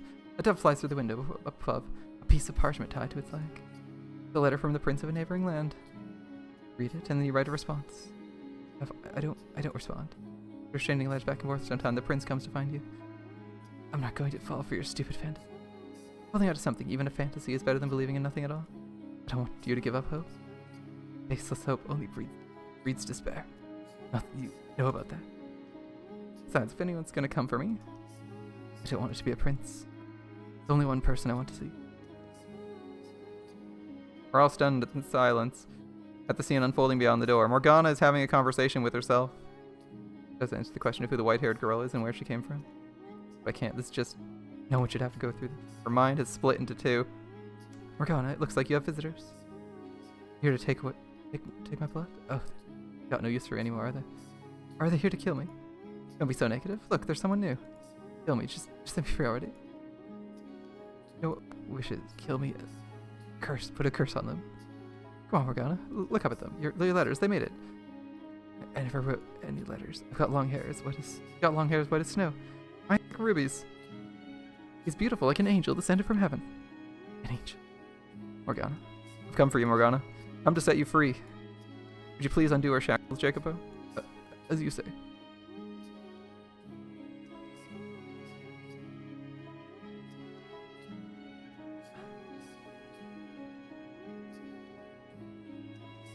Morgana. Hey, Angel? Can you hear me, Morgana? At long last, I have the chance to hold you while you're still alive. I'm here to get you out of this tower. You have nothing to worry about anymore. You can go outside again, see the sun, go back to your old life. So, Morgana? No one's going to hurt you anymore, Morgana. The three of them by the door, none of them had any malice for you. You're free. You can go free again. You can have a normal life. No one's going to take any more of your blood. Angel? Please, Morgana. Stay with me. Don't you want to leave this place? I'm going to set you free. I'm going to take you back to the cottage by the lake. I'll get you medicine. I'll get you help with everything you need. If you want to go somewhere far away, I'll take you there. I'm begging you. I've waited so long for this moment. Morgana? I've been waiting so long for God to send an angel. Are you an angel? Are you an angel sent to deliver me from this place?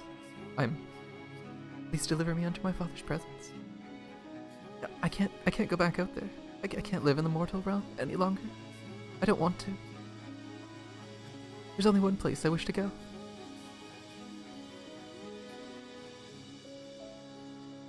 O holy servant of the Lord.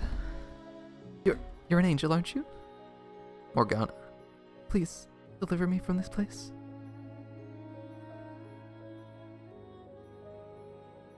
Yes, that's right. For now, yes, I will be. I'm the Archangel Michael. Deliver your soul unto God the Father. Or your angel. I've descended from heaven above. That's wonderful. Morgana, is he proud of me? Your father, the Lord Almighty, is exceedingly proud of the great work you've done in his name. Thank you. It means so much to me to hear that. I couldn't be happier to be able to return with you to see him. Morgana? Morgana!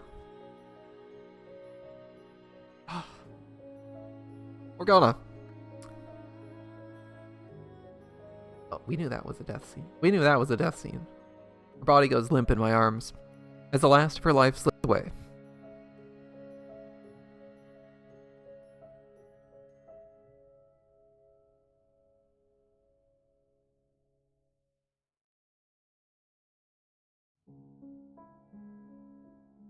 There should have been more than enough time to spare, but I still failed to save her life. At the very least, I hope I was able to provide her some comfort in her final moments. I'm allowed to think that, aren't I? We were too late. But why? Wasn't she not supposed to die until... That's what you said, isn't it? That was supposed to happen, right? How come we still didn't make it? Why didn't you do anything? Why'd you just let her wither away like this? Why? Answer me. I have no answer for you. I had no idea she had deteriorated so badly. We should take her outside. Then you can atone for your sins. But first, we need to take her body somewhere clean. Death does not mean you are free of pain. We need to ensure her soul can depart in peace. You won't see me objecting. You won't see me objecting. You need to say now what you're going to say to her. You must let her know the truth. She's dead. What good will it do to reveal my feelings now? Are you really that dense? Of course it will do good. Her physical body may be dead, but her soul is still here watching everything. Listening to every word you say. I don't believe in souls. Well, I'm begging you to change your mind. Let Morgana hear what you have to say.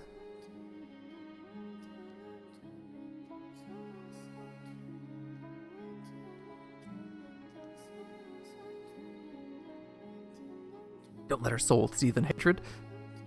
Please. I'm begging you. Surely, if you can say it to the person, you can say it to their body. Okay, Morgana, I am not the lord you knew. The man who put you through that hell, I killed him. I'm the man who freed you from its grasp. I'm the man who spent the next 3 years with you. We were poor. The food was scarce, let alone good food. But those were happy times. Just about every day I'd come to rub ointment on your face. I'd tell you to look at me, and you'd reluctantly turn my way. I used to think a lot about the face you'd make when you finally gave in. And then there was Maria. I can only imagine how obnoxious you thought the two of us were when we were in the same room together. You sitting off while me and Maria go at it, not making a peep, me always trying to sneak glances at you. There's so much I never managed to tell you. I hate myself for not being too weak to put any of it into words. I could apologize, but I doubt you'd forgive me. I don't want you to either. I want you to know that this isn't how I wanted things to turn out. What I wanted more than anything was to show you the world. But instead, all I managed to show you was the inside of a cold, dark tower. Not the beautiful, unimaginably wide world outside these walls, but a tiny, filthy corner of it. I did this to you, and took everything from you, when I should have given you everything. How much you hate me, I deserve every last bit of it. I was ready to pay with my life, if that's what you wanted. I was ready to do absolutely everything.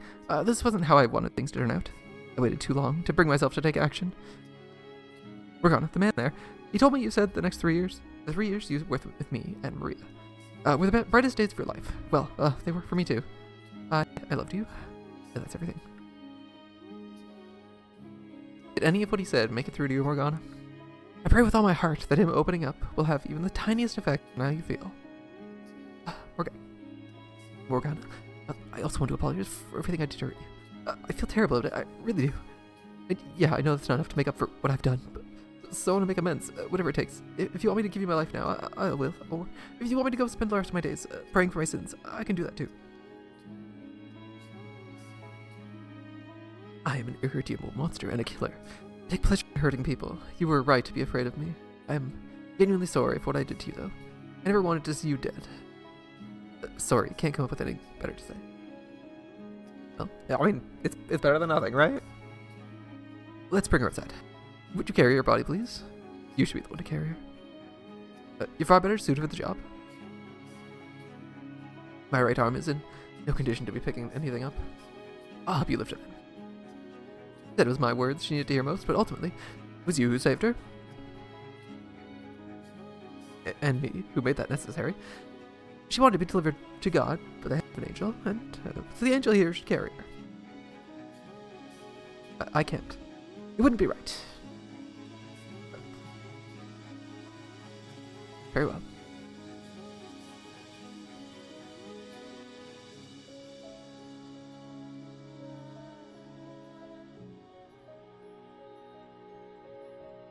Jacobo puts the necklace around Morgana's neck, then lifts her dead body off the ground and places her in my arms. He opens the door, heading the four-man procession out the tower as he had in. I walk at the back of the line. Each step they take down the spiral staircase is slow and ponderous, as if weighted down by the knowledge of their sins. That they must make their way to the place they will make their atonement. I wasn't able to prevent Morgana's death, but I was able to uncover the truth. I accomplished something. Some of everything I did these 3 days should be enough to change her heart, and change the course of their next lives. They should be able to avoid the tragedies I witnessed through each of their doors. Hopefully. That was the goal.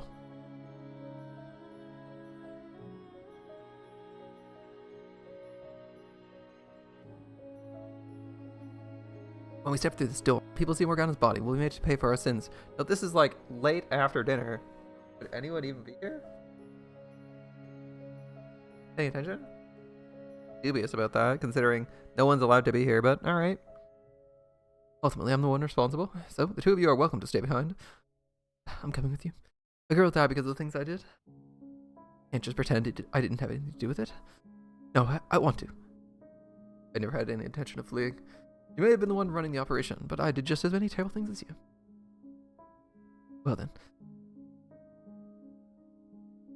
Hey, Michael? Yes? Maybe that's probably my last chance to say it, so, thanks for convincing me to hand over my key. For giving me the courage to open my eyes. You always had the courage within you, Michael. Or Mel. Mel. You simply needed a little help finding it. It wasn't my strength that allowed you to take action, but your own.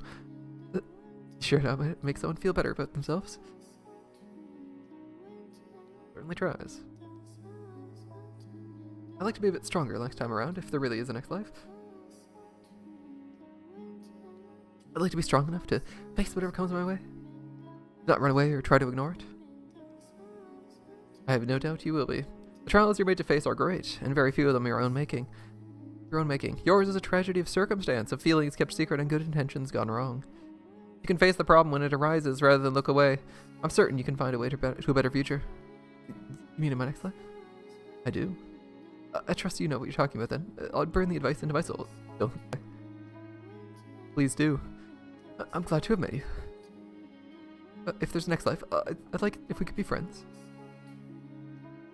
Just so you know, you'll never convince me to go on walks around a lake or take naps out in the sun. Well, that makes you sound like a very gloomy, unpleasant person to be around. Just joking. Thank you. You're welcome. You know, you kept telling me you weren't an angel, but you actually are, aren't you? I promise you, I'm a regular man. You told Morgana you were an angel. Only angels and demons don't get along very well, so I'd rather not run into you in my next life. I appreciate what you did here, though. I'll do my best to be more human next time. Please do. Or to repeat to myself what you told me, what I need most is restraint as I make my departure from this world. Maybe I won't forget it, even if I do lose my memories. Burn it into my soul. I'd rather like that. I think I'll follow the boy's lead here. That would be best. And I'll be praying, even if you aren't capable of love. You'll be able to live a peaceful life with a good woman who loves you. You'll be able to make her happy by doing so. And I'd hope that you'd also make yourself happy that way. I still think she'd be better off not knowing me. Well, whether you want her to or not, she's almost certainly going to meet you and fall in love with you. You know, now that I think about it, she's not as normal as I first thought. She's a peculiar woman. Can't say I disagree. Well, I guess it's goodbye then. That it is. I know everyone else is doing it, but I've got nothing to say to you. I didn't expect you to. Well. So I suppose I do have something I'd like to say to you. And what might that be? Be more open with yourself. If you'd only put your feelings into words, things would have turned out differently, both in this life and your next. Coming from you, a man who looks even more closed off than me and rubs me very much the wrong way.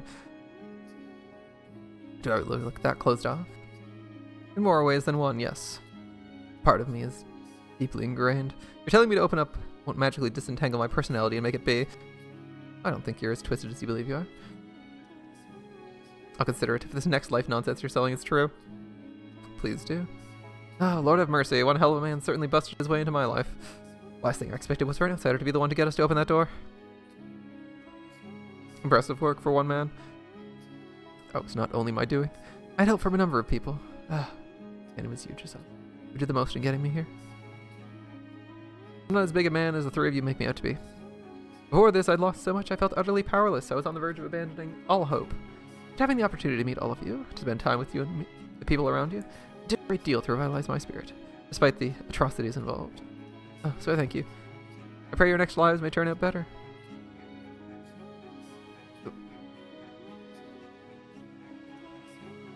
I suppose we should get going then.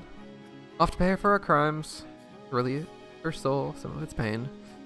And I suppose to make sure the next lives go a little bit better. Well, he's sort of smiling. That sad smile. Let's. A rough one. He places a hand on the large door and then takes a step forward. The door lets out a heavy groan, and moonlight slips through the widening crack. It's all over now. I did it. I changed the past.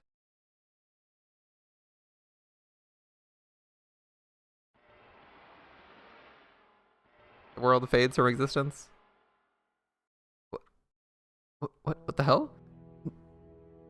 What I see beyond the door is not the nighttime courtyard. The sun hangs high in the sky, shining down on the blood-soaked grass. What's going on? That's what I notice. The weight of Morgana's body is gone from my arms. And then... out in the courtyard.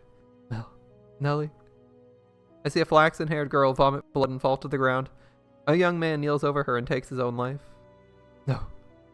There are dead and dying townsfolk all around the nun. The swordsman is skewered as he scrambles to reach her. And at the door, just to my back, Jacob. The Lord lies unmoving, slumped against the wooden frame in a pool of blood. Who can speak? We were all just talking not a minute ago. How the hell did we go from that to this? Why, damn it? I changed the past, did I not? I scared them away from this outcome. I changed nothing. Oh, that's what this is. As much as I don't want to believe it, it makes sense. The sense that something wasn't quite right that I've been feeling ever since I got here. The darkness that swelled up when I touched the necklace. I was never in the past at all. This isn't the real world. Of course it's not. It's the realm of the dead. Same domain in which the cursed mansion resides. Why, when I arrived here, something fell off. As death filled the air. Somewhere deep down, I could sense the similarity between here and the mansion. The gathering place of departed souls. It was never possible for me to go backward in time to exist and interact with the real past. I was able to summon the darkness, but this isn't the real world. Because this is the real world. Merely a reconstruction, a projection of their souls' memories. It was all set in stone long ago. None of the time I spent with any of them was real. Every emotional moment I felt, or I thought I shared with them, was all an illusion. None of my conversations, none of the smiles I managed to get out of them were real. I was never there. I was never present in the past with them. I'm currently somewhere, or sometime after all that, sometime beyond the era Morgana lived, beyond the 17th, 18th, 19th centuries. What I spoke of as their next lives was actually their past lives. All three tragedies are history, immutable, irreversible history. There's nothing to change anymore. There's nothing to change anymore. What then did I fight so hard to achieve? What did I accomplish by warning them of their next lives, by convincing them to endeavor to take different paths? Nothing? Was it all for nothing? I go limp at the sight of it all, dropping to my knees and sending ripples through the sea of blood. Morgana, the girl who called me an angel and asked me to deliver her unto her father, is still chained up inside the tower. What did I accomplish? What purpose did anything I do serve? Is it all a big damn waste of time? But my cries go unanswered, simply fading into the dead air. Giselle, who kept me going for so much of this ordeal, is still silent. No, I did accomplish something. It wasn't a waste of time. Everything I did wasn't for nothing. I may not have changed the past. I may not have stopped their tragedies, but I achieved something. I uncovered their stories. I learned the truth of everyone's involvement. Can't take that away from me. I know you're out there, Morgana. I know you've been watching this whole time. You know the truth now. I accomplished that much. That has to change how you see them, at least a little. The present Morgana has a change of heart, decides to let go of her hatred, then that should cause the cursed mansion to disappear and set their souls free. I'll take that leap of faith. That what I've done is enough, and make my way back, believing there's a future for them beyond their tragedies. I'm coming back, Morgana. I'm returning to that house. That world of blackness seething with hatred, to my present. I'm going to try this once more. An honest attempt to really see you, to face you, Morgana. I'll be there as soon as I can. Kneeling in a puddle of blood, I return my gaze to the heavens. The searing sunlight slowly is eroded by the darkness, and my body, mind, and soul follow soon after. The bloody corpse-ridden courtyard dissolves, and I find myself once more in an utterly lightless world. I clench my teeth as hard as I can manage, squeeze my eyes as tight as I can. That's the only way I can keep the screams back, the tears from spilling down my cheeks.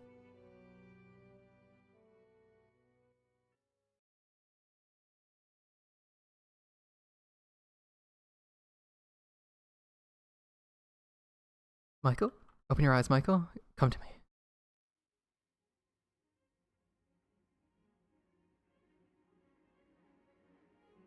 What? How are we looking at now? We meet at last. Why is the white-haired girl here? Never mind that. Where am I? I was trying to get back to the mansion. How did I end up here? You know who I am? Of course I do. How could I not know who you are? Splendid. But what are you doing here? Why is there a sword in your hands? And why could I not speak? I was able to return to this gathering place of souls thanks to your efforts. Your uncovering of the truth of those events that transpired so many years ago allowed me to remember everything I'd forgotten. Remember who I am. Who you are. You mean you're a part of Morgana? My apologies, bringing your soul here without preparation left you in a bit of a nebulous state. But my heart told me I had to do this now. Though you have no voice, I can feel your presence quite clearly. Oh Michael, namesake of the great Archangel Michael, man of tremendous virtue, I've brought you here to ask for your assistance. I pray you'll be able to help me. My request for you is simple. Take this blade and with it, extinguish my soul. What are you? Extinguish your soul? I realize it's cruel for me to ask this of you. For that I deeply apologize. I want it to be you who sends me off. Did you grant this girl her selfish request? It's not why I sought the truth, not because I wanted to see anyone extinguished. I wanted to set everyone free from the mansion's cursed bonds. I wanted to put an end to the cycle of pain and suffering. I wanted to save every last person caught in this tragic quagmire. That includes you. You're asking me to eradicate you? I must be destroyed. You can't tell me that after everything you've seen, you haven't realized I have no place in their lives. Well, it's true Morgana wished for misfortune to befall them. If I hadn't been there, none of their tragedies would have taken place. If I hadn't been there, the flaxen girl would have been able to let go of her yearning for her brother. If I hadn't been there, the shipwrecked merchant's lover would not have lost her place as his tether. If I hadn't been there, the ambitious businessman would not have been betrayed by his close friend. Why are you acting like it's all your fault? Are you trying to say everyone would be better off without you? I was not a victim in the tragedies. I'm culpable for them.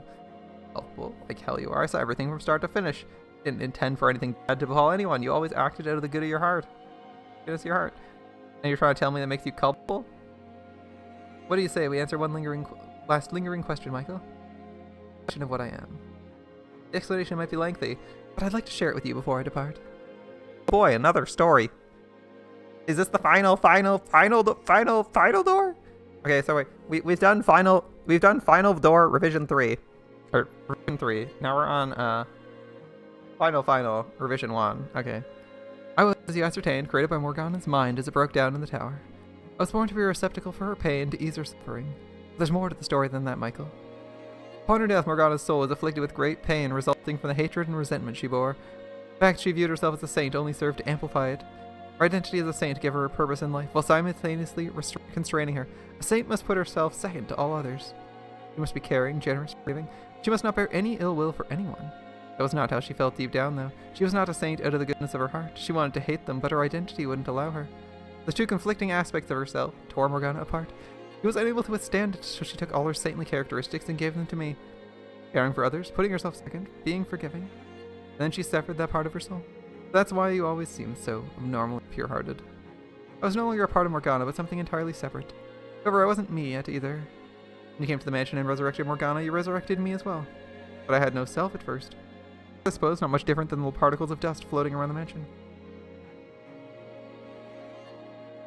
But eventually, this dust attained a sense of self, taking form as a human soul, and descended into the realm of man and the fate which governs it.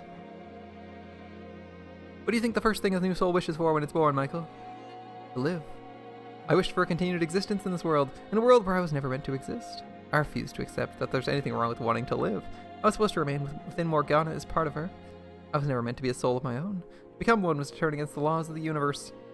I wished to live, and Morgana wished to curse 3 men's souls, that we were sought after completely separate things. Because we were once 2 parts of a whole, each of our wishes was shaped by the others. In order for an incomplete soul like mine to survive, it needs something to bind itself to the world, something strong enough to prevent the universe from correcting the anomaly. And so the wish of that anomaly gave birth to yet another. A house that sat outside the currents of time, one that would descend into the mortal realm at various times and places. And it was the house that served as a tether for my soul. I mean, it wasn't Morgana's power that created the mansion, but your own wish. And why did it have to be that house that bound me to the world? Because that's where she lingered, the girl from which I was formed. Which meant my wish had the consequence of granting Morgana's with it. House, having attained perpetuity, serves as a place for those reconstructed by Morgana's curse to return to. Furthermore, a connection with her has another consequence. I was the one most affected by her wish. As much as I may have wanted to do good, for them to be happy, my fate was dictated by her wish. In that position, my merely showing affection for anyone was damnable. Falling in love was an act of villainy. My very presence malevolent. Don't say that. I was the true witch, the true demon child. Stop talking, please. It never should have been possible for me to have a life at all. Please stop. The universe must be returned to its proper state, Michael. Don't talk about yourself like that. I must be erased, and Morgana's soul restored to its original form. Why? I don't belong here, I never did. What's so wrong with wanting to live? The defect must be repaired. You're not a defect. Damn it, why couldn't I be able to get a word in now, at least? Restoration will not be instantaneous. It took many years for me to be reformed. It will take as long, if not longer, for the process to be reversed. But her soul will eventually return to its proper state, and perhaps when her soul is restored, Morgana won't be a human. Perhaps she'll be a butterfly resting on the lip of a flower. Perhaps she will be that flower. Perhaps she'll be the breeze in which the flower sways. Whatever form she takes, it'll be her, whole and complete. Me gone, no more tragedies should take place. So please take the sword and extinguish me. Put an end to this cycle of misery. I want you to be the one who does it. Please. Kill me. Gonna give me the stalling option. I think I can't is gonna be the option, or what? Well, let's see. We'll just sit here for like 20 seconds, see if anything happens. I mean, I think he's gonna say I can't. This guy's not gonna kill anyone. Regardless, right? Yeah, this guy's not a killer. He's not gonna do it. Alright. Okay, we've waited long enough. I can't. You're asking too much of me. Yes, I want to save Morgana's soul, but do you really have to die for that to happen? Is there not some other way? Won't you do this for me? I cannot. I can never take that sword. I know it's unfair of me to ask this, but I want it to be you. As selfish a request as it may be, I want the curtain drawn in this ersatz life. The man I admired so deeply. You admired me. Let's talk a bit about that admiration, shall we? And where I got my physical appearance. It goes back to when I was a mere particulate matter drifting about the house. Well, I still had no mind of my own at that point. I witnessed everything that took place within the house. In the moment of your death, Michael, I was born. You saw my death. Your actions that day appeared to me as the very definition of selfless and honorable. Your life bore many similarities with Morgana's. You were both abused, imprisoned, called a witch, but while Morgana sought vengeance, you watched your own mother buried in your crucified body and wished for release rather than revenge. Well, there's nothing honorable about that. I just lost all hope for myself, you know? Nothing too crazy. I expect you'll disagree with me and say it's a sign of your weakness, but that's not how I interpreted it. Self-sacrifice being one of the core characteristics Morgana gave to me, I was deeply moved. You didn't curse those who'd wronged you in life. You chose your own destruction, and I admired that strength of spirit. The admiration helped shape my wish to determine the form I would take, the name I would have. That's why, whenever I gained a physical body, it was modeled after yours. White snow-white hair, ruby red eyes. Why, my name was always Michelle, after the same angel from whom you took yours. I'm not worthy. No way. I'm not worthy of anyone's admiration, right? My admiration caused both you and the woman you love a great deal of pain, and for that I apologize. It also shows how much I want to be like you. I would ask for you, if you'd be so kind. Consider this a great favor for a starry-eyed little girl.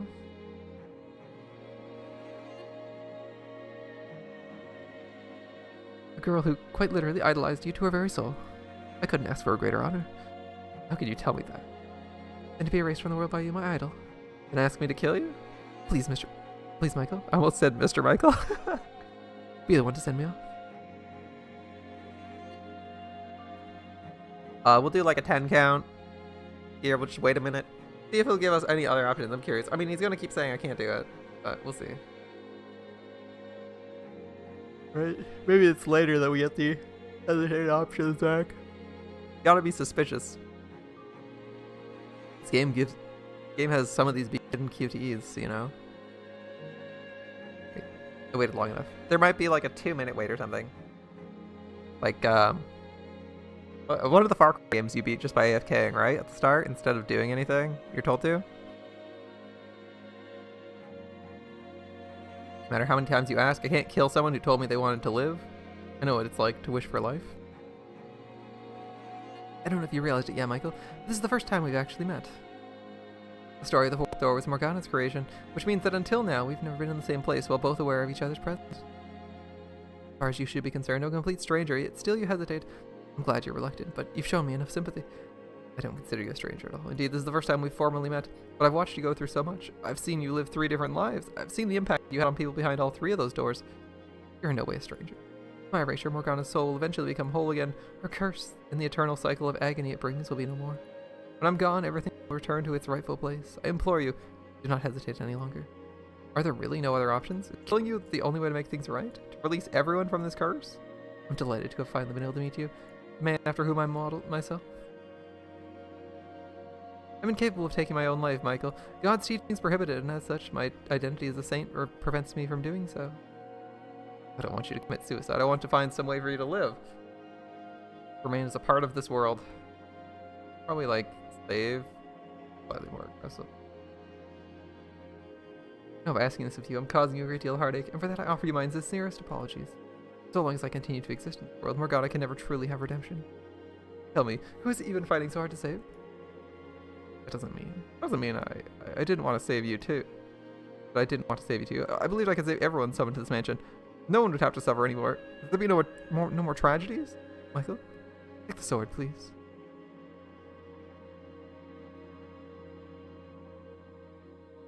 I'm doing the good old waiting. Let's see. Are they gonna QTE me? No. I mean, she's offering it, but there doesn't seem to be any impetus to hurry, so I don't think it's a QTE or like a QTE. Uh, Worry not, Michael. Doing this will allow you to save everyone. You'll cast off the darkness inhabiting the house, set all its prisoners free, give Morgana her salvation, and give me mine as well. Extinguishing my soul will be my salvation. I had a full, satisfying life, even if every moment of it was rooted in iniquity. I had well beyond my share of happiness. I don't need any more. O Michael, namesake of the great archangel, and man of tremendous virtue, I ask of you, to please draw this cycle of misfortune to an end. Take this blade, and deliver everyone from their fates. It must be you, Michael. You must be the one to do this.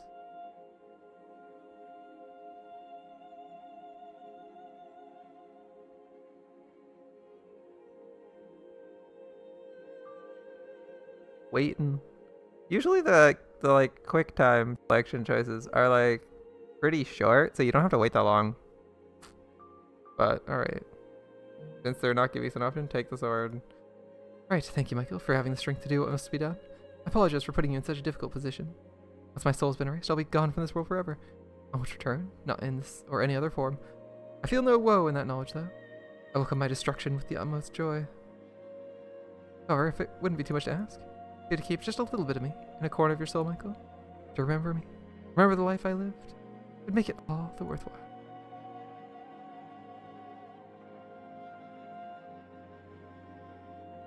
Thank you, Michael. You may very well be a genuine.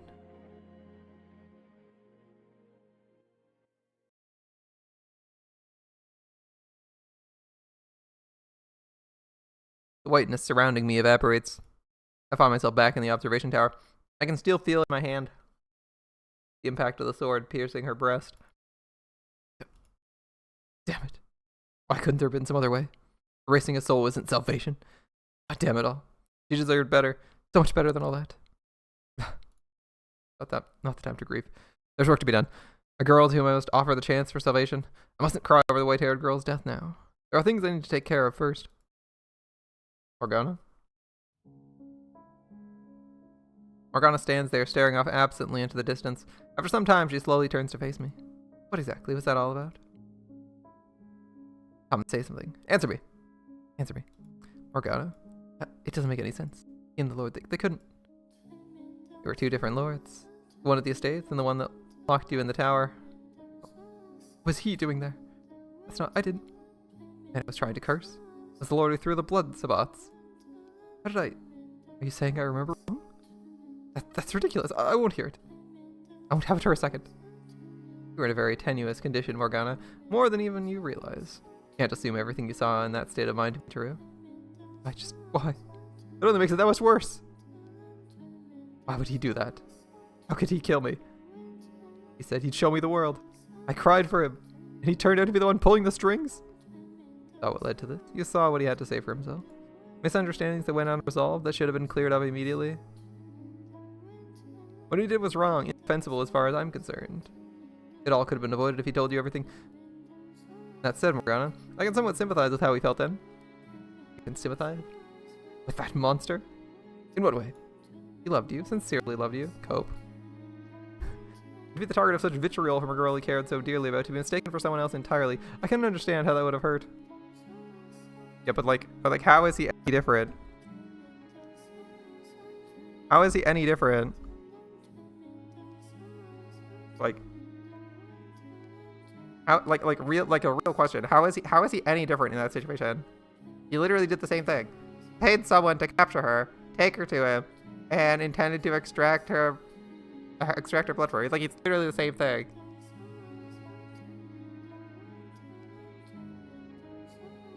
It's like you know when people call when people call people I guess it'd be a bad example. I guess calling someone like Hitler would be a bad example, but calling someone a Nazi is kind of appropriate if you want to think that way.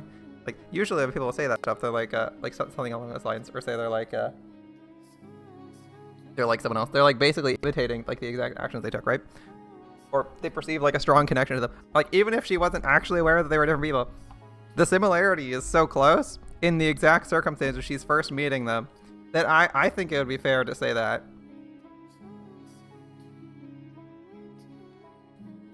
Like, let's call the First Lord Bob. If she just said you're the same as Bob, or you're like just called him Bob anyway, wouldn't that just be like the same thing? I'd be on board with that. Using the previous lord's name as an insult, I'd take that. I think that'd be fair, right?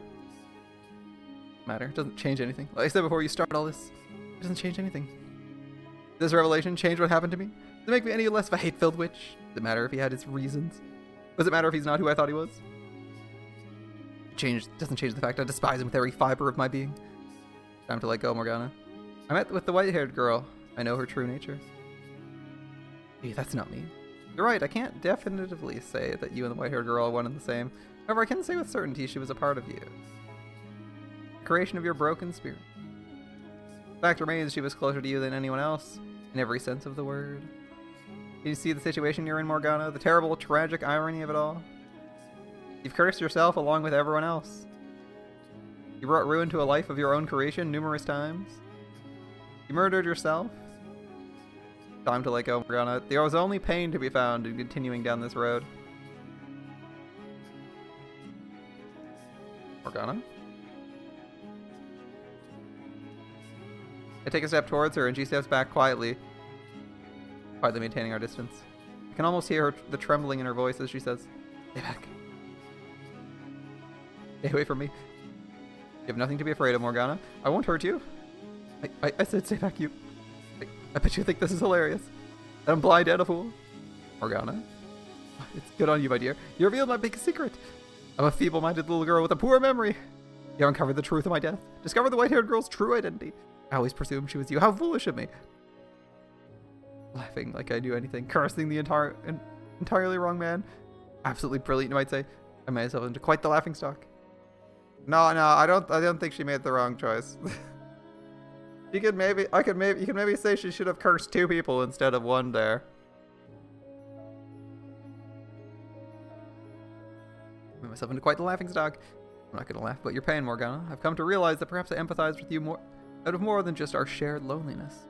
We're both yoked with unimaginable misfortune, lived our lives in lamentation of our fates. I understand your pain. The boat has long since sailed. You're right, it has. This is a realization I should have come to much sooner. Though you said it wouldn't have mattered, I should have made an effort to get to know you in life. I feel guilty about how I constantly pushed you away, so I'd like to make up for that now. I approach Morgana, hands stretched out towards her. She stands there bewildered, and I place them on her shoulders, pulling her in. Not for my own comfort as I had so many times before, and not out of some pretend sense of pity for a sad pile of bones. I embrace her and all the pain and loneliness she holds inside. Her body gives off no warmth. It's as weightless as the skeleton all those years ago. She, like me, lost so much in life, but unlike me, she had no one there in her final moments. It's alright, Morgana. Everything's okay now. The tale behind the 4th door may have been a fabrication, but the creator's soul is always somewhere to be found in her creations. Knowing the inseparable link between her and the white-haired girl, that's where I'll find what I'm looking for. I'm here for you. You're not alone, Morgana. We can end all this suffering together. It's gonna be okay. What's wrong with you? Have you completely lost it? I need to remind you of everything I've done. Of all the pain I've caused you. No reminder is necessary. You did quite a number on me indeed. You want to tell me how we went from that to you holding me? Well, you did do what you did out of a particular grudge against me. Of that much I've always been certain. So I hold nothing against you. I bear no ill will. Nor I'm certain does Giselle. You're much too forgiving. I imagine there's something about having experienced that kind of pain we have that makes it hard to harbor any ill will towards one of our kind. Your trauma or not, you and that woman. Really are something. Oh, there are no words. For how much you irritate me. The bite slowly drains from Morgana's voice, and in the quiet I think I hear a muffled attempt to hold back a whimper. I pull away slightly, extending a hand under her chin and lifting her head. Quickly averts her eyes, but doesn't knock away my hands as I reach them into her hood, gently setting them against her cheeks. I run my fingers across the exposed flesh, and slowly pull back the hood covering her face. Oh, look at that.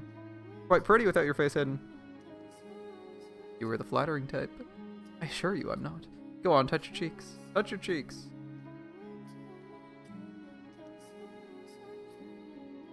Now this is the girl you were always meant to be. Morgana had a less harrowing life. Probably what she would have looked like at 16. You know, you look a little like the white-haired girl. We look nothing alike, I assure you of that. She was the very antithesis. Oh, but she was once a part of you.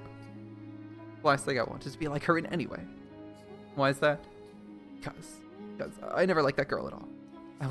Always putting others before herself. Always watching her was aggravating.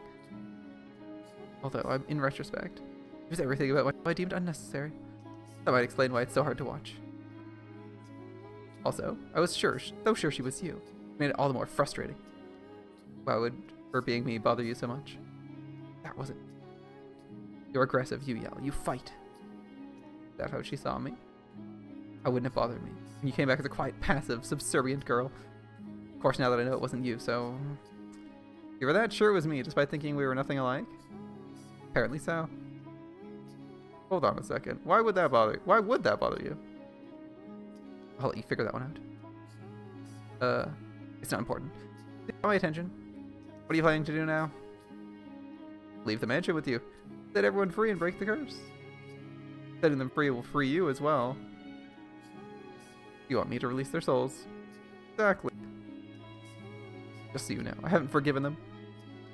My hatred isn't going to vanish like it was nothing. I'll never be able to forgive them completely. But you're right. This has gone on long enough, Morgana. I'm not even sure what I'm doing anymore. And it's all your fault. So sure, I'll release their souls. I'm so glad to hear it.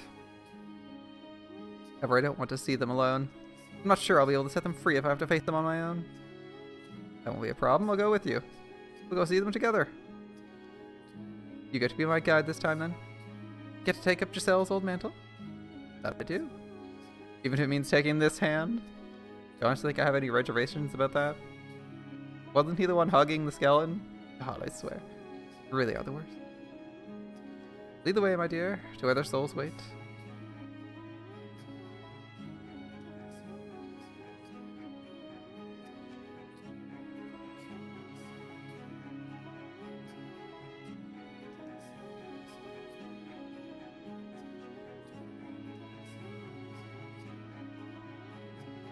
Hand in hand, we travel the cursed mansion's corridors. The halls overflow with darkness, cut off from the sun and devoid of color. Despite having spent so much time in this place, it's never stopped to being depressingly gloomy. No one, for any reason, should be left behind in a place like this. We cross through the living room, making our way to the back garden door. There are no children laughing beyond the door, but I can faintly smell the flowers. Michael. What am I supposed to say to them? If nothing comes to mind, you don't have to say anything. I get the feeling they'll have something to say to you, though. If you would, try to hear them out. I'm not looking forward to this. It'll go fine, I promise. Nothing that happens could possibly make things worse than they already are. The only way to go from here is up, so up we go! Let's go then, I suppose.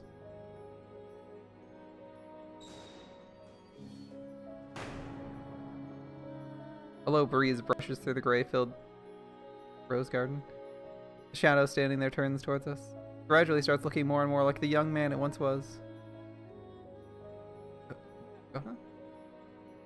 It's okay. We're here to free your soul. Michael? You forgive me for what I did, Morgana? No, I don't. All this means is I'm done cursing you. Either way, thank you. I know what I'm doing here now. Or I guess I remember what I'm doing here. Deserve to be cursed after everything I've done to you? I can't have been easy, that's for sure. Sorry for all the pain I caused. Done is done. I guess. Still, I wasn't lying when I said I wanted to be friends. I meant it, I really did. I now know why you did what you did, why you sold me out. Some people might say you had no other choice, but as the girl you actually sold out, there are words you'll never hear from my lips. Fair enough. Nonetheless, objectively speaking, you too were a victim. Do not resent me for punishing you. In spite of that? I presume you're now able to recall everything, both your first life and the second I subjected you to when the house was called Rose Manor. What happened then was the result of my wish. You have every right to despise me. But that wasn't even that bad a life. That wasn't even that bad a life. I don't even like her curse seemed so weak on him. It barely did anything. The way I see it, without your curse, Nellie would still have the same feelings for me. Yeah, what actually changed? It was my fault for being too dense to realize she thought of me as more than a brother. Things would have turned out that way they did regardless. The white-haired girl was the spark that set her off, though, and it was because of me she ended up at the mansion. My wish was to see you utterly ruined in life. In service of that desire, the white-haired girl was born into that era as your half-sister. I disagree. My curse did play a significant role in your fate.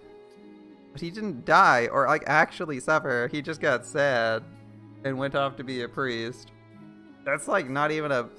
I mean, it's, like, relatively sad for an end. It's, like, relatively sad for an ending, but, like, in terms of absolute suffering, it's pretty anemic. Okay, so I don't feel like it would be right of me to blame you. Things turned out the way they did. I was weak and ran for the problem instead of facing it. Michelle wouldn't have had to get hurt either if only I had more of a spine. I guess calling her Michelle is kind of confusing with Michael here, huh? How should I refer to her then? Girl Michelle, maybe? He's saying Michael and Michelle as the same? Or is it Michelle and Michelle? I'm not sure. She's not your strong suit, is it? Well, she wouldn't happen to be around, would she? She's departed from this world. Or perhaps, if we had to say, she's returned to her rightful place in it. The girl you knew as Michelle is gone forever. That's too bad. I was hoping I'd apologize to her too. I believe you made her feelings quite clear. Not that she'd hold it against you if you didn't apologize. That's simply her nature. Oh, Morgana, I'm so sorry for everything. I'm gonna free your soul for the bonds of this cursed mansion, after which it should return to its rightful place. Okay. Before that, I got one last thing I'd like to say. To you, Michael. To me. It was a little hazy, but I think I got to see what you're up to until just a while ago. If you hadn't done what you did for me, for Nellie and Morgana, I'm not sure I would have been able to work up the guts to apologize. Pretty sure I would have still been convinced I wasn't at fault. It may not be real, but your effort wasn't in vain. Thank you. You're welcome. I guess this is goodbye. Farewell, Nell. Until our souls cross paths once more into the boundless sphere of fate. Goodbye, Morgana.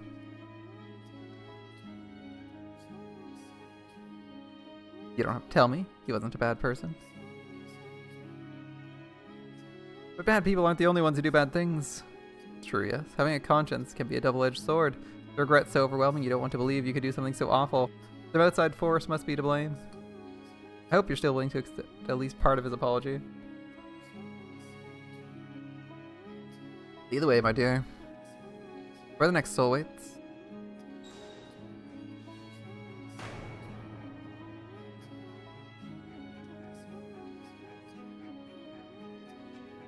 Definitely feels like we're at the end. Luckily, we timed things right.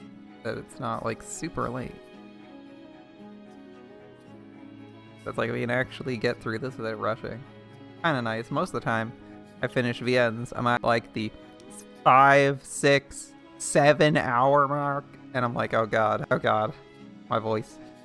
This one's been pretty chill though. Nicely timed. The staircase leading to the cellar is quiet, the air still. No sounds of flesh being devoured, no stench of blood. Just darkness reaching ever downwards. I'm gonna have to ask you to go in first this time. Don't mind, but why? I'd rather not be skewered. It'll be fine, I'm sure. I doubt he'll attack. Can't say I'm anywhere near as confident as you. So you get to be my meat shield should anything go wrong. That's what I am to her. We may not have bodies, but we're still capable of feeling pain. You don't have to remind me. I have to say I'm surprised you actually made it to the top of the tower. Is that supposed to be a compliment? Half and half. Regardless, don't assume you're safe just because you're already dead. If you were to attack and destroy your soul, you'd be erased for all eternity. Now there would be no coming back in any shape or form after any amount of time. Just something to keep in mind. Shouldn't have any trouble talking to him. If you say so. Off we go.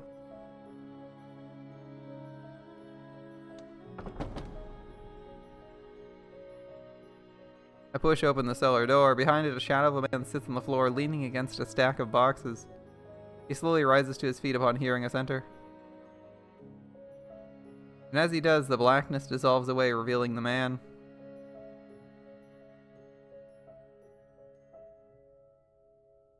I almost didn't recognize you. Face, it's not how I remember. Remember, it's back to normal. See, you weren't a witch. You were a pretty human girl. You look a little like the blind girl. No, I do not. Not one bit. If anything, he looks far more like her than I. White hair, red eyes, even have the same name.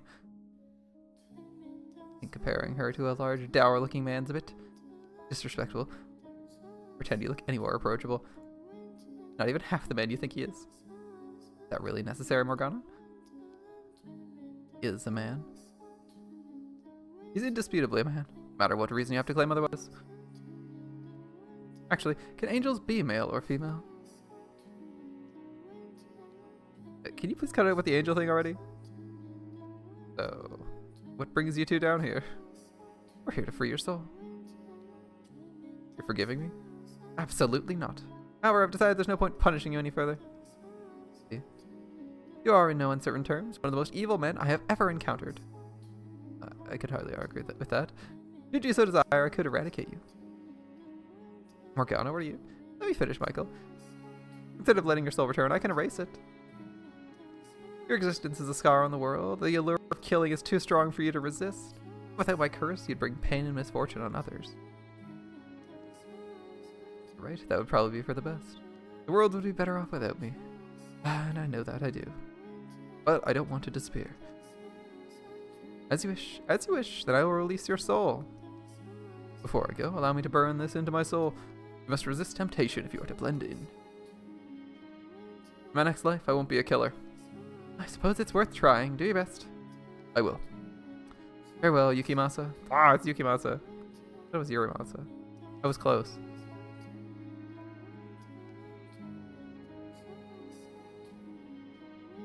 No something.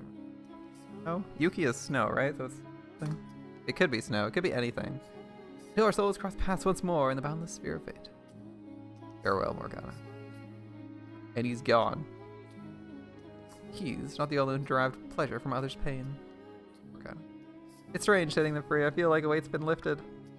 And like I'm the greatest villain of them all. Perhaps by forgiving them, you can come to forgive yourself. But if I forgive them, does that make everything I've done up till now? First step towards moving on. Did you forgive those who wronged you? The woman who tormented you? Your brother who made a mockery of you? Your eldest brother who took your life? Your mother so unwilling to accept you, she burned you at the stake? Oh, she had you stabbed first. The villagers who falsely accused you of being a witch? Your father who raped the woman you love? Did you forgive them? If they were willing to repent? And if they weren't? What if they showed up intent on causing you more pain? I suppose I'm not acting much better than any of them right now. Let's go. We have one more soul to free.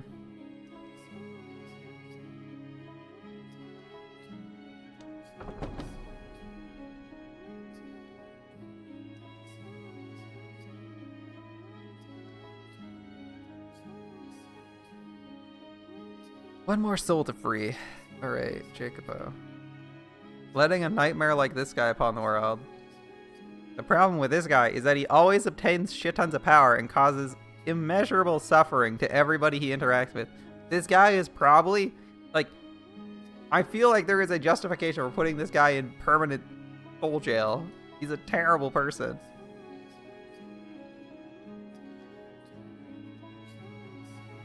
In his next life, he'll probably be Stalin. Like, we don't want to see this. We don't want to see him get his next life. It's gonna be so bad.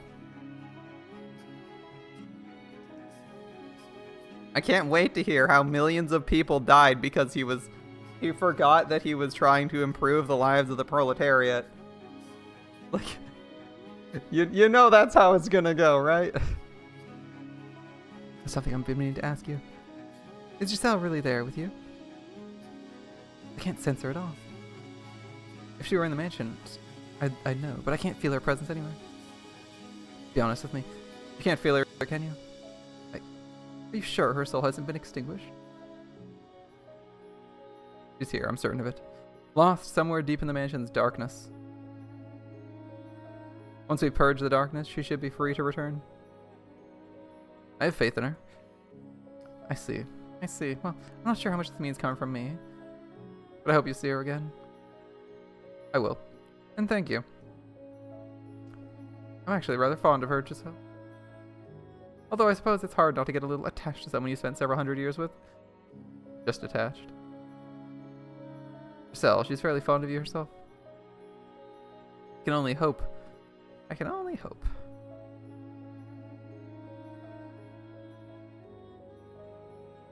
The smell of cigarette smoke seeps through the cracks in the den door. Perfectly quiet behind it, however. No chatter or clacking of billiards balls. Morgana appears slightly reluctant to step through the door. Perhaps she's tense? Shall we? Her hand in mine, I push open the door. In we go to the hall. Let's go! A shadow is perched on the edge of a dark green rectangular table. He freezes for a moment when he hears us enter, quickly finding his composure and marching towards us, determination in his step. The shadows dissolve, revealing the man. Morgana. Morgana. Your face, it healed. It did. Been a long time coming. And would you look at that? Not a letdown. Was it him that healed you? Yes, it was him. Well, I hope he. Was always hoping I'd be the one to have the honor. You lost that qualification when you... Yeah, I know. I'm the one who made you into the... And the one who killed you. I don't expect or deserve your forgiveness. I'd still like a chance to make amends, in any way you wish. Even if it means being cursed for all eternity. I'm here to release your soul. Once that's done, that's it for me. No curses, no forgiveness, nothing. Oh, so you're cutting ties completely. Yeah. Truthfully, I had no idea how you felt about me. But that ship has sailed long ago. Far, far too long ago. I know. Nothing can change how I feel about you. Not anymore. I bet. I'm gonna release your soul now. Could you hold off a moment? I don't expect you to reciprocate or even accept. But if I don't put my feelings into words, I'll never get them through to you. I think that's how she put it anyway. I ask for this one last chance. Put them into words. Morgana? Morgana? Fine, fine. The girl with the white hair. My wife. Michelle? Whatever. Something about that name always felt off to me. I never shake the feeling that calling her that was somehow wrong. When I first saw that smile, I was dead certain she was what had always been missing from my life. When I finally found what I've been looking for. And now, I know why. I felt you in her. Memories of you ingrained on my soul.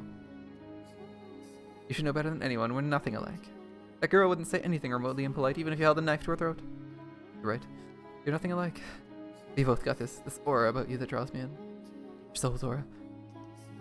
I loved you dearly, Morgana. And I got no right to ask anything of you, I know. But could you maybe smile for me? Just once is all I ask. I can't do it. I can't do it. Can't do it. I know, I just should. It would let us end things on a nice note, but I can't force myself to smile. It wouldn't be fair. I guess you're right. Sorry for putting you in that position. I've said my piece. I'm ready now. Okay. Very well then. Farewell, Jacobo, until our souls cross paths once more in the boundless sphere of fate. Goodbye, Morgana. Goodbye, Morgana. Alright, I think I just used Mel's voice for that, but we'll ignore that part. Couldn't have done anything more for him. Such as? I won't deny my feelings about him are complicated. The things he did to me, they eclipse all that.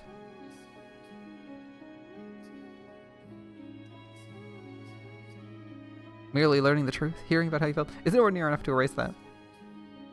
Could you at least put a little hope in your next lives? Maybe you could try again? No, I can't. I don't want to encounter him again, ever. Yeah, so you're like, he might just imprison me in a tower the third time.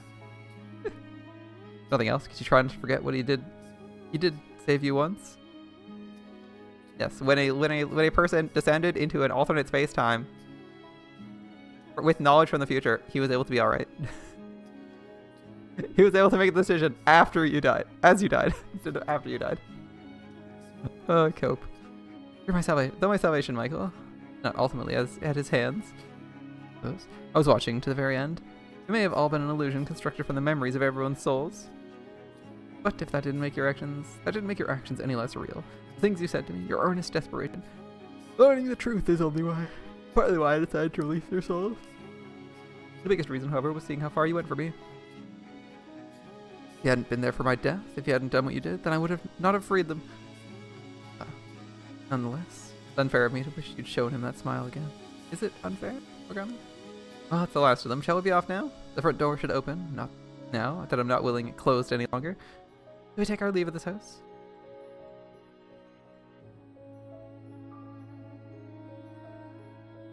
One last stop to There's one last stop to make.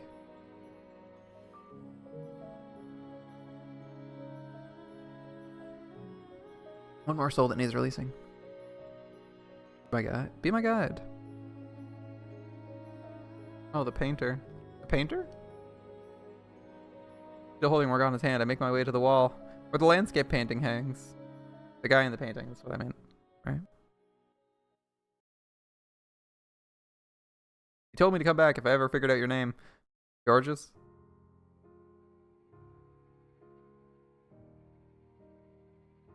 Hey, Michael. Hello. How'd you figure it out it was me? Of course I'd recognize my own brother.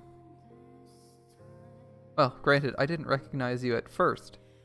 Every day your big rogue winds up as a painting, hmm? It was quite the surprise when I finally made the connection. I bet it did. He's the only painter we knew. Hold on a minute. You two are brothers? I assumed you knew. Oh, hello there. Quite the companion you've got there, Michael. So what brings you two to my little corner of the house? I've decided I'm going to extinguish the mansion.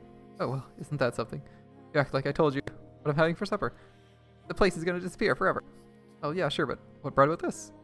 I lost interest in cursing them. Ah, now that's some good news. Seem to get along surprisingly well with her.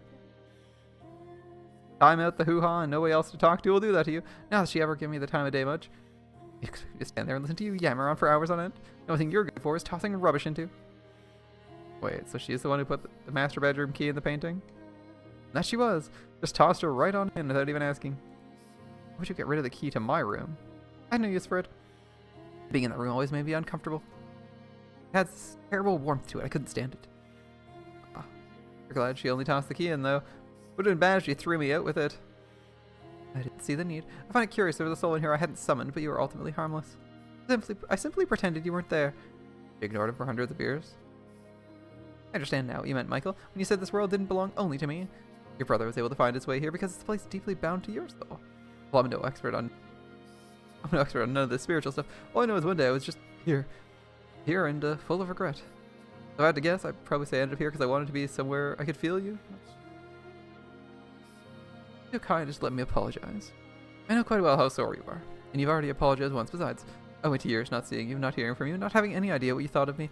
So when I got to that painting, it was a huge blow to me emotionally, but talking to you again reminded me of the person you really are, George. You didn't mean to hurt me. Nope. Honestly, I had no idea what I was doing. Mom said, paint it, so I painted it. And when she told me she'd send it off to you, I didn't really think anything of it. It never crossed my mind to think of how you felt out there all alone. The kind of pain you were going through because of the way you were born. When you're not the one on the receiving end, it's easy to be completely blind to your own actions. It never even occurred to me that we'd essentially exiled you, Michael, not until it was all over.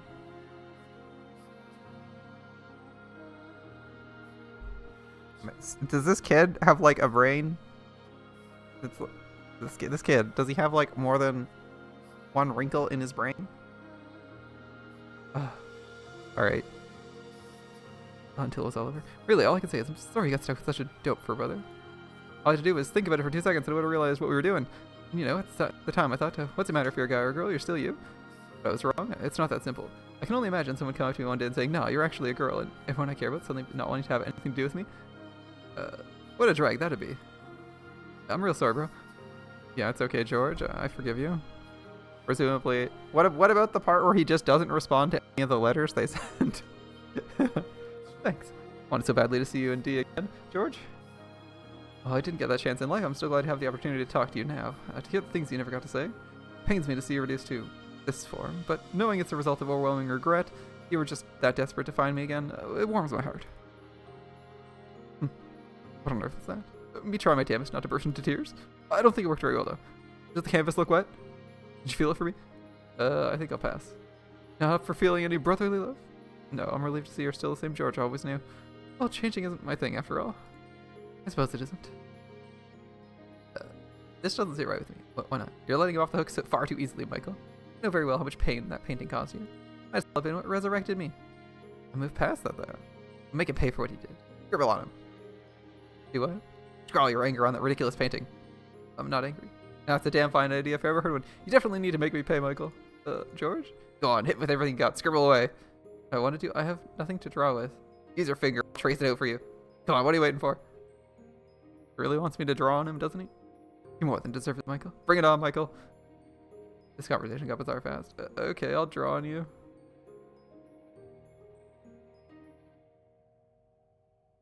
Oh my.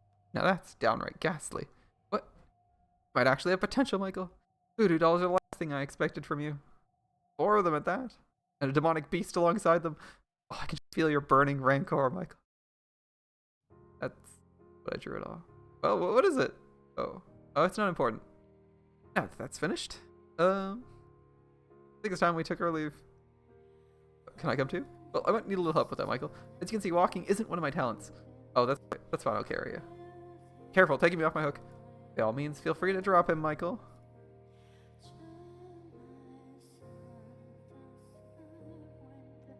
Throw him out the mansion.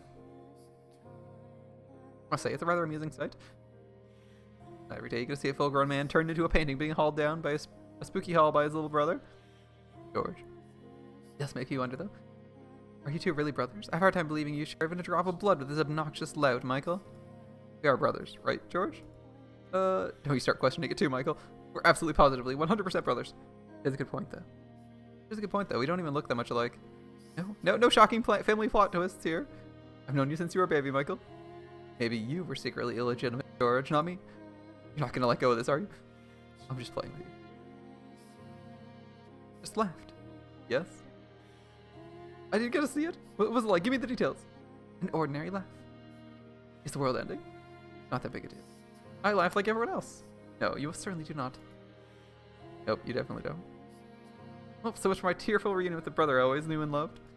Anyway, since we're breaking character here, how about one from our favorite witch too? Did you miss the smile? There was a smile there. I didn't point it out immediately, but there was a smile. We can't scroll it right. Scrolling back does not play the animation. No cackling, that doesn't count. Excuse me, why would you want me to? Every time I see you smile, it's never been anything good. Plus now you get your face back, so you're actually quite the looker. Come on, give me a big old grin. Not happening. Come on. Okay, fine. You don't want to do it for me? Pretend it's for Michael. What do I have to do with anything? You can do it. Oh, Michael, can't you? Show him those pearly whites, girly. He already smiled. If you insist, I suppose I can smile for Michael. Oh, if you insist, I suppose I can smile for Michael, but only him. Excuse me, was that supposed to be my voice? Not sound anything like that. Oh, look at you, puffing your cheeks. Oh, puffing your cheeks, red face. George, try not to tease her so much. I don't know how anyone could stand you. Like every word that comes out of your mouth exists solely to ruin the mood. You know, maybe it wouldn't hurt to lighten up a bit. This is the end of the long journey. Doesn't mean we have to make it somber and an uptight affair. I'm genuinely not sure how I feel about you. Most somberly upright man, uptight man I know. Telling me how to lighten up. Boy, I'm not that bad, am I? Anyway, shall we be off now? Ah, that we shall. The witch and her band of merry men depart. I'm not sure if one person in a talking painting constitute a band. Still, I know we'll find each other again. I have faith we will. Cast away the mansion's darkness. Then I'll await your return no matter how long it takes. I think it's time we took our leave.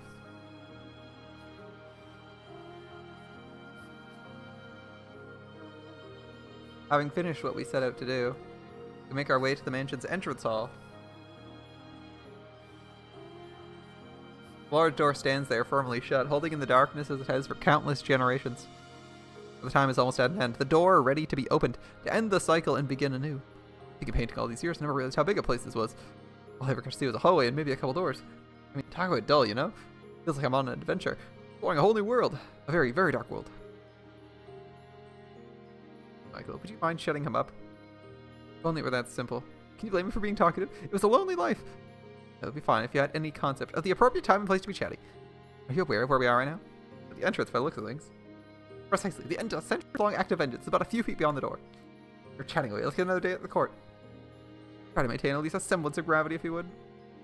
Sorry to notice you're rather ceremonious, aren't you, Morgana? The day to be celebrated, not to be all stiff and no fun allowed. Are you not at all worried?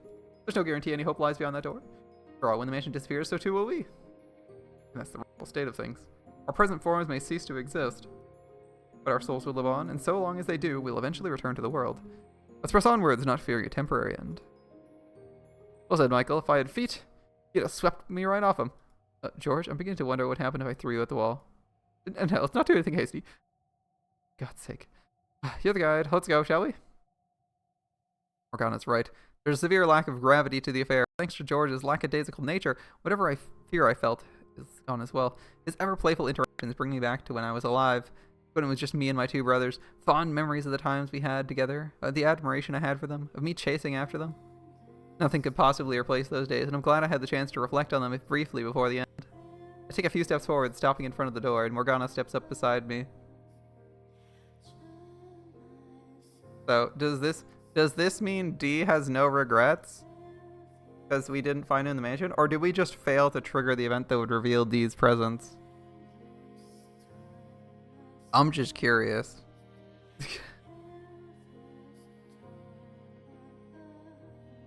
Makes you go 2 steps forward. Morgana steps up beside me. I envision the light that lies beyond it, radiant and white, waiting to rip through the darkness. The light we seek, what we've long sought. I take in a deep breath. I look up at the door, place my hand on its hard surface, and push it open, welcoming the future it holds.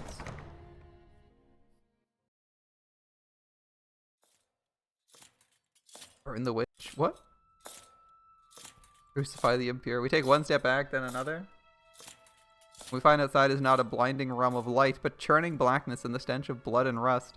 Metal clanking, growing louder with each heavy footstep, and of the approaching night. Oh look, it's D. Death to the unholy. 3 days and 3 nights hang upon the cross, purified by the fires of heaven. Death. I never summoned this thing. Even though we're no longer holding hands, I can feel Morgana trembling. She's no longer the witch, the once absolute ruler of this domain, but a frightened young girl. Placing my arm around her shoulders and pulling her in. I mean, I did just ask about D. I stare half dumbfounded at the night. It is our holy duty as knights of the church to deliver punishment unto the heathen who made a pact with the devil. The night draws nearer and nearer, its movement sluggish but constant. It's Diddy. Wait, for real? Crucify the witch. Cast judgment upon the demon. Morgana's screaming. Morgana's screaming. Yeah. I will say the art though. Wait, it's H hide? No, right click. There we go. The art goes pretty hard. I gotta give him credit for that. His eyes aren't even open in the painting, but this goes hard, right? This is a nice piece. This is a nice piece. I wish it was in 16:9 resolution. Because this art goes super hard. Bit unfortunate, right? Delirious, vengeful fantasy. Proves far more distressful for Morgana than me. Delirious, vengeful spirit. What do you mean, delirious, vengeful spirit? What does he have to avenge? He's lived his perfect life? He lived his perfect life? Killed his brother / sister, you know, whatever he thinks.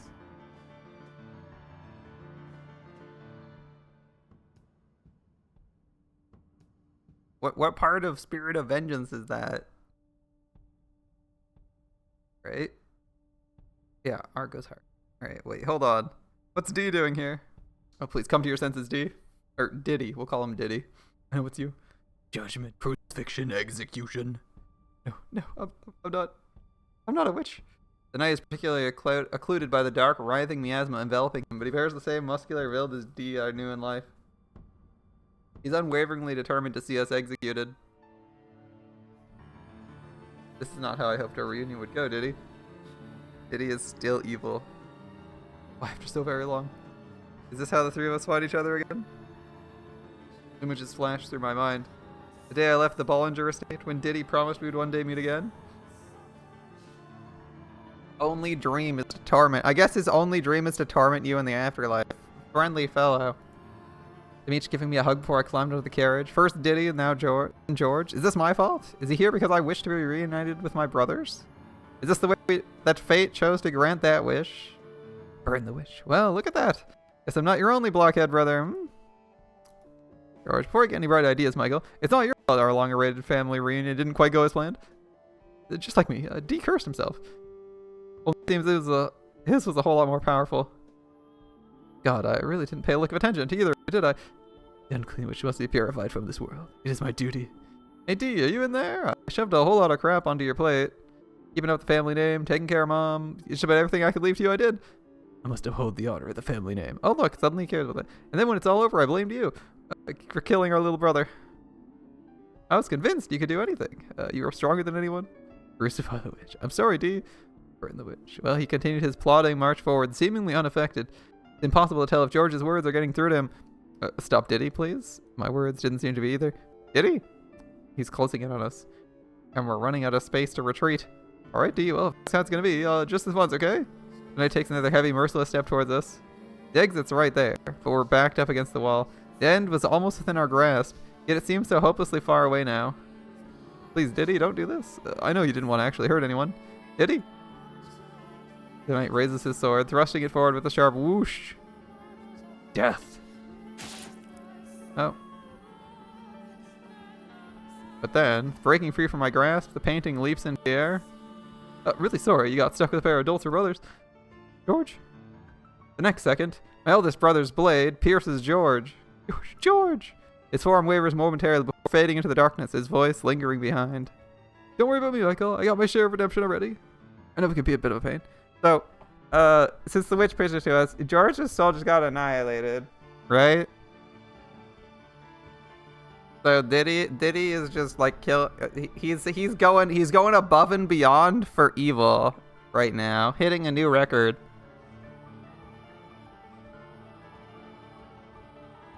Cool.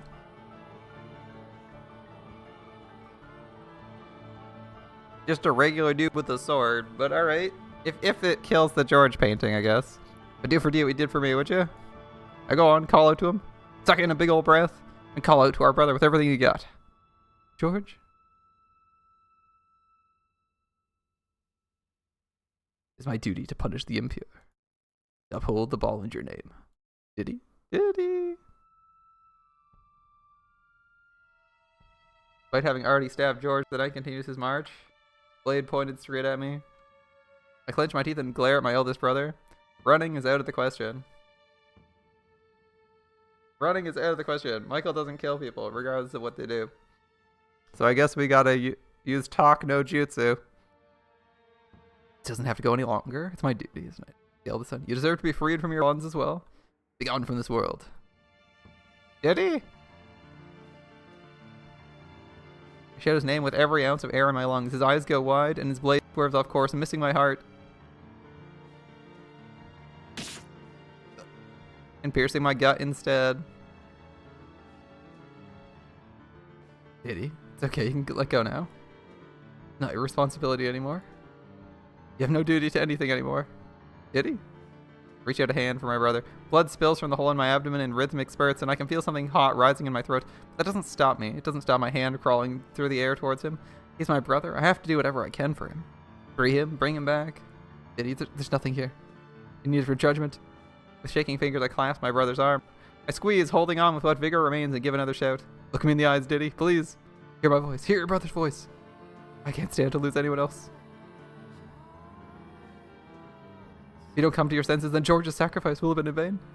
It's time for you to break free. For all three of us to break free of the curses we placed on ourselves. Well, two of us. One of us is dead. One of us is permadead. Assuming that they actually died. Who knows? Who knows? It might cope and say that's actually not what happened. Diddy, please.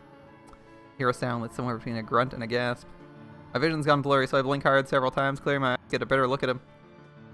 Diddy still hunting you in life and in death. But at least he's only here to stab. He's the Diddy that's only here to stab you, and not the other one. I see his face, twisted in anguish. Michael.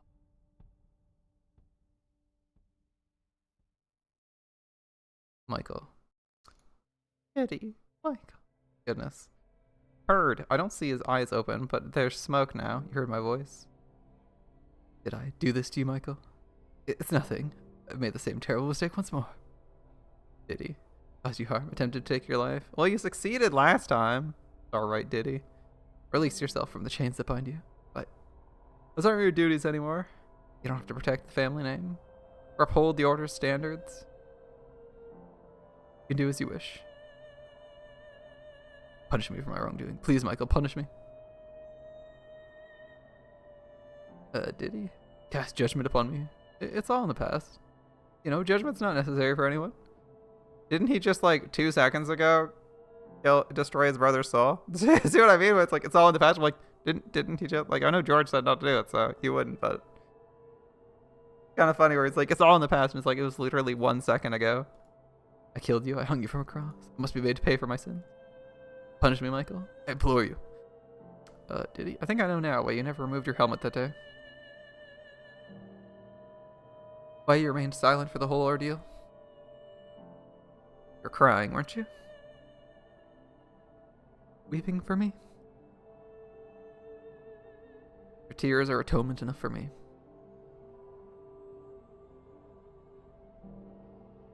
To be fair, the same thing to do would be to probably just say your mother is actually lying and made that shit up.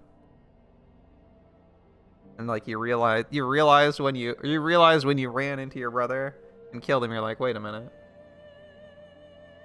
My mom hated him and wanted him dead. My mom hated this kid and wanted him dead and accused him of heresy so she could off him, using the church as a weapon. But I guess did he too much of a bitch for that? For a great deal of responsibility in life. As Bollinger's firstborn, you're obligated to protect the family's honor. As the knight of the church, you're tasked with the duty of my execution. You had no other choice. I sincerely believe there was nothing else you could have done. I bear no grudge against you, no resentment for the decisions you're forced to make. I certainly don't curse you. Let's just forget it all. I mean, you killed one of the Bollinger's sons anyway. Why not just kill the mother and move on with it? You're like, you made that shit up. It's over and long done. Still, it was a mistake I never should have made. I took the life of the purest soul I know. There's no honor in that. Well, you did it anyway, so... You did it anyway. So, I'm like saying, you made your choice. Did he? I put protecting the family name above protecting my actual family. Me sitting here like, didn't he just like run through? Okay, sure. You trusted me, you believed in me to the very end, and I killed you. I knew what I was doing. I knew you weren't cursed. I knew you weren't a witch. I knew you weren't a demon child. I knew. You were never unclean. You're my brother. You're our family. And I robbed you of your life. There's no one in this world more unfit to be a knight than me. Yeah, there's probably less fit people who are knights. You don't have to be a knight anymore. You don't have to be the Bollinger's firstborn son. Deciding not to wear those labels won't make you any less the brother I always loved. One or two been born into the same family as you. Michael. Something I never had the chance to tell you, did he? All my life I looked up to you, admired you. I still do, even now. There's a next life awaiting us. I hope we can be brothers again, did he? Would you mind if I wish for that? No, of course not. Please do. And I hope you'll allow me to wish for the same. Oh, wrong voice. Oops. Love you, Michael. My dear little brother.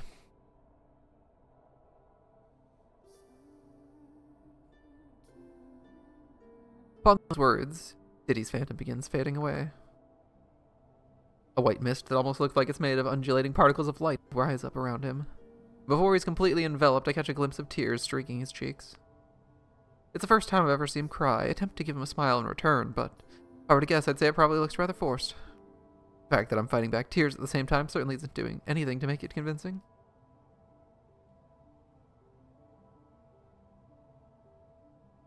Before he's completely faded away, I wrap my arms around my brother's shoulders, much like he did for me on the day of my exile. Not an eternal farewell, but a promise we'll meet again.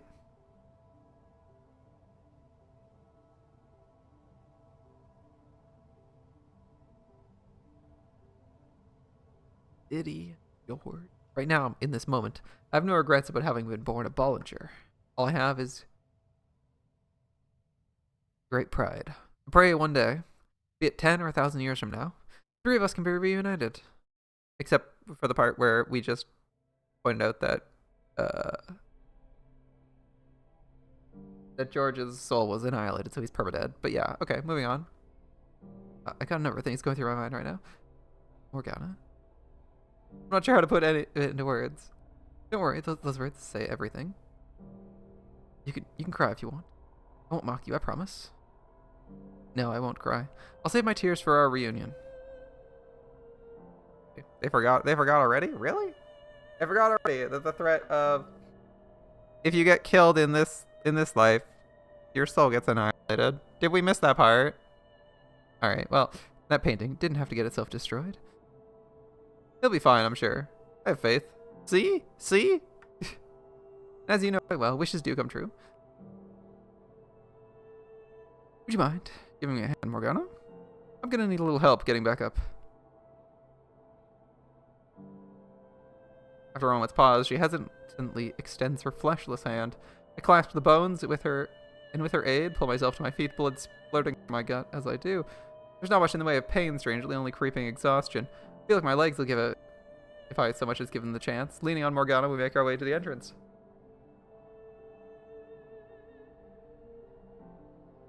You're not going to disappear, are you? Oh, don't worry, Morgana, I won't disappear. Alright, let's open the door. Together. Bring light into this world of darkness.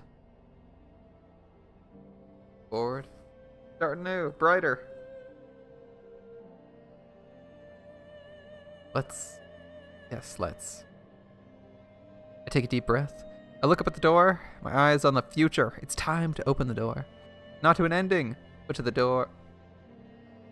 About the door, yeah, to a new beginning. I was thinking, I was like, oh yeah. The metaphor works, but I was lost for a second there. Oh, it's kind of... The world that awaits us,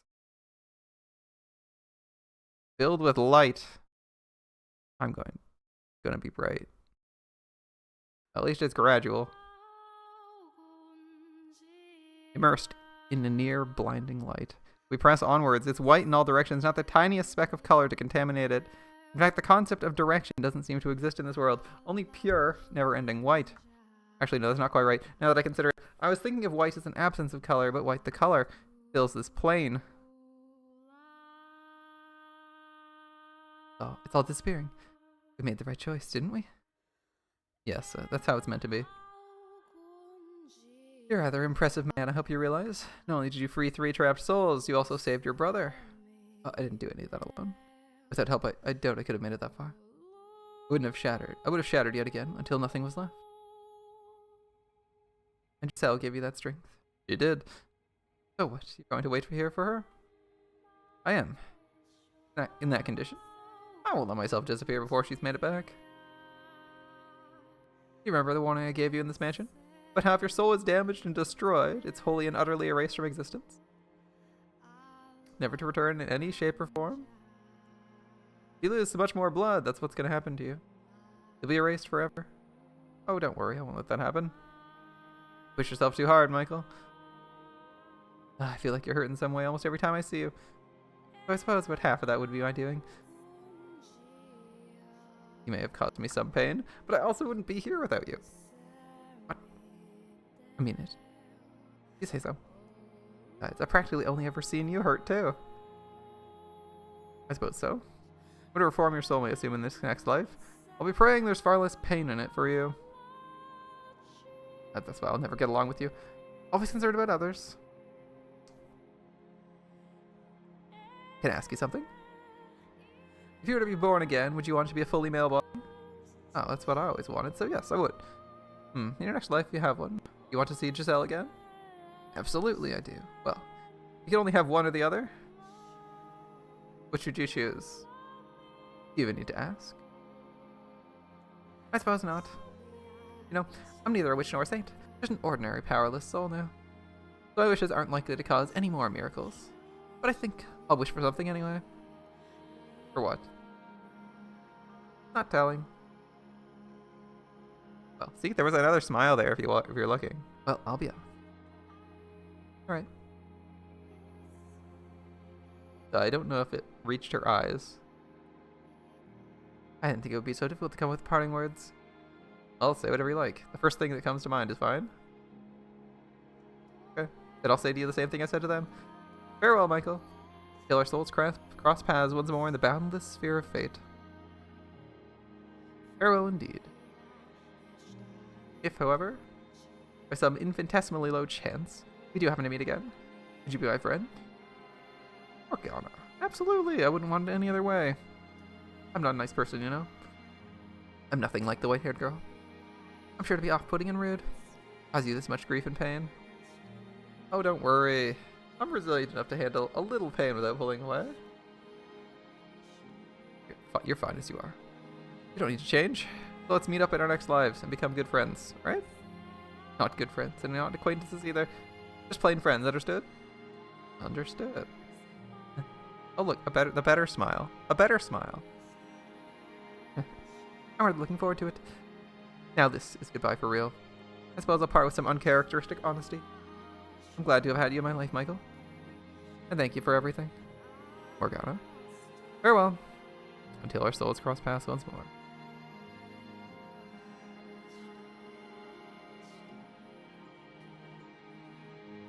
Well, it's so quiet, so unbelievably desolate. Giselle, you endured centuries waiting for me to return.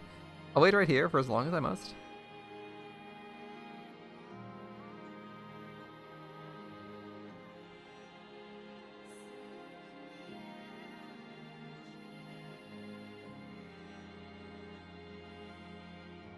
Idly waiting for Ghost Girl to return.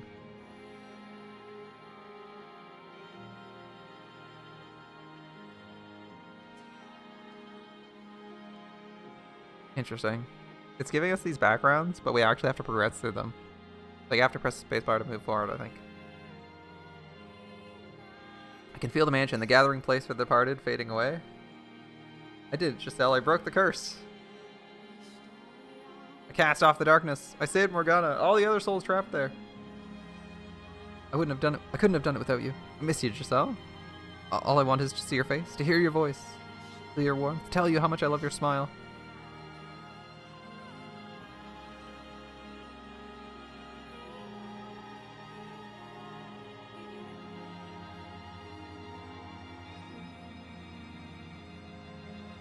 So will she be in the tower? Let's see. Will the tower might be the last scene that disappears. Let's see. White in the basement, white in the hallway.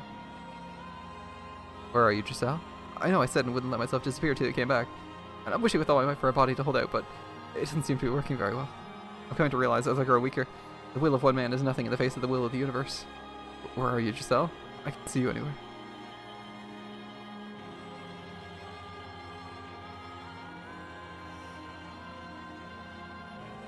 Alright. Living room? Tower is probably the last room then, right?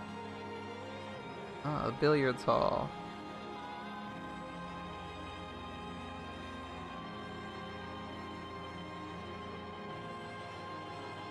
You can see right through my hands, Giselle. My lower body is already gone. The rest of it is following. I hope you'll still be able to find me. Even without a body.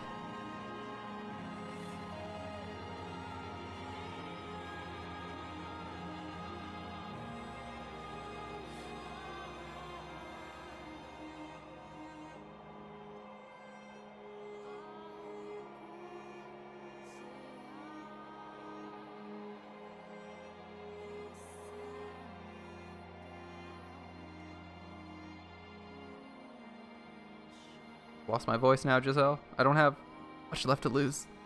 I'm dissolving into the light. Say my name, Giselle. I want to hear you. Say my name. I'm here, waiting for you.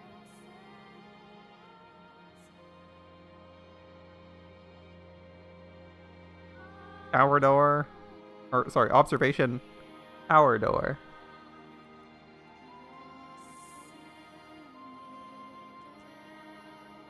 Library. Oh no. They're taking us sideways first.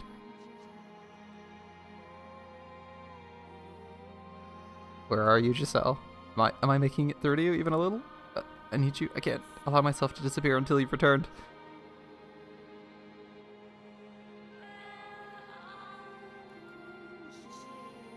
It's okay. It's okay. If Baron can do it, he can do it too. Right? Right? Wait, no, he's already dead. He already took an F. Ah. Right? Baron can do that, right? Or I can't remember if he was already dead when he did that.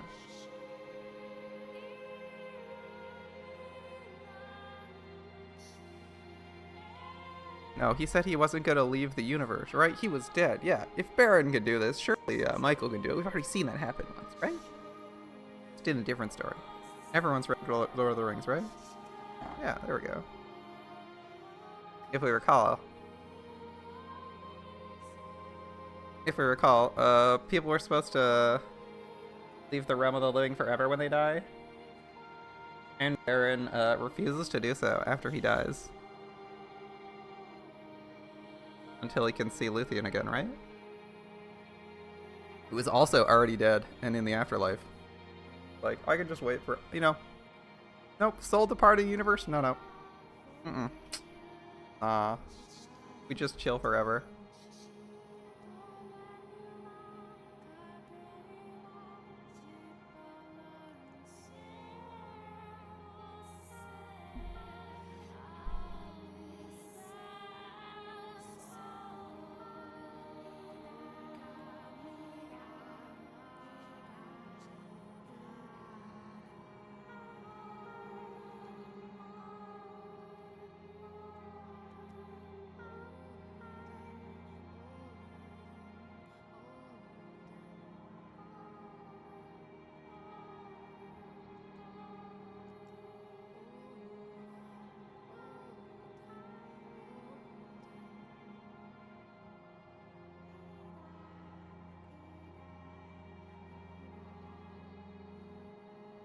Michael.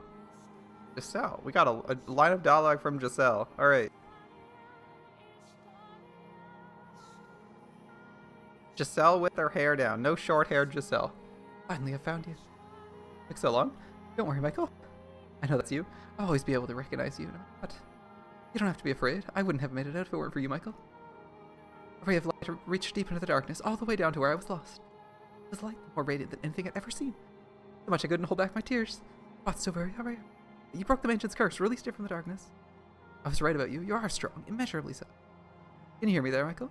I'm sorry for keeping you waiting so long. For letting you deteriorate like this. But thank you. Thank you for waiting. Now it's time for us to return back to our rightful places. Please, Michael, don't disappear on me. Don't let your soul's flame be extinguished. I beg you, keep holding on. There's still so much I need to tell you. I want to hear your voice. I want to feel your arms around me. I don't care when, as long as I can have that someday. That means I need you to not disappear on me. Michael? Michael?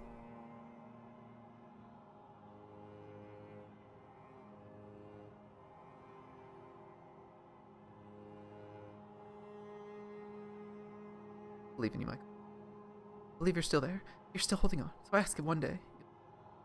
Take my hand again?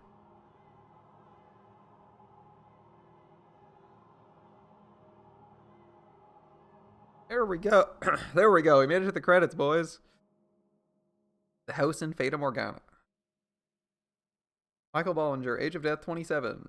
We're getting age of death. Interesting. Okay, I was thinking actor would come up. 21. Morgana, age of death 6.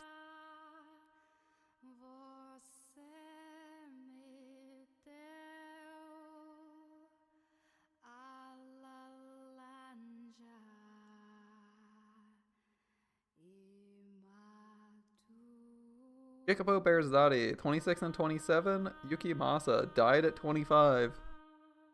In both his lives. Mel Rhodes, 17 and 20. Wait, 24? He died fast. His second life was the 24 one. Maria Campanella, age of death 24. Pauline Asama, age of death 22. Nellie Rhodes, 14 and 18.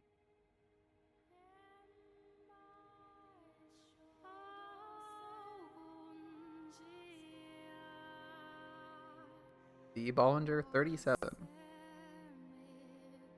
George, 42. He lived longer than D. He lived longer than D by like 5 years. Died pretty young, but I didn't die super zero.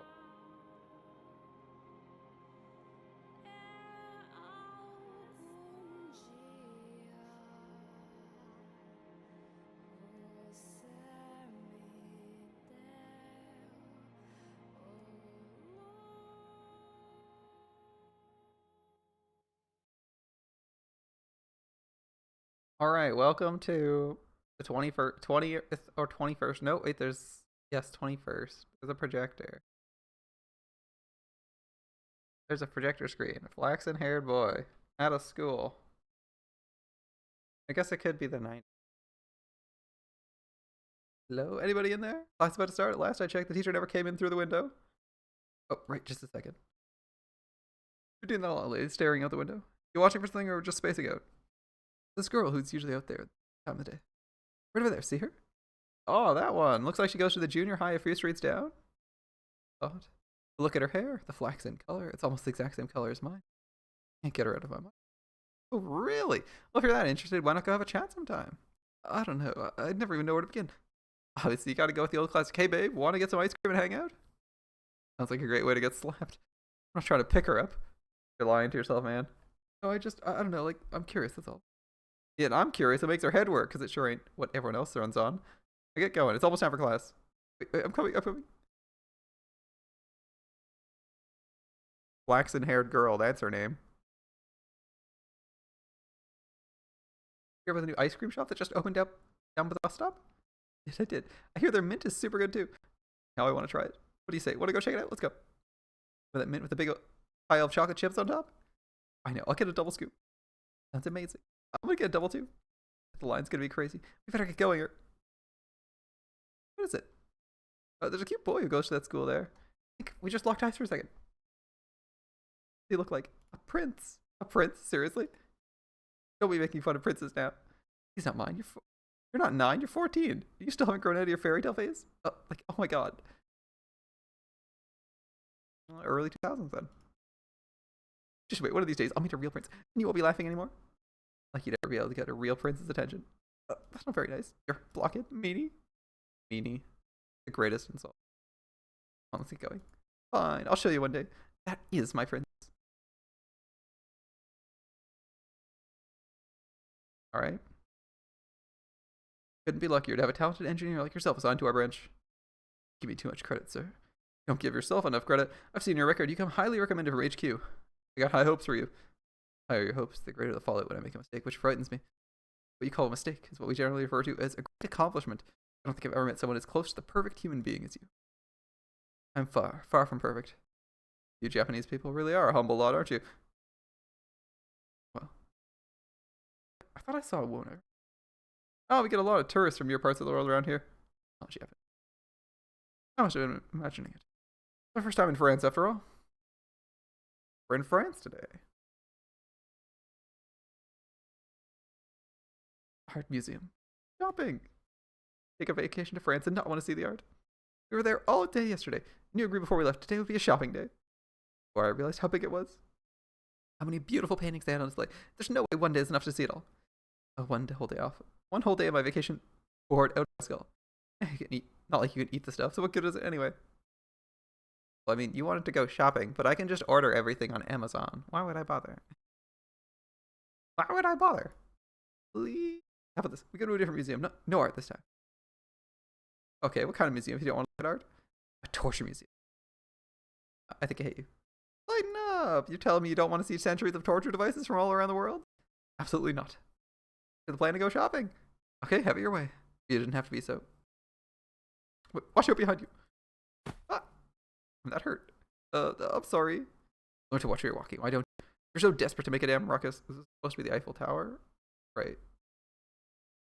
Go find a cafe somewhere out of the way. But excuse me. I apologize, didn't I? No need to be such a dickwad. Is everyone meeting in France? Ever heard of talking or yelling? Is yelling the only thing you're capable of? This is why I can't stand tourists. Have some damn consideration for the people who aren't just here to fool around. Oh, God.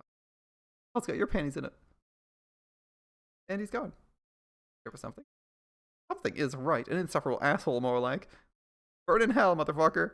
I've seen him somewhere before. Nah, it's your imagination. Alright. Well, you there. Paper? Good lord, the stock market's a damn mess. What a nightmare. Tourists don't know how to shit up. The French are a bunch of stuck-up snobs. The pizza's awful. Nobody knows how to make spaghetti. Maybe I should just pack my bags and forget it all.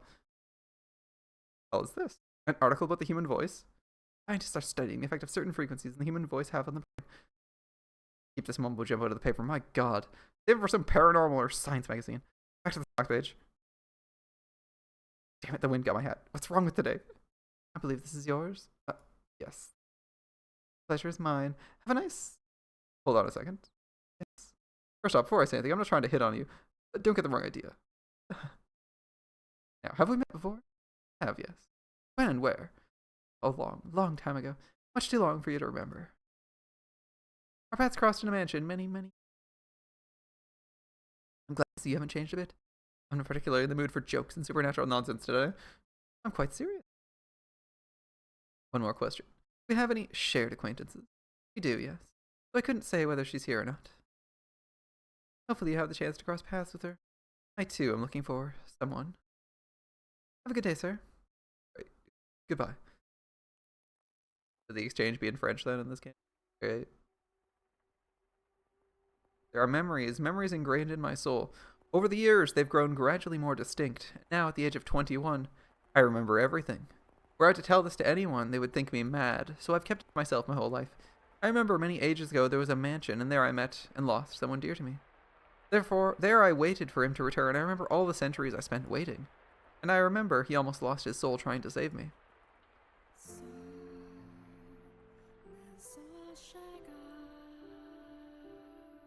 I am, once again, waiting for him.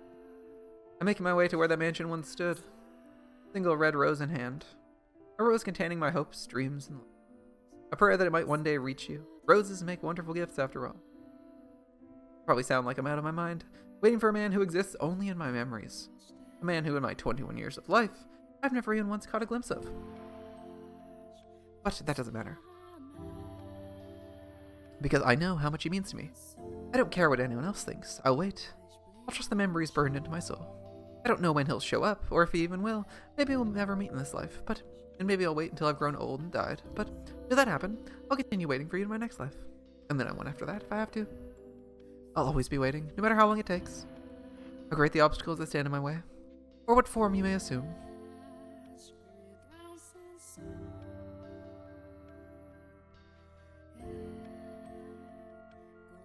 Wait as long as it takes.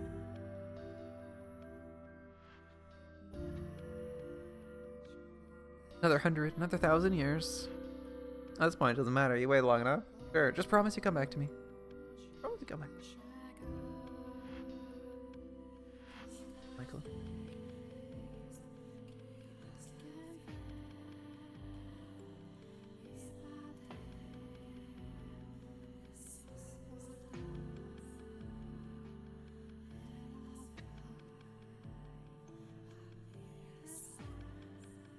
There we go. Roll credits. Eika Haro does the art. How many on music? 5? Small team. Logo design done.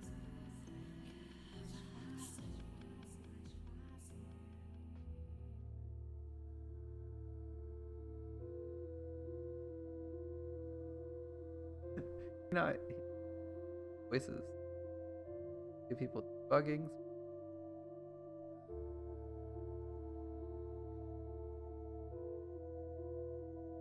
Coloring it. Small team, photo materials. Pretty small team, but a decent number of people.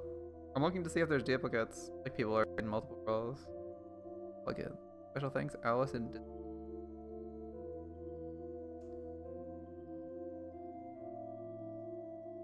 I think definitely at localization. How many people did localization?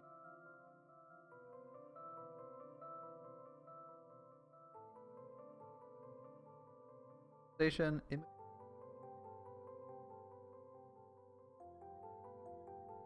fair. Like what? 1, 2, 3, 7? Russian. 4 people.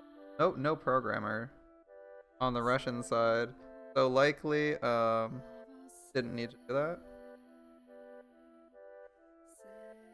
Chinese localization. A lot more people on Chinese. Or, oh, some of these are duplicates. Or,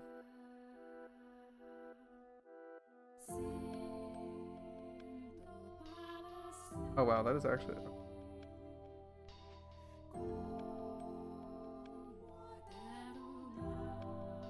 Did you simplified and traditional? I don't remember what simplified and traditional Chinese. The word for that looks like in Chinese. Looks like they did that. Maybe they can't. Who knows?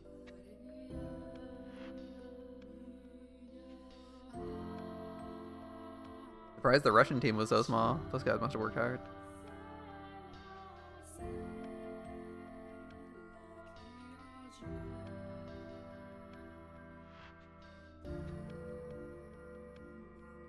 Thus, we've reached the end of Housing. We can poke around and see what the dead ends look like. All in all, I'd say that was a pretty good read. Good story. I think their ability to make most scenes or stories interesting was really good. There weren't too many scenes where that was like, this is genuinely dull. I think the worst scenes were the. Don't worry. I was gonna say the worst scenes were you don't have to wait any longer. I was gonna say the worst scenes were actually the meta scenes before part 4/5. And the start of each of the 3 stories. Mostly because they lose all their momentum when they have to restart. I'm here for you. That's like to be expected. Like, especially in the first of these stories, you expect to lose all their momentum. So that's good. That's like expected, but they managed to catch it up really quickly. Here for you, Giselle. Oh. Here we go. Save Giselle. We met Giselle.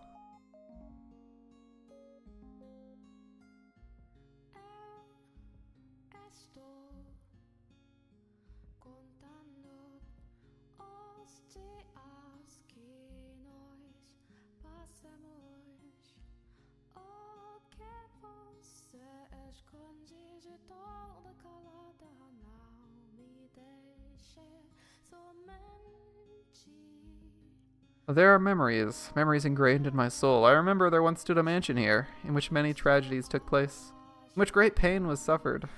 Much of what happened in those walls was unspeakable. But they are events I should never have forgotten. Because amidst all the misfortune, I attained something irreplaceable. Giselle. There's so much I have to say, so much I want you to know, but I'm sure I'll have plenty of time to get to all of that. For the time being, allow me to say this.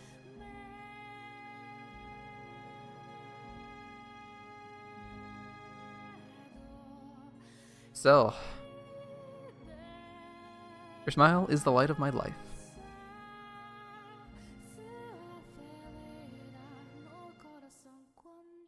I want to spend my days with you.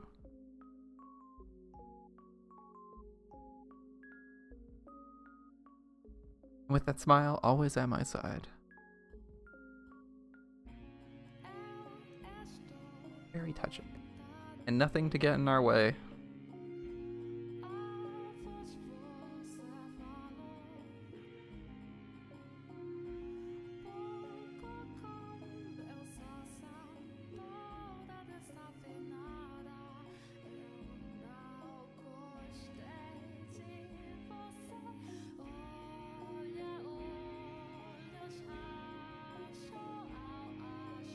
Ending 8, Fata Morgana. There we go.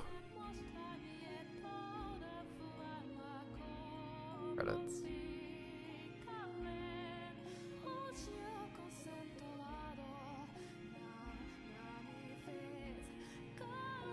Oh, here we go. Our Father who art in heaven, hallowed be thy name. Ask of thee, O Father.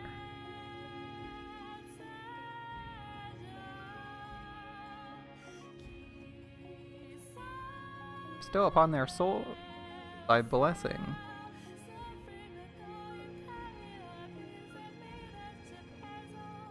Wasn't expecting this dialogue, but there we go. The end. End. Alright. We've reached what I assume is the good or the true ending. I do not know if there are multiple endings for this, the end.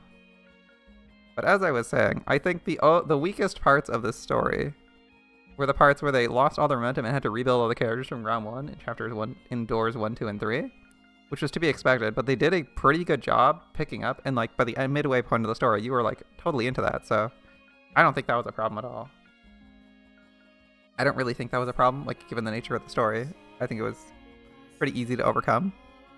At least make the story, like they made the stories interesting, they weren't boring. The meta-narrative got a little bit better after like the real 4, I guess. After the real 4, it got a little better and it wasn't super boring. I'm glad that improved. I feel like that was the other weak part, and I don't know. That'd be a tough one to clean up. Other than that, overall, good VN. I mean, I feel like the last half was pretty long. The last half was like the final door was longer than any of the individual doors, for sure. It's like a while through that. So overall, I'd say like more than half of it, there wasn't any momentum problems or issues with like the meta stuff. So with like the meta plot. So I think that was like really good. I think that was really good. Like, what do you think? Like an 8? Yeah, that's pretty good. I think an 8 might be conservative, but but I think it's really good. I think it's really good. Like the writing was on point.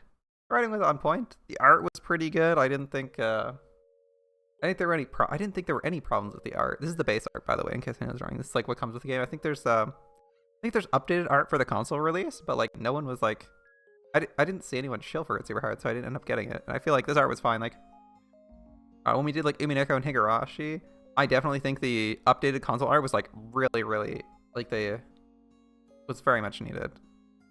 Because the original art is like, it has its own style, but like it's not good. It kind of grates on you, especially the backgrounds. I think the backgrounds are the worst part. But the old art, like the updated drawn backgrounds are much better than like distorted photos. In this case, there's like very few problems with that. As far as visuals go, I really like the art style. You know, even some of the last scenes, like the D scene, I thought that piece went hard.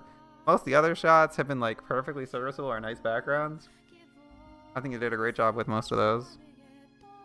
The mansion stuff was like a little bit dark, but that's good. Yeah, visually is good. Writing, story pulls you in pretty quickly. They even do like not 1 but like 4 starts so early on in the novel, and apart from the starts, stops being like awkward. They did a good job getting you involved and interested in what was happening in the individual tale, even once you knew that it was going to be a short story. Like it was good. If I compare it to say, like Higginbana, which is actually just a collection of short stories. There's not much of a meta-narrative between those at all.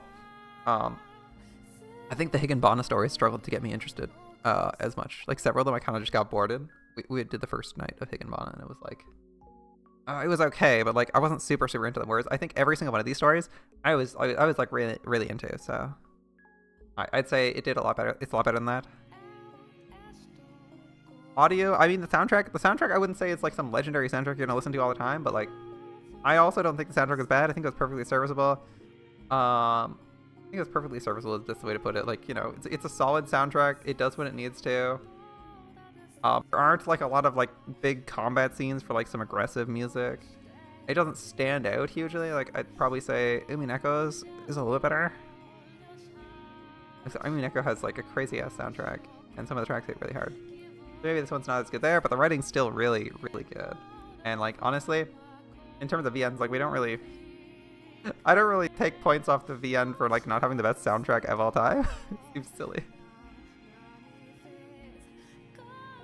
Yeah, it's like that's not weighted strongly in my head. Like I wouldn't recommend someone for or against a VN unless the soundtrack was abysmal.